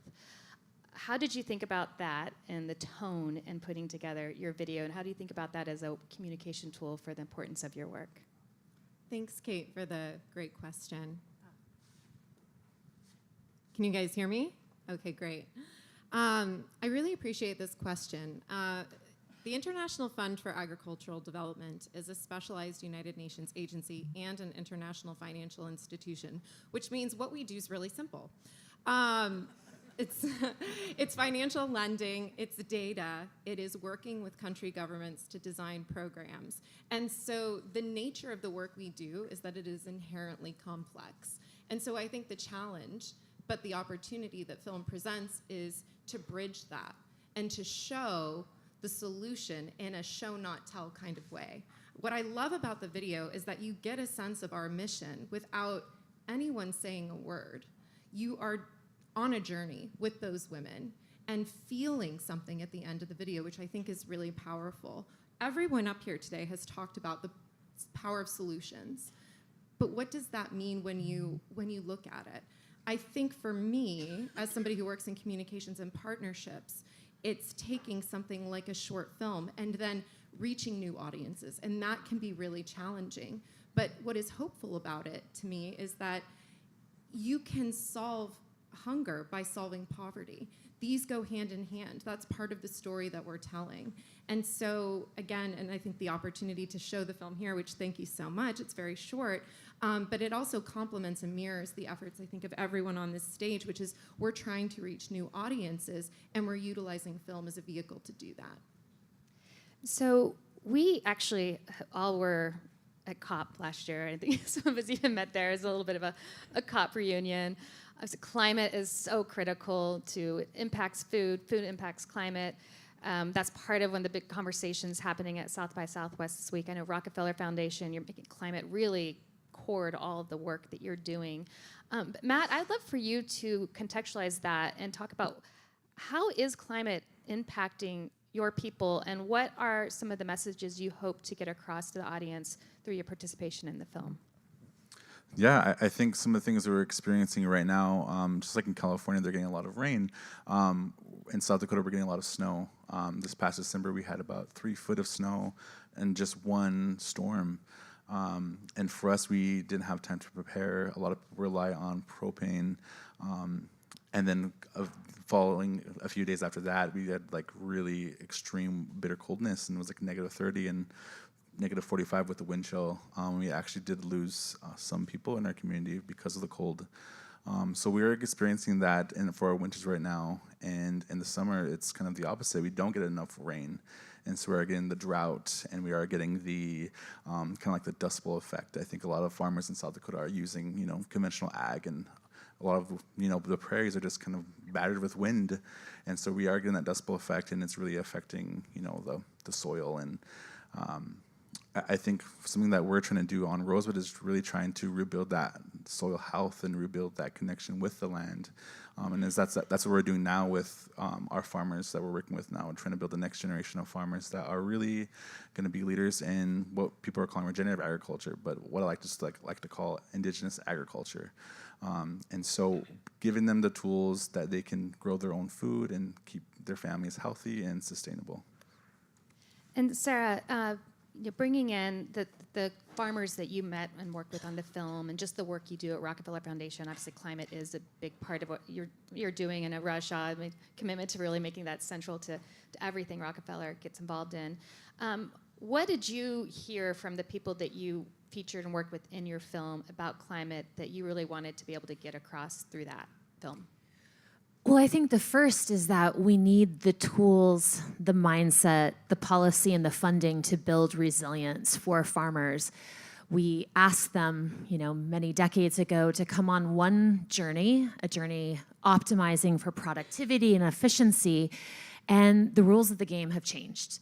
We do not any longer have time strictly to optimize for yield. We need to feed a much larger global population, which means both curbing food loss and waste, halting deforestation and land conversion, but also addressing the fact that the number one cause of death, preventable death globally, is what we eat. It is diet-related disease or processed diet-related disease, as I heard this weekend. So, what we're hearing from farmers is help us go on this journey. The system of incentives is, one, not fully meeting farmers, which is why we're seeing the average age of farmers globally increase. And where you heard Manoj Kumar, one of the leaders of a fabulous visionary team in the Nandi Foundation in India, say, if there's one thing Indian parents agree on, it's please, my daughter, my son, do not become farmers, because the prospects for well-being seem so minimized, and that's just not fair. We can't be asking farmers to do so much more and have them contemplate that doing that might mean losing their house, losing their land, not having the ability to send their children to school. So what that means as funders, as policymakers, as consumers, we do need to make it the easier choice, both in terms of making investments, voting, putting food on the shelves, that the easier choice is food that is regeneratively produced, that is nourishing for our bodies, and that supports meaningful living wages for farmers and well-being for communities. And that's really what I think farmers want. Farmers use different language for this. As Matt said, some call it indigenous agriculture, indigenous foodways. Others call it regenerative. Others call it agroecological or climate smart. The vocabulary is different, and we need to be thoughtful about that. But the underpinning about doing right by people, by nature, and by climate, farmers want that, and we need to be responsive. Yeah, I love that point about the vocabulary, and being with the UN agencies are not alone in this, but there's a lot of terminology and acronyms and technology. What you think about communicating the importance of your work and the kind of work you're doing, and particularly you're working with a wide range of stakeholders, probably from farmers to government ministries. How do you think about that importance of language and bringing multiple stakeholders together in how you communicate your work? Thank you for the great question. I think that language and in communications, this is so important. And you will hear communication described as soft skills, but imagine how hard your advocacy world is without it. It is really difficult sometimes to explain how much goes into thinking about how we translate really complex concepts into language that's accessible. Because, and this is, to me, it kind of gets into the aid development paradox, which is aid is something you can see. And it's something that's immediate, and it is so important. And we live in a world where I think this is always going to be part of the solution. However, we don't need a Band-Aid approach to that solution. We need development. But development is much more complex. It involves a lot of stakeholders. It involves governments. It involves private sector. It involves multilateralism, UN agencies, nonprofits. It involves the entertainment industry now. And so I think when you bring all of those people together, they can be part of the solution, but it is much more complex, and you need language that is accessible. You need language that transcends all of those different spheres. And I think that is part of the challenge for me as someone who's in communication partnerships, but as part of the opportunity is when you get like-minded people, like creative people on this stage together, we do come up with those solutions. And I think it's really powerful because, you know, we say, I think it's an ounce of prevention is worth a pound of cure. I think that's really important because we can see the results, but it might take more time. And I recommend taking a break from doomsday scrolling on Twitter and looking at some of these solutions. You might not see them immediately, but they are there. And Oliver, how do you see film fitting into a broader landscape of advocacy and trying to mobilize and motivate what is a very complex system to fix with many different stakeholders? How do you view the role of film as part of that? It's a fantastic question. How much time do we have? I think one of the lessons that I learned early on in the restaurant business, and this is not my quote, but you may have heard it, and it is, people will forget what you said, people will forget what you did, but people will not forget how you made them feel. And this is the kind of situation of, you know, a waiter brought you the wrong thing, but at the end of the day, they had a smile on their face and they served you with love and care. That's what you're going to remember. And I think film has the power to do that. And you might not remember all the statistics that you hear, you probably won't. You might not remember all the facts here and there, but film has the unique capacity to make you feel something and make you realize that we are all in this together and that we all have a common purpose and prosperity to work for. And I think when we talk about, Sarah mentioned this earlier, so many of these challenges that we've been looking at and are experiencing, whether it's related to climate, health, you know, inequality, lack of food access, have all been looked at in silos in many ways for the past couple decades. And the food system is probably, or is, the most powerful interconnected vehicle we have to talk about interconnected, harmonious solutions. And to show people, to tell people, to inspire people to feel the connection between these issues and to show them that if we are able to address our food system, we are able to have an interconnected impact on the biggest health, inequality, and environmental epidemics of our time. And food also, and film also has the capacity to inspire hope. And you know, that it's been said a couple times, but that is not insignificant. That is very real, and it allows people to see themselves as part of the solution. One thing we were thinking about when we were creating our film was we talk about a bunch of different issues that are very much connected, but the feedback we get is that all people come away with different favorite parts. Some people want to, you know, learn more about composting. Some people want to eat more plants. Some people want to fix the farm bill. That's great. We want to encourage all of that. We want everyone to pick a little piece of it because that'll lead to something else. The person that wants to plant some food and flowers is more likely to go to the farmer's market. That person is more likely to then raise their voice up at a local school board meeting. That person is more likely to say something at the grocery store and then to tell their neighbors why they're going to the farmer's market. So the food system and film allows us to see ourselves in the solution and tell our friends about it. And I think that's the power of film and the power of food and the intersection right there. And Sarah, I'm going to presume you maybe didn't have filmmaker in your career bingo card, huh? No, I'd love to hear what was, you know, most surprising about the process. What did you learn? If there are others who are thinking about dipping their toes in this medium, what would you share as advice? Well, first advice, talk to a professional, not me. So that would be a piece of talk, call Oliver. Oh my goodness. I mean, one, I think I have such a deep appreciation for how many stories you can tell with raw footage. You know, we probably went through 30 versions of the film, plus or minus. We had 300 hours of footage. We actually began thinking we were going to make shorts. So we have, and you can find them on our website, we have a short 6 minutes just on Sichangu and the 7-gen vision, one just on Dali and Beijing, Mama's Kitchen in Nairobi. So we started there, but as our filmmaker team, Media Red, observed, like there's such a rich story when you can bring it all together. And what was fascinating as we got got feedback as well from different people in the food system in very different contexts. With small edits, the entirety of a film looks entirely different.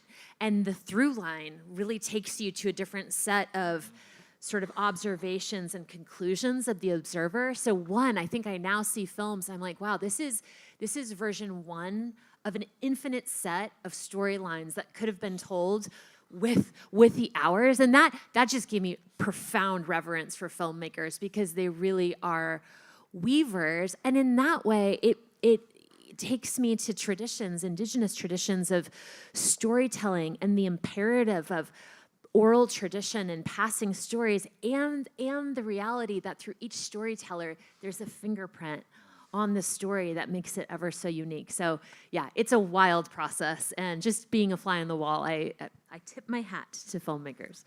And Matt, you probably didn't expect that you would be a film star. Is that what we can call you? Yeah, not at all. I actually Signing didn't autographs after this. Yeah, exactly. So how was that experience in thinking about, and how are you now able to leverage that experience in some of the work that you're doing with your communities? Yeah, I think some of the things we're thinking about now is how do we build off this work, and how do we have our community tell their own stories of what's going on and what they're experiencing. And so recently we just did a workshop with our 7 Gen youth interns this past summer. It's a group of 10 students who are looking to be the next change makers. And part of that work was really telling your story, and not only sharing the highlights of your life, but also the lowlights, the parts that we might not be proud of. Being able to take, some of those parts that we don't like to share, and turning that into, motivation and inspire others through that. So we got to do that, and we worked with them to tell their story, and it was so emotional. I think a lot of people got hope out of it as well. So I just see the power that storytelling has, and we're just hoping to do more of that with this work. And Dana, what are kind of the key messages you're looking to get across as an agency when you think about creating film and different communications tools? Thanks for that.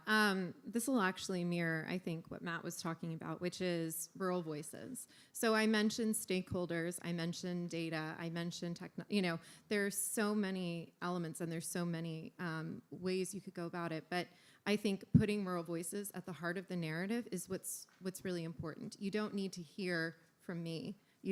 What I want to do is to be that bridge to connect and to a platform so that you can hear from these rural voices themselves. I can sit here and say $1 invested in resilience will save at least $10 in emergency aid over time. But that is much more powerful if you see the impacts of resilience. If you hear from someone who was facing devastating effects of climate change on the heels of a cholera outbreak in their community, on the heels of COVID, but they were able to be resilient to those. It doesn't mean they didn't experience hardships, but that they're inspiring others through that ability to get through it. That's what we're all trying to do. So for me, it's really looking at all the technical details and data, and getting out of my own way and presenting a platform where you can hear from these voices directly. And that's something that is really important to EFAD, and it's I think central to the work that we're doing. And Oliver, what are the key messages that you hope people take away from your film, and what is it that you're trying to drive, change, or achieve with the filmmaking that you're doing? Absolutely. I think there's been a lot of great filmmaking and advocacy around the need to transform our food system over the past couple years. I think we are at the precipice of a tipping point, and we need to move quickly to accelerate the amount of systemic awareness and the amount of change. We hope to instill a couple things. The farmer Mark Shepard in our film says it quite well. It's the power of one. I talked a little bit about this earlier, but we need change from the bottom up, which is cultural, systemic change in the form of our individual behavior, in the form of restaurants and supermarkets working on zero waste, supporting local and organic farmers. People eating more plants doesn't mean everyone has to be vegan. We know we need some animals as part of holistic, regenerative, indigenous farming systems. We need top-down support via federal farm bill subsidies. We need people to realize and see themselves as part of a more sustainable future. And I think one thing that I've learned throughout creating this film is that food is perhaps the most powerful vehicle we have to show people that we can have a positive impact on the world around us. Once we ingest something from the earth, you know, there's two different tomatoes, and each one of these tomatoes can have a very different impact on the world around us, on, you know, on the carbon, on environmental destruction, on human health. And once we realize that by ingesting tomato B versus tomato A, we can have a net positive impact on the world around us, we start to see ourselves as part of the solution. So often, I think the environmental movement is about how do we do less bad, which is true. But instead of operating from a place of helplessness, let's operate from a place of positive, integrated, intersectional action that is delicious and fun. And we can gather around the table with our friends and our family at holidays, at school, in our faith communities, wherever it is that we gather. But we can support local farmers, we can support the systems of agriculture that indigenous communities have been utilizing for centuries. We can marry that with modern technology, and together we can all be a part of the future of food. That is what we can do. Well, I think that is a great note to end on. Thank you. I know some of us earlier in a break were plotting a global development film festival at some point, so maybe we need to talk about so everyone can see your films. But thank you all so much for your time today. Thank you, Kate. Thank you. Yeah, thanks.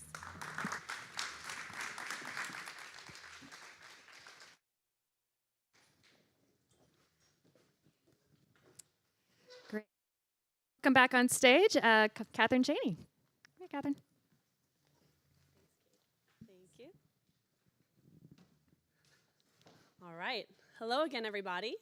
So we have discussed the role of technology on these big issues we're tackling today at Dish at South by Southwest from a number of angles, including how food is produced, how food is delivered, and in this session, we're going to look at technology around food itself, the product, and ask what relevance that has to the future of food. I'm really thrilled to be joined by three panelists to discuss this issue. I'll have them join me on the stage. Let me set this down first. All right, so I'm thrilled to be joined by Uma Valetti. He's the CEO and founder of the cultivated meat company, Upside Foods, which you'll learn about in a little bit. We also have Fengru Lin. She's the co-founder and CEO of Turtle Tree, which is a biotech company looking to reinvent milk, so more on that to come. And Kevin Mugenya, who's a food security and resilience specialist at Mercy Corps.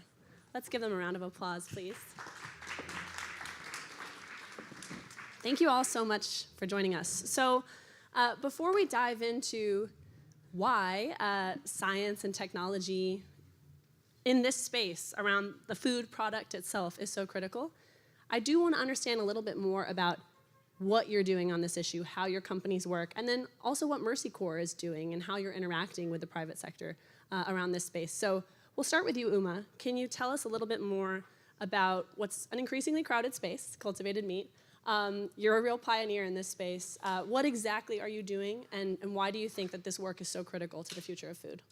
Yeah, thanks, Catherine, for having me here. Delighted to be here, and probably the most excited when you introduced me as a crowded space of cultivated meat. And it's getting there. If you had said that in 2015 when we started this industry, I would have been jumping for joy because we felt really alone. And in a matter of 6 years, cultivated meat has become one of the most anticipated and most desired industry that's growing very rapidly. So let me tell you what it is. So Upside Foods is a cultivated meat, poultry, and seafood company. We are based in Berkeley, California. And the idea here is meat is fundamental to civilization. It's the most delicious product across all cultures. It occupies the center of plate. And the demand for meat has continued to increase and does not look like it's going to slow down. So we love the product, but generally we do not love the process of how it comes to the table. And therefore, the idea behind cultivated meat, which is a new category, is we as humans would love to continue to eat meat for many generations, real meat from animal cells. What if you could grow real meat from animal cells, directly from the animal cell itself, but not have to raise the animal? And that's the idea. So once we started looking at this, it became very clear that you could take the best quality cells from a cow, a pig, a chicken, or an egg, and identify cells that grow inside an animal, and find the ones that have the best nutritional features, find the best textures, flavors, and grow them outside the animal, but provide the same ingredients that any cell needs to eat. Proteins, vitamins, carbohydrates, oxygen, and you get meat, but you cultivate that in 2 to 3 weeks versus taking 2 years for growing a full cow and slaughtering it. And therefore, it has incredible advantages as it scales into a big industry, and that's what we're doing. Thank you so much. Now, a natural question for me, which we're going to have to return to because I want to hear from other panelists. I assume that some of our audience here in person or online, if you work in a low-income context, you might think, well, that's great, but what does that mean for the markets I serve? That's going to be a long way off. So I want to get to that. I want to ask you that question, but in a little bit. Fengru, I mentioned how you're working to reinvent milk. Tell us a little bit more about that and a little more on how the technology actually works. Sure. So here at Turtle Tree, we are a biotech company based out of Singapore, Boston, and California. And we're able to make milk and milk ingredients without the animal, just like upside meats, but our technology is a little bit different. We're using this technology called precision fermentation, where we're able to get microbes. So microbes are like little biofactories. They could be yeast or fungi. And we get them to ingest sugar and pump out animal protein, just like how an animal would, but without having to go through the animal. Our first target protein that we're launching commercially this year is called lactoferrin. So lactoferrin has a lot of gut benefits, immunity benefits, it has iron regulation benefits, and we plan to work on a B2B2C model. And price point's a big thing. Price point's a big thing to us. And if we're looking at the market today, if we're looking at, say, a whey product or a casein product, whey trades on the market at $1 to $3 per kg. So to get to that kind of price points, it would be very difficult for technology to do that. So for us, lactoferrin is a very high value ingredient. It trades on the market at $1,000 per kg. So we're able to get to price points a lot faster than other ingredient companies. And one might say, oh, how can we make it affordable to growing economies? I think for ingredients like lactoferrin, the functional benefits kick in at very low dosages. So every serving is a much lower price. So, yeah, similar question for you in terms of looking at these markets. One thing I want to return to is I know both of you are raising capital. That's part of what you do. In addition to developing the technology, you raise capital. And I'd love to dig into how do you make the pitch that this can be profitable while also having an eye toward those impacts. But we'll get to that. Kevin, how does Mercy Corps come at this? I know a big part of your work is with the private sector. And on this topic of science for sustenance, the science and technology behind the food itself, how do those conversations happen within Mercy Corps?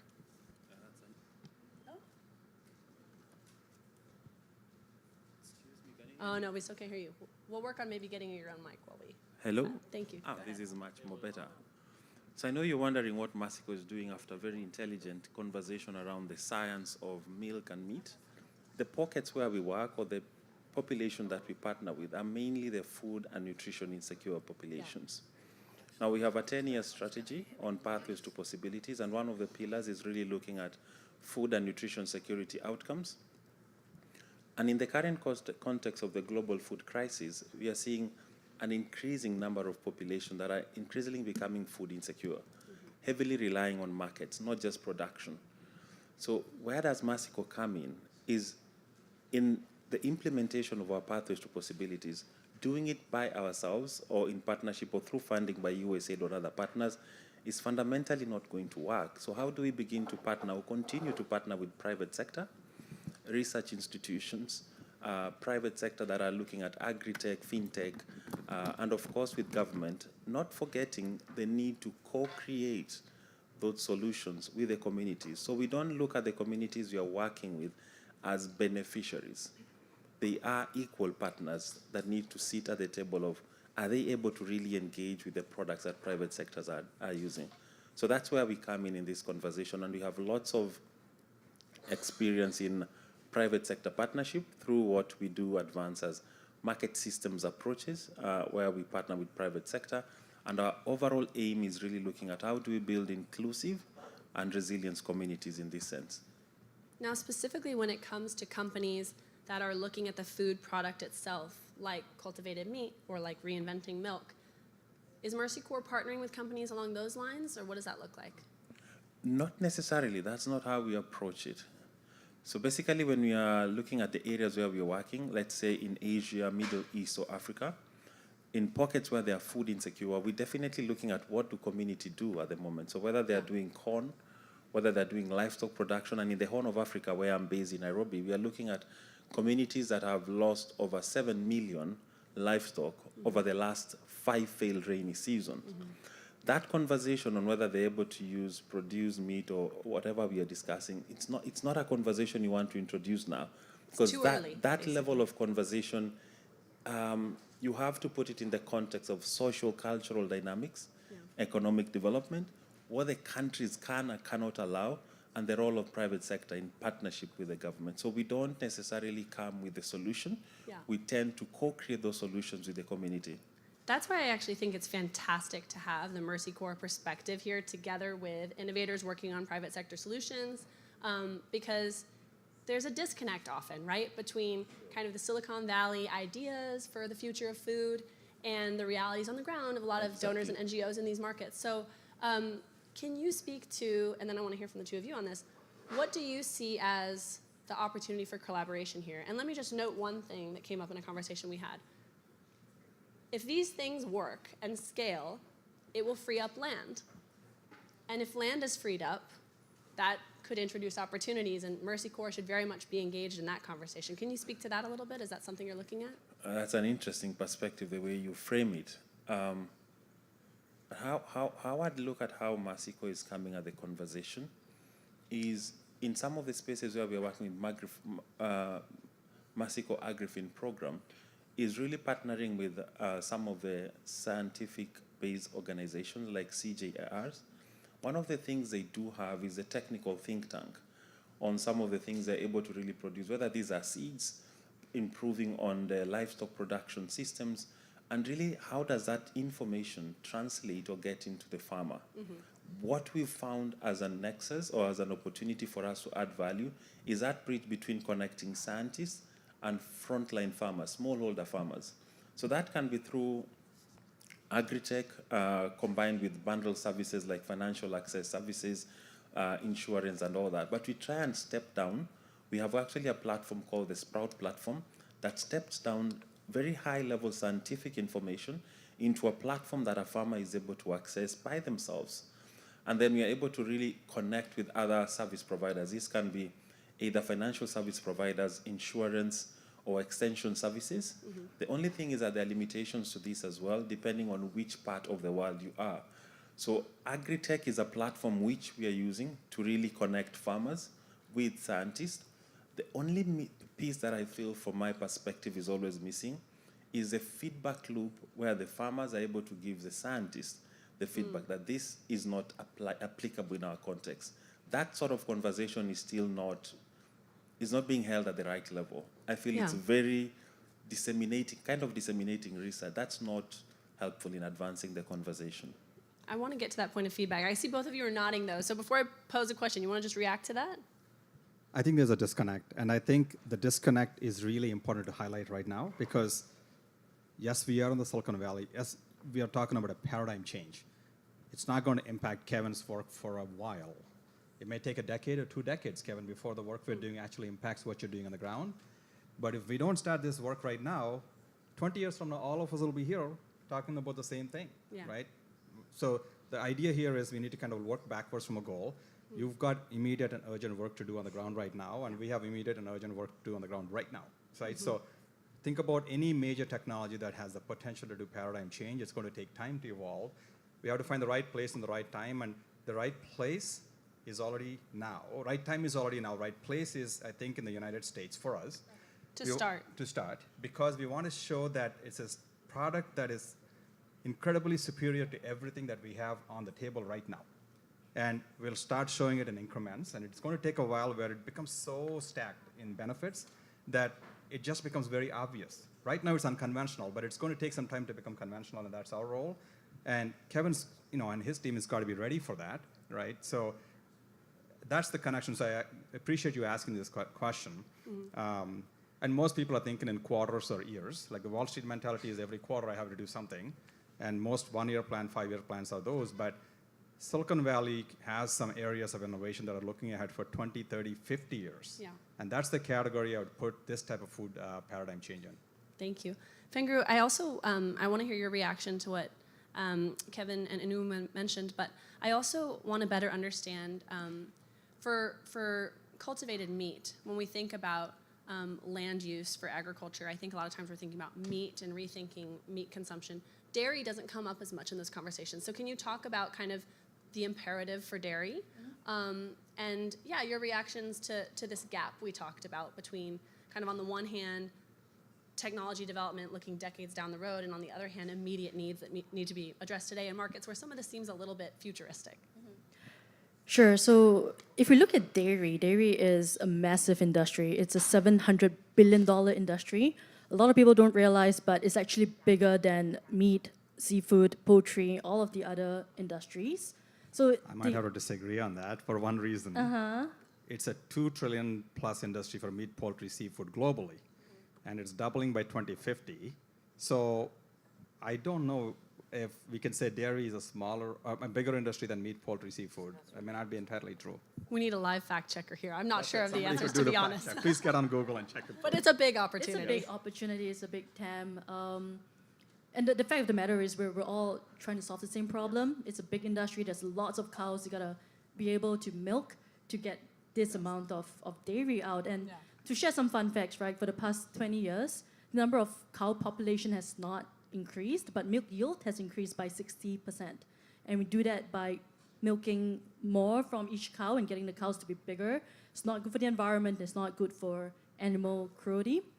So I think when we talk about these technologies, like what we're working on here, the benefit is we're able to have a much smaller land footprint, water usage across the board, and also methane emissions, all the different emissions, and locate a lot of these factories or these processing plants closer to where the populations are. So we reduce a lot of costs and resources required for logistics, for shipping things across the country, and we're able to have a much faster reaction time to feed the local population. So that's the other benefit of these technologies. Now, I totally agree with what both of you are saying, what we need to do now, and something that is further to the future. And I think to add to that, if we look at all the different technologies across the board, they do take a long time to mature. And I'm very thankful for our investors. I think for Uma and I, we at least for Turtle Tree as well, we position our company as a biotech company. So our investors do appreciate that this is a very IP-heavy industry, and it does take time for the technologies to mature. For us, we're working on a technology called precision fermentation, as I mentioned. It is currently being used to produce things like insulin, like rennet, in the market. So it's a pretty well-established technology. So we're not necessarily reinventing the wheel, but there are certain pieces of IP that we're working on for the long term.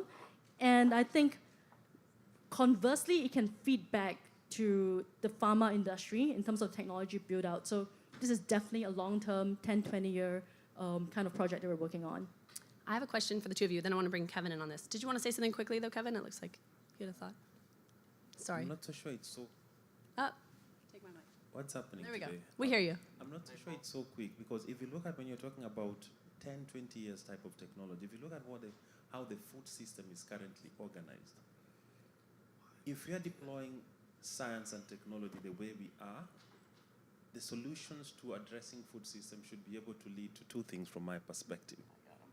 It should be equitable and resilient. If those two answers are not being answered immediately, and we're looking at something that is futuristic, we need to be very careful on where this would end.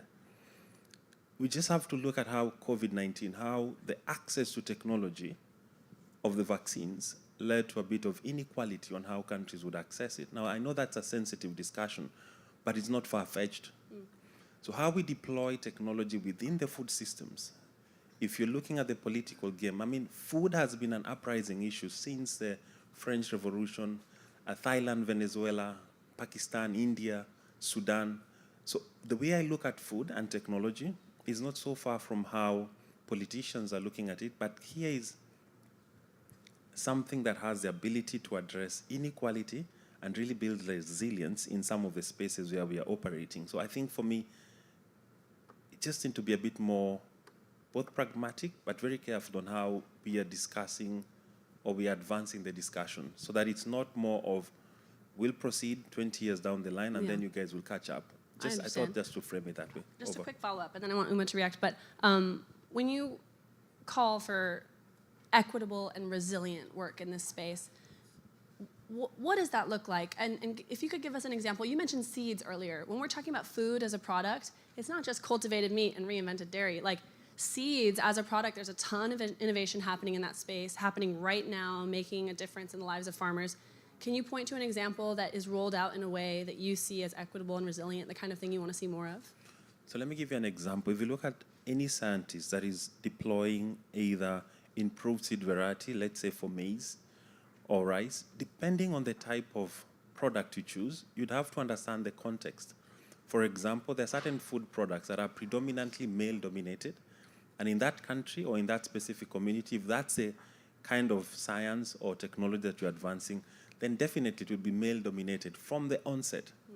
What you begin to do in that household is you put more resources in the hands of men, and you begin to reinforce this inequality at the household level. Remember, it's scientific. So you're looking at the food production. But one of the things that we're discussing here, you would never achieve nutrition resilience if you're not combining household income with intra-household decision-making. You would be far from it in terms of if you assume science alone is able to address inequality. It has the potential, but it also has the potential to divide.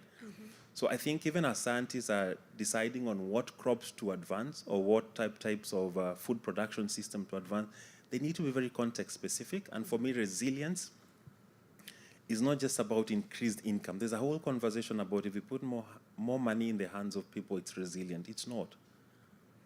If you look at what COVID-19 did to the food supply chain, the disruption and the dependence on specific, and even just Russia, the level of which our food systems are so interconnected. If you have one part of the nation or any part of this globe that is deploying or dependent on that technology and is controlling a lot of who has it and who doesn't have, then therein is not a resilient system. It's pretty much dependent on how the other actors do have it. So I think that's how I'd look at it. I've tried not to mention names of institutions here for the sensitivity of the conversation. Fair. But we can get specific later. Yeah, I think specifics are helpful, but I want Uma to jump in. I know you had something to say, and then we might talk about some specifics. Yeah, I think, Kevin, I agree with you on one front, and then I think I'm going to say I not necessarily disagree, but we've got to be able to move science forward, because science has always been the way that found a way to feed us. And our population is not decreasing, it's only increasing. And the reason we've been able to feed increasing amounts of people is because science has advanced. Yeah. We can go back and look historical, and every single major milestone came through science, industrial engineering. The part you're talking about, science has a potential to be good and bad. And it's people and politics that affects access and equitability. And we need to be very clear in saying this is a solution that needs to happen in this world. And those are the kinds of things that Fengru and I and many other companies are working on, because we have a North Star, right? And they have a compass, and saying that's where we need to get to. The path is really challenging. It's not linear. There's a lots of ups and downs. Can we get to cost? Can we get to scale? Will we get regulatory approvals? Will we get stopped by incumbents because we could threaten what they could be 10 years, 20 years from now? Like, the path's not easy for science to move forward to. So we've got to figure out a solution to say, yes, this should exist in the world, but ultimately it's about the political alignment that needs to happen globally. Yeah. Right? I want to ask you a quick follow-up to that, because I know that last year you received regulatory approval from the U.S. Food and Drug Administration. So and a kind of a question for each of you, because we only have a few minutes here, but in terms of the roadblocks that stand in the way, one is regulatory approval, and that's a significant milestone for you. Can you talk a little bit more about that, and any other hurdles you see in the way, and maybe things that you hope people in this room might consider doing to support this space? Absolutely, thank you. FDA gave approval for cultivated meat, or what they call it as no questions asked. So it means the green light for cultivated meat exists in the real world, that they said our products grown from animal cells are similar and as safe as what is available right now for consumers are buying. That's a huge thing, because it could have taken 10 years or 25 years for that to happen.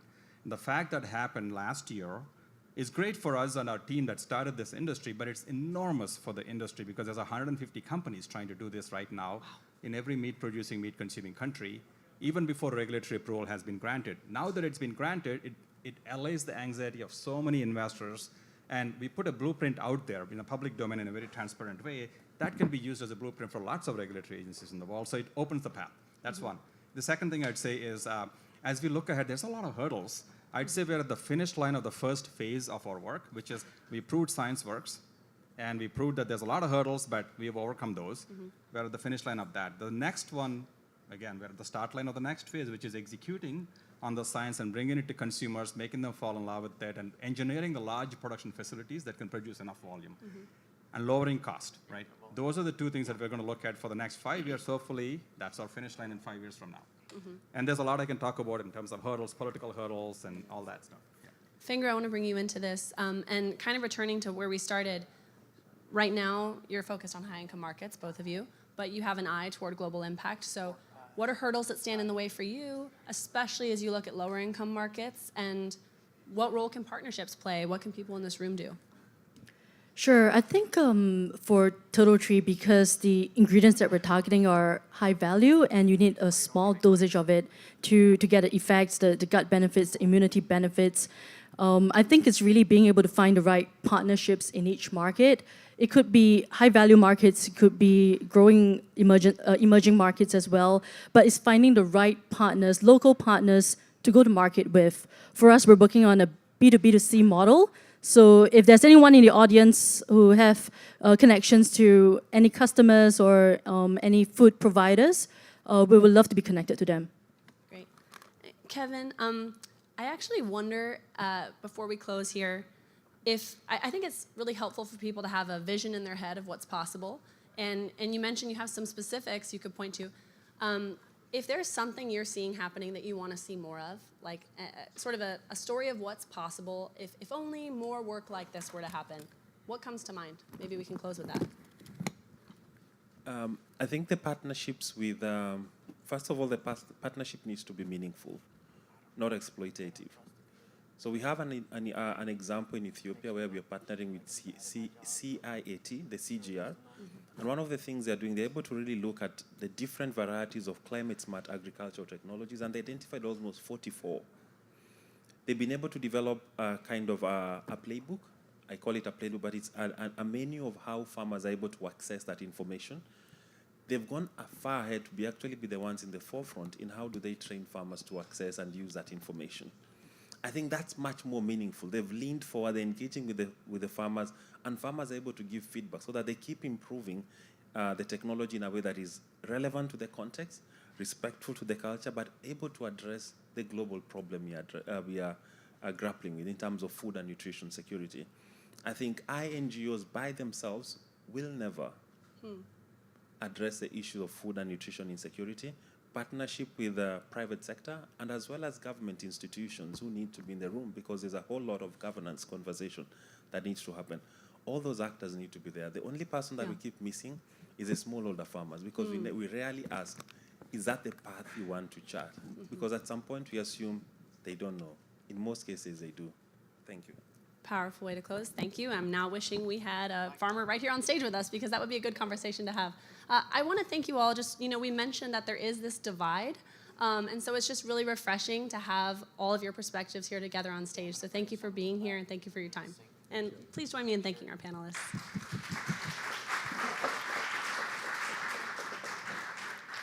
And with that, I'm going to hand it back over to my colleague, Kate Warren, to introduce our next and final speaker. Very exciting.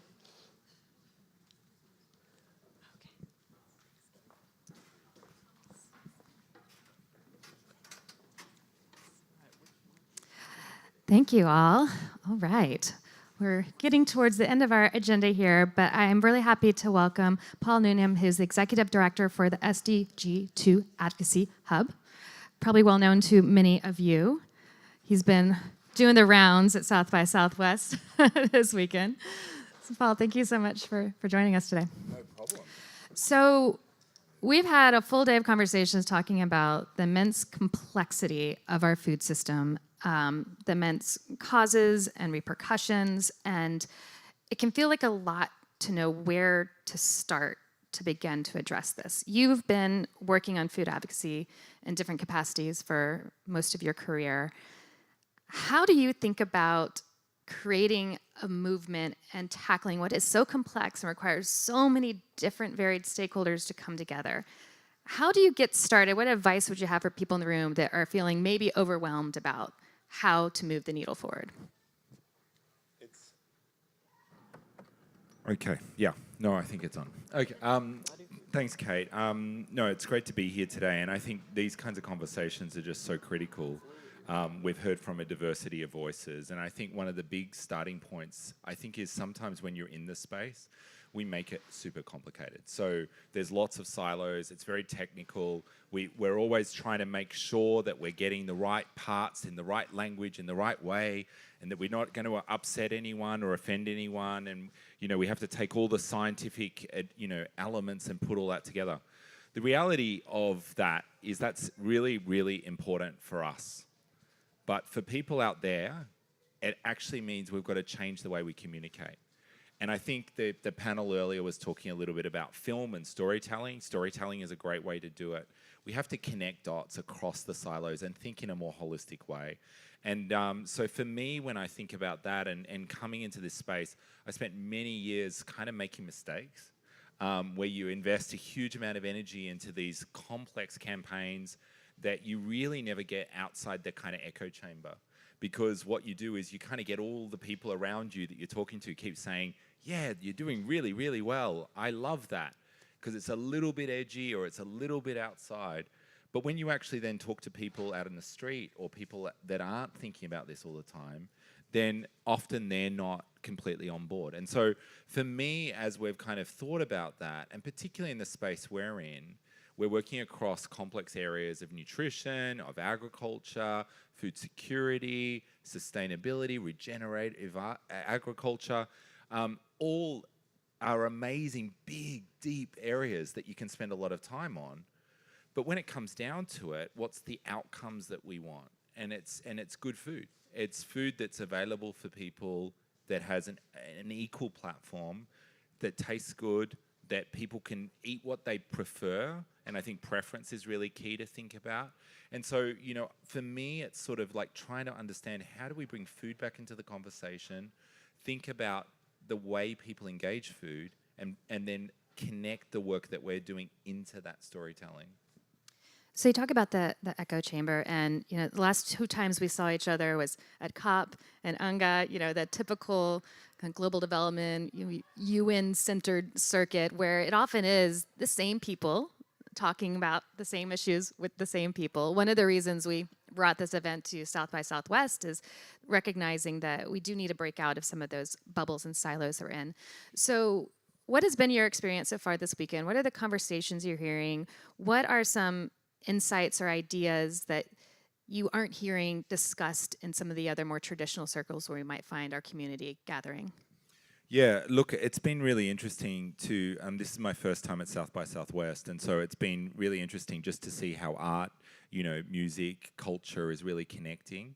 And I think, as we've seen the conversations around the food track, it's interesting just to sort of think, how does that just run along in parallel, or is that actually interfacing? And I just came from an event that we just did at Google, where there was a lot of startups, and they were kind of looking at a whole conversation around tech platforms and AI and chat GPT and all these kinds of things.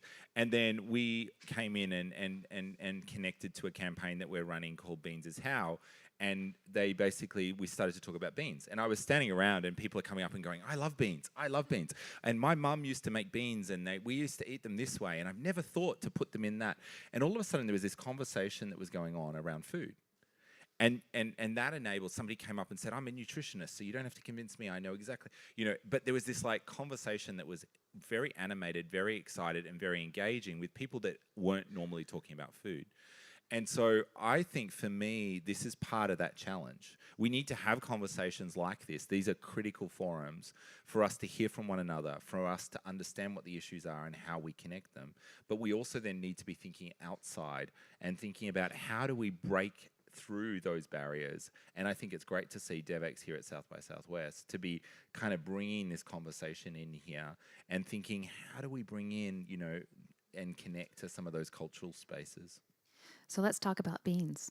I think Paul's the unofficial bean ambassador, or is that an official title, perhaps? At the moment, it's Chief Beans Officer. I like it. Okay. Campaign. So, we've been talking a lot about technology, innovation, cultivated meat, a lot that's really great science that's really revolutionizing the way we look at food. But beans, been around for millennia. It's fascinating because we sometimes sit there and say they're the future of food, and then we say, but they're also the past. And then you go, oh, how do you describe this? We have launched a campaign with a coalition of actors that's growing very fast. It was launched at COP. And it's a campaign to double the consumption of beans globally in the next 5 years. And so we started in January, the clock, and we're looking at how do we really position beans. And when we talk beans, we're thinking about peas, lentils, the broader family. But people don't in the outside world really understand what pulses are, or they don't really use that language. And so we're talking about beans. It's called Beans is How. I've got the shirt on. But the intent is to bring together people to just start to really talk about the benefits based in science, but really communicating the benefits of beans, and to really address concurrent crises. So we have the crisis around the climate, we have the crisis around health, but we also have a cost crisis, and we need to come up with solutions which also are affordable. And beans, as you said, are an affordable solution that you can plant in the ground and you can then be reaping the benefits from in a little while. I think we need to be investing in alternates and technology, absolutely, because I'm a believer in multiple things. But some of those technologies we will not see come to scale for 4 or 5 years with a lot of investment. I think there's things that we can't wait for 4 or 5 years to actually start seeing the impacts and the changes in our diet, in our climate, and the accessibility and affordability. And so for me, it's about championing something that actually helps us get there really quickly. And beans is something that, is also diverse, tasty, culturally relevant in so many different communities, adds to the soil, and, there's so much to learn about it. But it's not like medicine. It's a simple thing that we can all do. Well, just in case you're wondering, there are some beans on the menu at our food later. And there was some at lunch. I did notice that.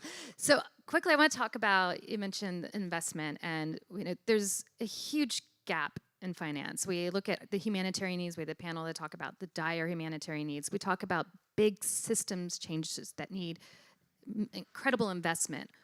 Where is that coming from? How do you see approaching financing what we need to do to move the needle in food systems? Yeah, it's a really interesting question. So one of the other hats we have is we're part of a coalition called Hungry for Action, and this coalition is really looking at the global food crisis and saying, how do we really respond in a way that looks at saving lives now, but also building resilience and securing the future at the same time. So addressing humanitarian need right now, but also at the same time not doing that at the cost of looking at our sustainable food system. And so when we look at that, often the traditional way is to think about ODA, and I think ODA needs to continue to be invested in and increase across governments. But to get to the level, there's always choices, there's always prioritization going on. And we think that we need to think outside the box a little bit here. So we need to be thinking about how do we create new finance mechanisms and streams that can come in This means looking at debt reform and looking at how debt is being managed. This means looking at the financial institutions and how they are structured to ensure that money is able to actually go into investment in both the short term and the long term. And so that's kind of connects very much to some of the different movements going on around looking at the financial system. You know, there's also things like repurposing subsidies and all of these kinds of things that come into it. But I think what we have to stop doing is just thinking in a one-dimensional way. And we need to start to think, if the system's not working and we're having to make priority choices which are life or death or about the future, that's not good enough. And so that means we have to be thinking, how do we put pressure for the reform to happen? We have structures like the World Bank, IMF for a reason. We need to make sure that that money's being available and put to use at the country level to be able to respond to these crises. Yeah, and of course, that is going to be a big push at the spring meetings, World Bank spring meetings next month that our reporters are very on top of and covering. So if you're interested in that topic, definitely stay tuned to Devex. Well, Paul, thank you so much for your time today, and eat more beans. Thank you. Thanks, Kate. Thanks.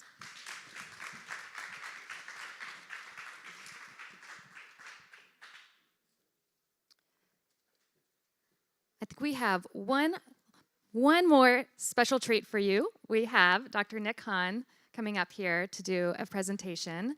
And I think Catherine Cheney will give us a little introduction about what we're about to hear.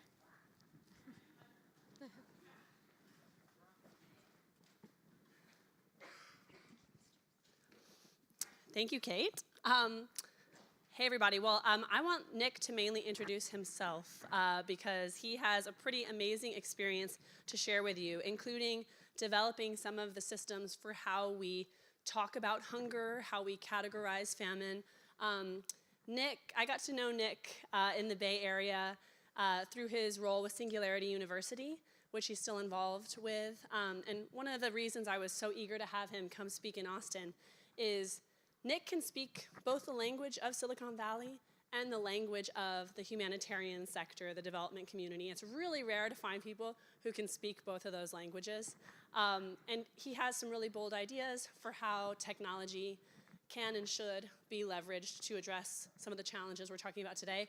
But he's also lived in these contexts we're talking about, so he understands the potential as well as the limits. And I just think it's a really fantastic perspective to wrap up our day of conversation. So Nick can tell you a little bit more about his background and how that ties into his perspective. Without further ado, I want to bring Nick to the stage. Please join me in welcoming him.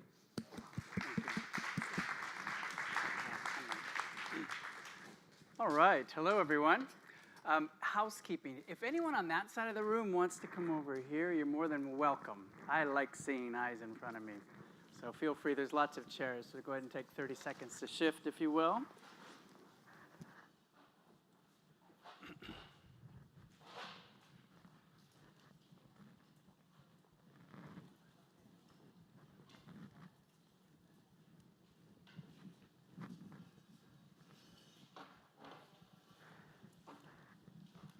All right. Hello, everyone. Hope you still have some energy for one last talk. Today, we're going to talk about some pretty bold concepts: famine, affluence, morality, and technology. As was already mentioned, I wear a number of different hats. I'm speaking to you on stage on behalf of what's called the IPC, the Integrated Food Security Phase Classification, which is a multi-partner effort to improve how food security analysis is done around the world. All those agencies that you see are partners behind that. I'm also involved with Singularity University, and I also work with a group at IOM to improve humanitarian analysis overall. So note, the viewpoints I'm about to share with you do not represent the viewpoints of the United Nations or any of these organizations whatsoever. I'm pushing the limits here a little bit, if you'll go with me. Consilience. It's a word I just learned yesterday. I'm learning every day, but I realize this is what I do. It's an agreement between approaches to a topic of different academic subjects, especially science and the humanities. We're going to mash up science and humanities here right now. And we're going to start with a philosopher, present-day philosopher, Peter Singer, who in 1971 wrote a very seminal piece called Famine, Affluence, and Morality. You notice how I'm playing off of his work. And by the way, he did not approve of this talk either, I have to say. He wrote in this essay in 1971, the first thing he wrote. As I write this, in November 1971, people are dying in East Bengal from lack of food, shelter, and medical care. The suffering and death are not inevitable, not unavoidable, in any fatalistic sense of the term. What he wrote then is exactly true now. As we sit here in this room, there are people, and I'm going to talk specifically about Somalia in this talk, but in many parts of the world, that are dying from extreme deprivations as we speak. The challenge is, how do we change our mindsets, change our tools, change our partnerships to actually solve these problems now? Not later, not some future promise, but now, because it's doable. So Singer, actually, he wrote out a philosophical piece, just sketched it out in this essay. And the first premise, suffering and death from lack of food, shelter, and medical care are bad, obviously. General principle, if it's in our power to prevent something bad from happening without hereby sacrificing anything of comparable moral importance, we ought morally to do it. I can prevent people's dying of starvation by giving more money to famine relief than I currently give. By giving more money to famine relief than I currently give, I would not be sacrificing anything morally comparable to the evil of dying of starvation or other deprivations. Conclusion, therefore, I ought to give much more to famine relief. And then he goes through an elegant argument as to why that's the case, philosophically. I'm going to present to you two additional premises. And this is my reflection. This is that mashup of consilience, if you will. In this era of global connectedness, it is increasingly impossible to look away from extreme suffering anywhere in the world. We are all connected. And, number two, in this era of explosive digital innovation, it is increasingly possible to solve even the most intractable problems. We live in a world of global abundance and technology, and innovation is unlocking that. Conclusion, there's no excuse. We can and we must urgently solve famine, hunger, and all extreme deprivations. It requires a mindset shift on our parts. All of us who actually are in the business need to retool, reskill, repartner, and recommit.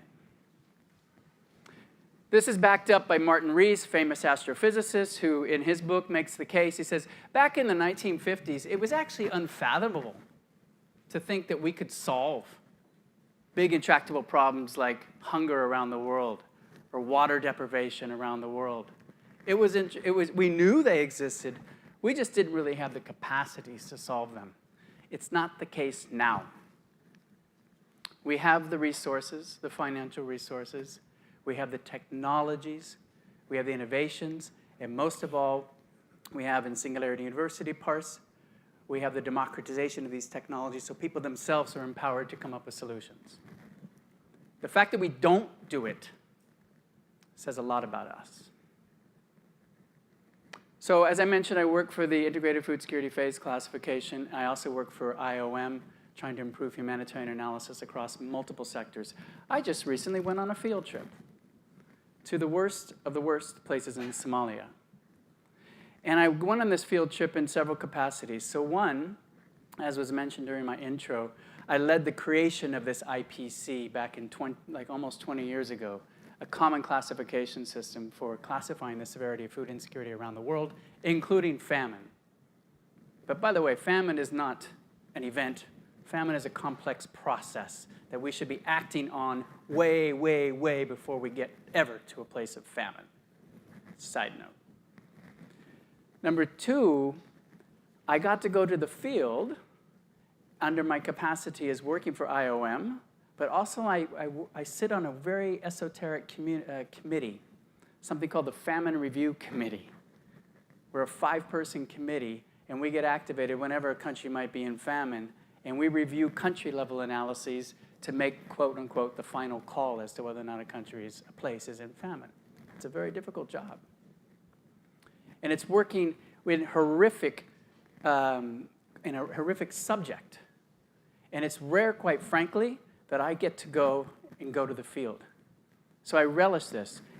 If you look at this picture, you can probably count all the things that are wrong in that picture. And I can add more. And yet I felt privileged and honored and humbled to be able to sit there in this context, highly guarded by guns and whatnot, to be able to speak to people who are experiencing extreme destitution. Here are some more pictures. I know it's graphic. I'm not showing this to sell anything. I'm showing this to remind us that this is happening now. These are people on the brink of death, and the horrific situations that they're in now require our urgent rethink of how we do things. And then there's this picture. What do you see here? In an IDP camp, right there, smack in the middle of the IDP camp, a cell phone tower. This is the new reality. This did not exist when Peter Singer wrote his essay in 1971. Suddenly, anywhere in the world, people are empowered with digital tools.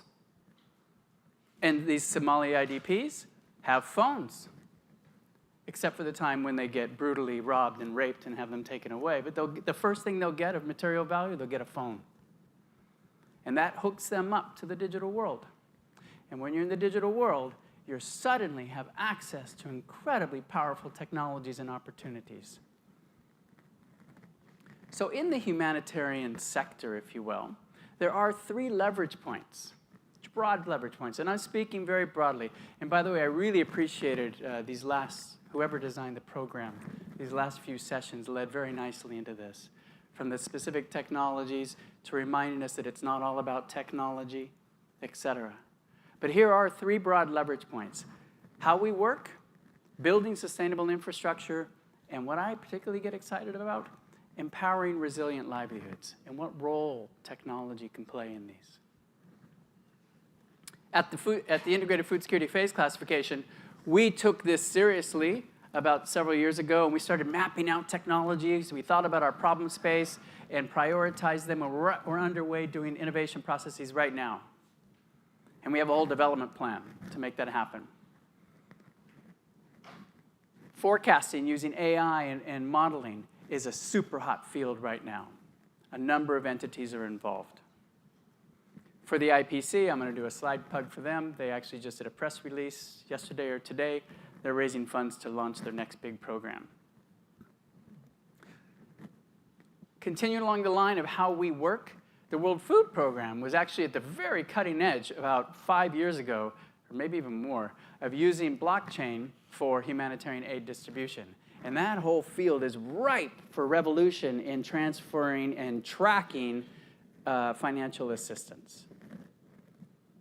And then there's all these spaces for leveraging technology for building infrastructure, whether it's satellite connections themselves, cultured meat, thank you for talking about that, and other cultured products. There's no reason, by the way, why an IDP shouldn't be eating a nice, fat, juicy hamburger. No reason why she shouldn't have quality protein at all in my mind. And these technologies are going to break through. The question is, how fast can we make that happen? And what barriers are there in our own mental mindsets and models as to why that and when that should happen? IOM is actively involved in digital health, exploring that, desalination, solar panels, and the list goes on and on of breakthrough technology and innovations which will challenge our notions of what it would mean to end famine. Not now, temporarily, but permanently. And then if you think about empowering livelihoods, this is not rocket science, the 2 drivers for famine, and I study famine. I classify famines, and it's not just Somalia. It's Nigeria, it's South Sudan, it's Yemen, it's several places. And it could be here, by the way, just to remind you. We all feel secure in our food environment. Change a couple levers in the global system, and we're all hungry. The key drivers for famine are conflict and climate. Conflict and climate. Madagascar, a couple years ago, was being discussed as perhaps the first scientifically proven climate-driven famine. Whether or not that's the case, I don't know, but certainly we're in that space. In the case of Somalia, 5 consecutive failed rainy seasons, unheard of in living memory. And it's well known that 80% of 170 million acutely food insecure Africans are in conflict-affected areas. So if you're going to build sustainable livelihoods, are you really going to talk about helping people go back to marginal land farming, marginal pastoral farming, when all their livestock keep getting stolen from them over and over and can't get enough water in extreme environments? When I talked with Somali girls, when I was on that refugee camp field trip, I asked them a very strange question at the end of very long interviews. And it seemed strange even for me to ask, but I felt compelled to ask it. And that was, what are your hopes and dreams? This is when people can hardly even eat. What are your hopes and dreams? And it was always to get an education, to get a certification. It wasn't to go back to farming or go back to pastoral livelihoods. And I'm not saying that isn't part of the mix of a sustainable future. But what needs to be part of the mix are digital skills now. Because digital skills are resilient to conflict and they are resilient to climate. And that is the future. And we can scale that up fast, and we can do it cheaply, and it's fit for the future. And there's a huge demand, unmet demand. And I know that because of a nonprofit that I also co-found called Kizo Africa. We provide digital learning skills for Africans remotely. In one of the countries, amongst, I think we have 15 countries, people, African youth who sign up, one of the countries where people continually sign up from is Somalia. It's like, how did they even find out about us? So there's a demand. I know there's a demand. And there's no reason why in refugee camps right now or IDP camps, we can't be using that as an opportunity to create safe environments for people to get digital skills. Skills you cannot take away from them, and skills which are instantly monetizable. If it works for a Filipino youth, it can work for a Somali youth. ChatGPT, crazy. We're still getting our heads around this. But if you think about the user, this is the time it took to get to 100 million users. Airbnb, 2.5 years. ChatGPT, 5 days. Why? Because when you've got that cell phone tower and you've got a phone, you're jacked up. The only barrier is knowledge and empowerment. And when you're jacked up with that, now you have people able to do all kinds of amazing things. People can be coding. People can be doing digital graphic art, all kinds of things. And I think, in my mind, it's an oversight on the humanitarian community where we're focused too much on building back to old livelihoods and not thinking about the future sustainable livelihoods. A couple more slides. Peter Singer did a thought experiment. And it was this thought experiment of a drowning child in a shallow pond. And the notion is, if you saw a drowning child, if we walk outside and there's a kid drowning in a pond, would you really walk past it, him or her? Would you really be concerned about the muddiness of your boots if you were to go in there? No. So what Peter Singer is arguing is, just like you would not walk past that child, you should not, in your mind, walk past someone suffering extreme deprivation anywhere in the world. In my mind, what needs to be added to this is we need to be deploying whatever tools we have available. And now we have digital tools. Put that in our toolbox. And it's not just about a matter of saving that drowning child and putting that child in some sort of island back in the middle of the pond and leaving him or her alone. No, it's about repositioning a place where they are able to be resilient in the future. Some take-home messages. We have a moral obligation to use all available tools, technology and other innovations, because it's not just about tech, but it is about an innovative mindset, to address famine and all other global challenges. For humanitarians in the room, there is an urgent need to develop new skills, mindsets, and partnerships. I really enjoyed that panel of those who were humanitarians up on the stage and development workers, and they're at the cutting edge of tech. They're a model for us. For the techies in the room, we need to nurture a deep understanding of the problems and context for innovation and partner with local actors. Not just assume that we have a tech looking for a problem, but understand problems and develop tech and innovations to solve that problem in the local context with local people and empower them along the way. For all of us. And this is crazy. I do this as a mental exercise to keep me healthy and optimistic about the future. And that is to reimagine what's possible during this explosive era of digital innovation. Throw off the chains of past received wisdom about what is possible, right and doable. I'm going to leave you this one last slide. This is Hawa Tako. She's a Somali freedom fighter. I first went to Somalia in 1992. I'm dating myself now. I worked for Save the Children back in 1992, in the midst of that whole Black Hawk Down fiasco. And I happened to have the opportunity to go across what's called the Green Line, the place where humanitarian people shouldn't be crossing because it's the wild, wild west out there. Went there, and in that space was the presidential palace, the residence, and the parliamentarian building. The parliamentarian building was this beautiful Italian marble building, absolutely gorgeous.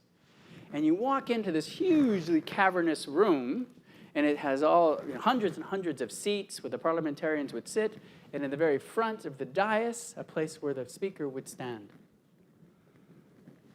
Everywhere in that room had been shot up and mortared, seats ripped out, chandeliers dangling from different groups of so-called warlords, not a great term, rival militias, had come in, different groups, different clans, sub-clans had come in, and everyone had messed that place up.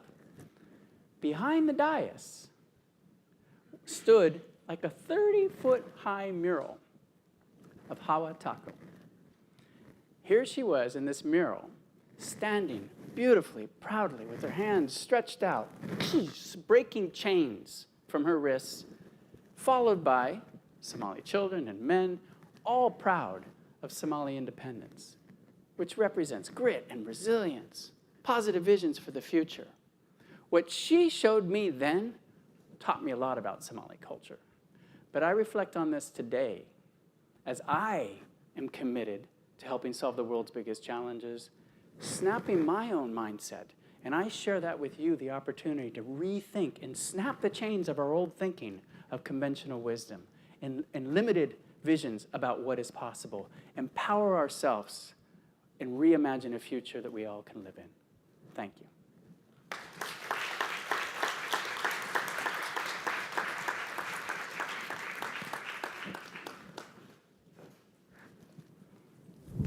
Thank you, Nick. Well, thank you all. What a day. I hope you are leaving inspired, maybe some new ideas, some new connections. And that's what the next portion will be. We'll be able to go back outside, get some food and drinks, and ability to chat with one another. But I want to thank you all for joining us today, and for those of you who joined online. Again, thank you to our innovation partner, Food for the Hungry. We always really appreciate your support. And thank you to our Devex Pro members. Again, we appreciate your support in helping to support our journalism.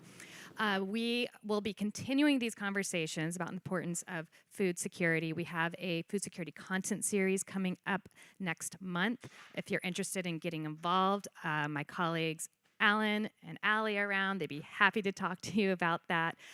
Also, if you haven't subscribed to Devex Dish, that is our weekly newsletter that Teresa authors. That is all things food. It's a must read if you aren't already subscribed, so please do so. We have many more events in store for the rest of the year. We'll be in New York in a couple weeks around the UN Water Conference. We will be at WHA in Geneva. We have our big Devex World Conference. Stay tuned for announcements here any day. That will be in DC on June 12th. We'll be exploring a lot of these big ideas further. But in the meantime, thank you all so much for being here. And thank you to Teresa and Catherine for being rock star interviewers here on stage. And two other women that are behind the scenes but are integral in pulling this event together, Jessica and Sophie. Thank you both for all that you've done. Everyone deserves a well-deserved drink and snack. So please join us outside. We'll have some live music by the very talented Susanna Schofel, an Austin musician, and we look forward to chatting with you further. Thank you all.